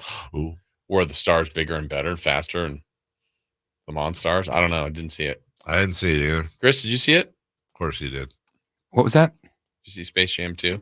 Yes. And? Terrible. Better than the first one? Well, the first one also wasn't good. Yeah. The only thing that saved the first one was Bill Murray. You didn't see it? Oh. No. I saw it like 2 years ago and went, this is awful. Well, it's one of those things of like when you're a 9-year-old. Right. It's like, oh, this is incredible. Yeah. Michael Jordan and Bugs Bunny? Yeah. Are you kidding me? Honestly, though, I don't know. I don't think because Jordan was on the screen at the same time as Bugs Bunny a lot. I didn't see the whole movie. I've seen clips, but I don't think that was a real Bugs Bunny. I think it was a illustrated version. Oh. Yeah. I don't think they actually, because Bugs Bunny. Well, you obviously didn't see the movie, moron, because if you did, you would see that Michael Jordan got sucked into the Looney Tunes land. Wow. He went moron on you. Have you ever seen Who Framed Roger Rabbit? No. You haven't? No. Oh. Have you seen the Chip and Dale movie? No. Did you like what, Rescue Rangers? Yeah. Yeah, I like Rescue Rangers. Did you see so you liked Roger Rabbit? Yeah. It's completely the same vibes. Really? It's so good. Oh, Who Framed Roger Rabbit was amazing with the late great Bob Hoskins. It was wonderful. Oh, also, before we get to what to watch, I was really excited about this yesterday. Still am today. November 1st on the Disney Channel, they will be debuting a movie documentary on the life of composer John Williams. Dork. Dude, I am such a stand for John Williams, and I make music people mad every time I say this, but I Have will him do the jingles. Oh my God. If we get John Williams. What if you send it back? Like, yeah, give him another round. It's okay. Can we get more Duel of the Fates? It sounds just like the AI jingles. It's all under. Here's the thing, dude, and I've said this. Oh, we got the wrong John Williams. John Williams. I make this argument sometimes, and it really pisses off music nerds. I'm like, John Williams is music people have a hatred for other people's musical interests. Because I was like, guess what, dude? John Williams is meant more to our culture and our music. I'm not talking internationally, although you can make the argument, but Beethoven, John Williams, greater than sun. I'm not arguing Bach, that. Brahms, Chopin, John Williams. I think John Williams is the most not influential, depends on what you mean by influence, but everyone knows John Williams' work. It's massive. It's insane. I don't know how one person could do all of this, but Harold Faltermeyer? Oh, Axel F. Yeah. Axel F was gold. Theme to Fletch's theme. Did he really do the theme to Fletch? Oh, Did yeah. he really? Oh, I yeah. did not. Honestly. You're questioning Jason's No, Fletch knowledge? it was more like, wow, I didn't know that. Yeah, I didn't know that was John Williams. No, it wasn't John Williams. It wasn't? It was Harold Faltermeyer. Oh, boy, did I take a left turn at Albuquerque there. I thought you were, okay, I got you. Kenny Loggins versus John Williams? I love Kenny Loggins. It's not even close. I'm trying to come up with people. But they're like, okay, Star Wars, yeah, Harry Potter, name 4 more. Jaws, Superman, Jurassic Park, E.T. Okay. Like Indiana Jones. Did I ever say that? No. I said Jaws. Yeah. But then like a bunch of Saving Private Ryan, Home Alone, Schindler's List, Close Encounters of the Third Kind. I mean, you know who someone's going to come back at you with. Right? They're gonna, you know what? You can stick Hans Danny Zimmer Elfman. right up your butt, Whoa. and Danny Elfman can go there too. I love them both. I won't say Doesn't sound like it. I just kind of said a negative. No. Hans Zimmer is like it's like arguing. I don't know what it's like arguing Michael Jordan versus I don't know somebody else that's like super awesome, like Larry Bird or LeBron or whatever. Like I don't want to say anything about Danny Elfman or Oingo Boingo or Hans Zimmer, but dude, it's not the same. John effing Williams. That's his middle name. By the way, I have not looked at the YouTube And then chat. if you want to talk about people have heard his work around the world, Hans Zimmer. What about him? He did he does the FIFA anthem. Oh, sorry. Hold on a second. Let me see. Oh, you calling John? Oh, hello. Hi. Hi. Theme to the Olympics. Nobody cares about the Olympics. Oh yeah. You are the epitome of the international event. He was just trying to bring up the FIFA theme, which isn't even the best soccer theme. It's not even the best soccer theme, which is obviously Champions League. Oh, who did that one? Did Hans Zimmer do He Champions did a League? remix of it. Oh, he did. Nah, I'm talking about the original, idiot. I haven't even looked at the YouTube chat. You know this. I've got John Williams up there. I haven't even looked at it. You got a John Williams centerfold How up much there. you want to bet Ryan is going insane right now? I'm going to take a look. I could be wrong, but I'm pretty sure he is. He's not. No? No. Oh, he's not listening right now then. There's no way. Anyways. Why would he disagree? I think he would. I think it's, I don't know. I just have a feeling it would be something, or it'd be the Beethoven thing. I don't know. Tigers and Astros game 2. Tigers up in that series. They won, as did the Royals at the Orioles. Mets at Brewers. Padres host the Braves. So you got 3 roadies looking to close it out on the road. And hey, Ryan agrees. Okay, never mind. Sorry, Ryan. My apologies. Man, I'm looking at Hans Zimmer's score. I don't think he's ever said no. What's the weirdest thing he's done? Ernest Goes to Somewhere. The Simpsons movie. Give me just the SpongeBob movie, Sponge on the Run. Just give me just to be fair, give me like 4 or 5 Hans Zimmer greatest hits. Gladiator's one. Gladiator, Yeah. Interstellar. Not Gladiator, the adult movie, Miami by the way. Vice? The one with Russell Crowe. Mission Impossible. No, that was it was Jan Wenner? No, that's Rolling Stone. It was Jan something did the Miami Vice. A League of Their Own, The Lion King. Ooh, well, yeah, but that was he didn't do all the songs. Top Gun Maverick. Yes. Like he's awesome at like scoring. I was right. Jan Hammer or Hammer. Jan Hammer. Jan Hammer. Jan Hammer. I pulled out the Jan Hammer and went to work. Backdraft. Oh yeah, good movie. Right, and these are all great, but like Star Wars, E.T., Harry Potter, the Olympics, Superman, Jaws, Close Encounters, Jurassic Park, Kung Fu Panda. Oh, wow. Skadoosh. John Williams or John Tesh, best overall song. Go. Oh, here we go. You can't beat this. I'm sorry. You won't be able to argue against this. What? Muppet Treasure Island. Work. Every time we have this conversation, he's got to pull out Muppet Treasure Island out of his pants. You know, it's not fair. Why did I just go into some weird? Was that Jack Nicholson? It was very Jack. Jeez, Yeah. I wasn't even trying. We'll take a break. So you got what to watch? Yeah. I mean, because John Williams is part of that. What's set. a listen? What to listen to? We'll take a break. When we come back, Who did MacGruber? Danny Elfman. There's an Oingo Boingo original. We'll be back with crosstalk and all that crap next. Kevin Huerter plays here. It's Huerter. He's been hot. He fires. He's still hot. Kevin Huerter from downtown has a 15-point first quarter. Sacktown Sports is your proud home of the Sacramento Kings.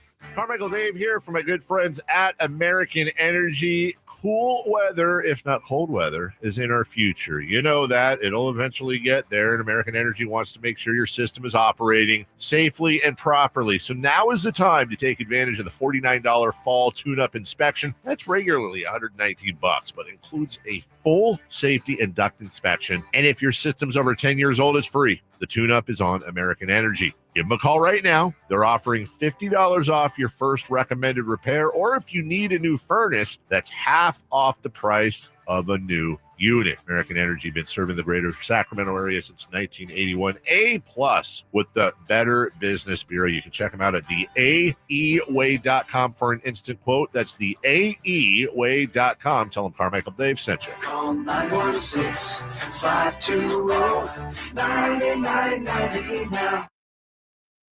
Service is everything. Cintas delivers what you need to better serve your customers. Whether it's freshly laundered work apparel for almost any job imaginable, tested and inspected fire protection systems, first aid and safety supplies, on-site AED training, or mops and restroom products, stocked and ready when you need them. Better work days happen together. So visit Cintas.com.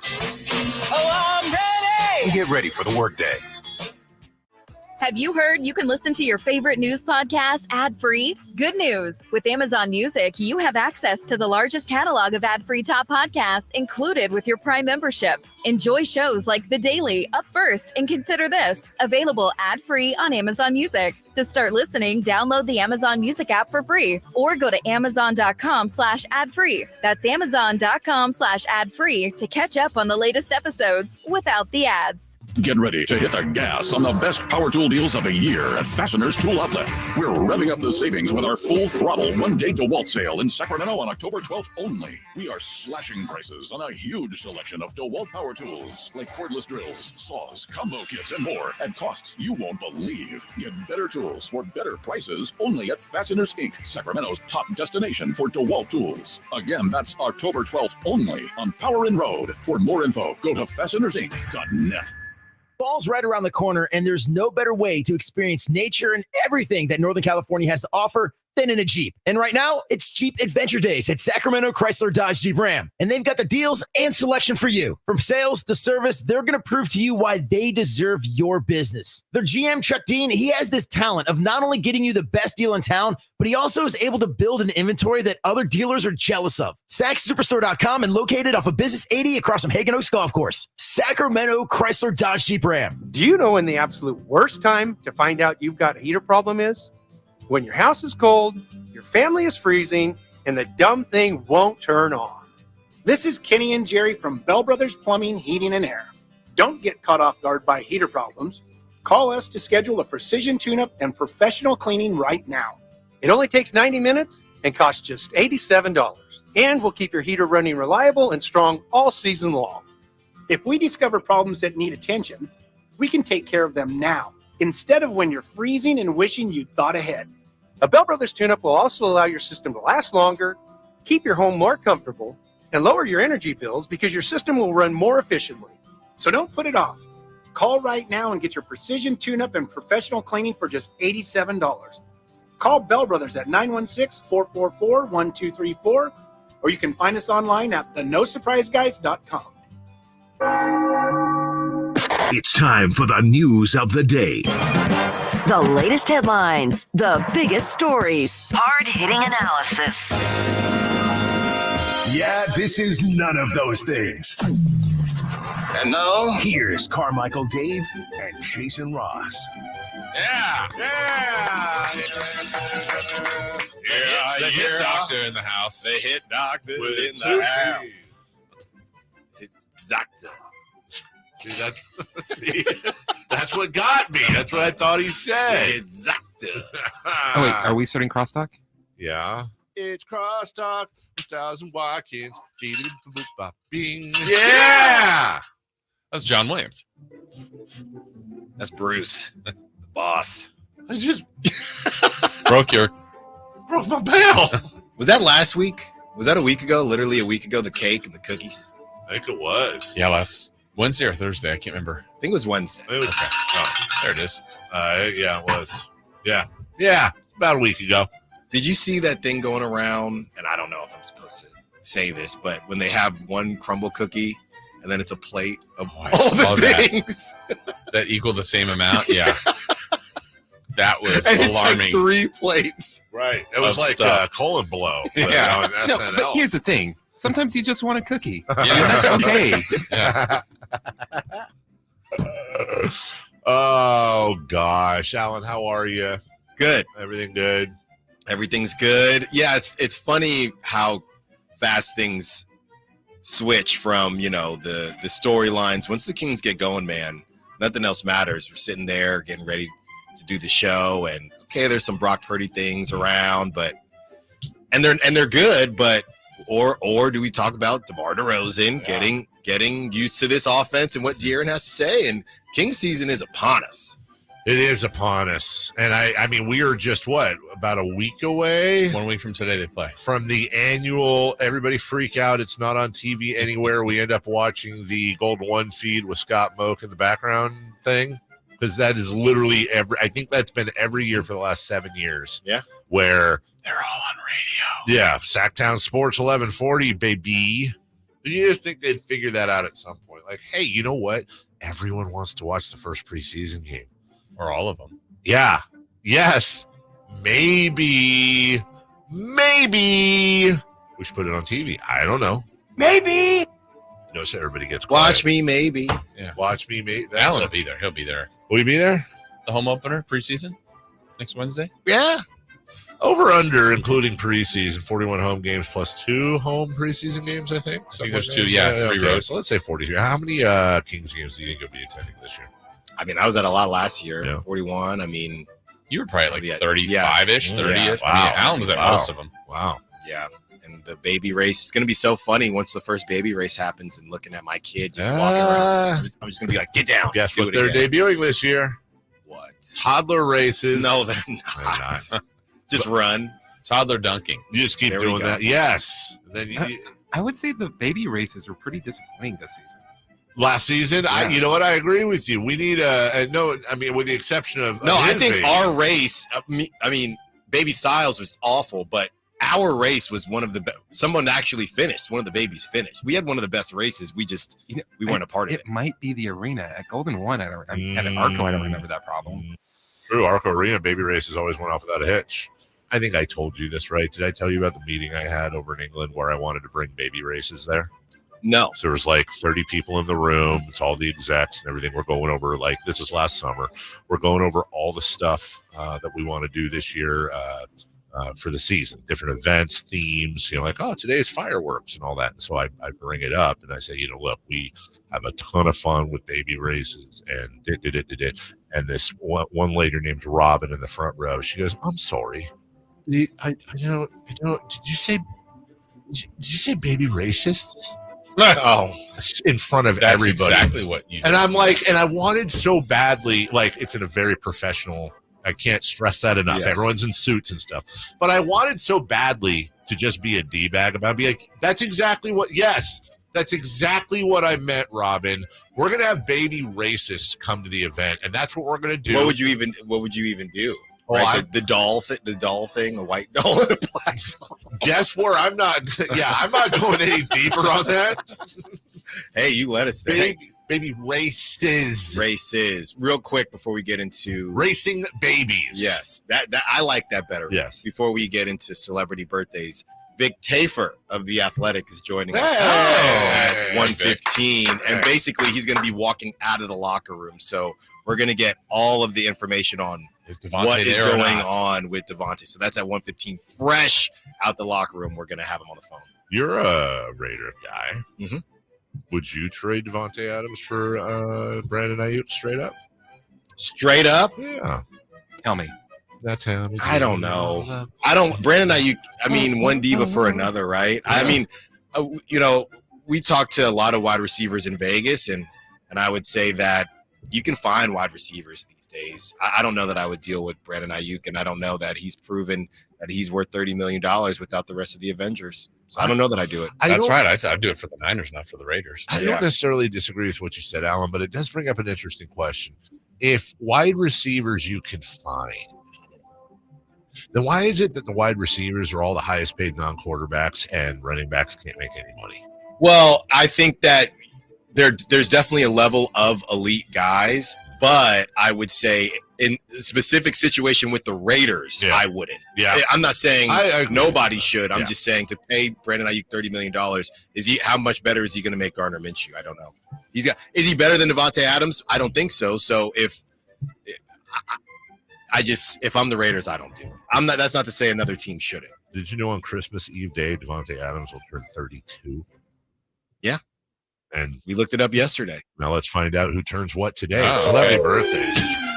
Brought to you by Cookies. Nothing says birthdays and being together. Crumble cookies. You'd have to have 9 birthdays to equal just one crumble cookie. Jason Ross. On this date, in what year? And I know Chris is going to know the answer, so I'll start with you two first. Was the movie Mighty Ducks? Ooh. Oh, I feel like we did this, or me and Chris talked about it. I remember it not matching up with what I thought in my mind. It's either 94 or 92. I think it's 94. I'm going to say 93. Chris? I think it's 92. My dad took me and my cousin Lizzie to see Mighty Ducks. That is correct. Oh! At the State Theater in South Sac. How about the TV show Scrubs? Oh. Which I saw a couple times. Pretty funny. I never watched it, though. I didn't either. Two guys, right? Yeah. Yeah. The guy and the other guy. Yeah. And now they're in the Verizon or T-Mobile commercials. Yeah. Was that the like a spoof, right? Or a slapstick? You make the baby racists choose between the two of them. Yeah. Yes. No. Wait. I don't know what to do. Scrubs. On this day in 1998. 99. Debut on NBC. 2001. We have a correct answer, and it's Christopher Law, 2001. All right. Can we just leave him out of TV? Yeah. Happy birthday today to Sting. Oh, Sting. This one's going to hurt. Why do they call him Sting? Chris. I'll answer that tomorrow. Sting is 72. 70 on the nose. 74. We have a tie, 73. Oh, so close. Happy birthday, Kelly Ripa. Kelly Ripa is 58. 60 on the nose. She is 54. Why is just the nose 50? We have a correct answer. It's Christopher Law, 54. All Kelly Ripa right. knowledge. Happy birthday, Tyson Chandler. Tyson Chandler's 36. No. Tyson Chandler's 38. 35. Alan's closest, 42. Why did you throw in a sports one? And the last one, Joe Ingles. It's pronounced Joe Ingles. Joe Ingles. Good eye. Joe Ingles is all 37. No. 36. 35. We have a correct answer. Carmichael Dave, 37. That's a great way to end the program. Thanks to everybody who joined us. Davantae Adams, Kings stuff, football, and more coming up with Styles and stuff. The weather, Chris Watkins. Our hearts and thoughts and prayers with him right here on this series, right here on Sacktown Sports. Bye now. Trying to find out where to catch your favorite team's games? Are you a fan of the Kings, Niners, and the NFL? Well, Sacktown Sports has you covered. San Francisco!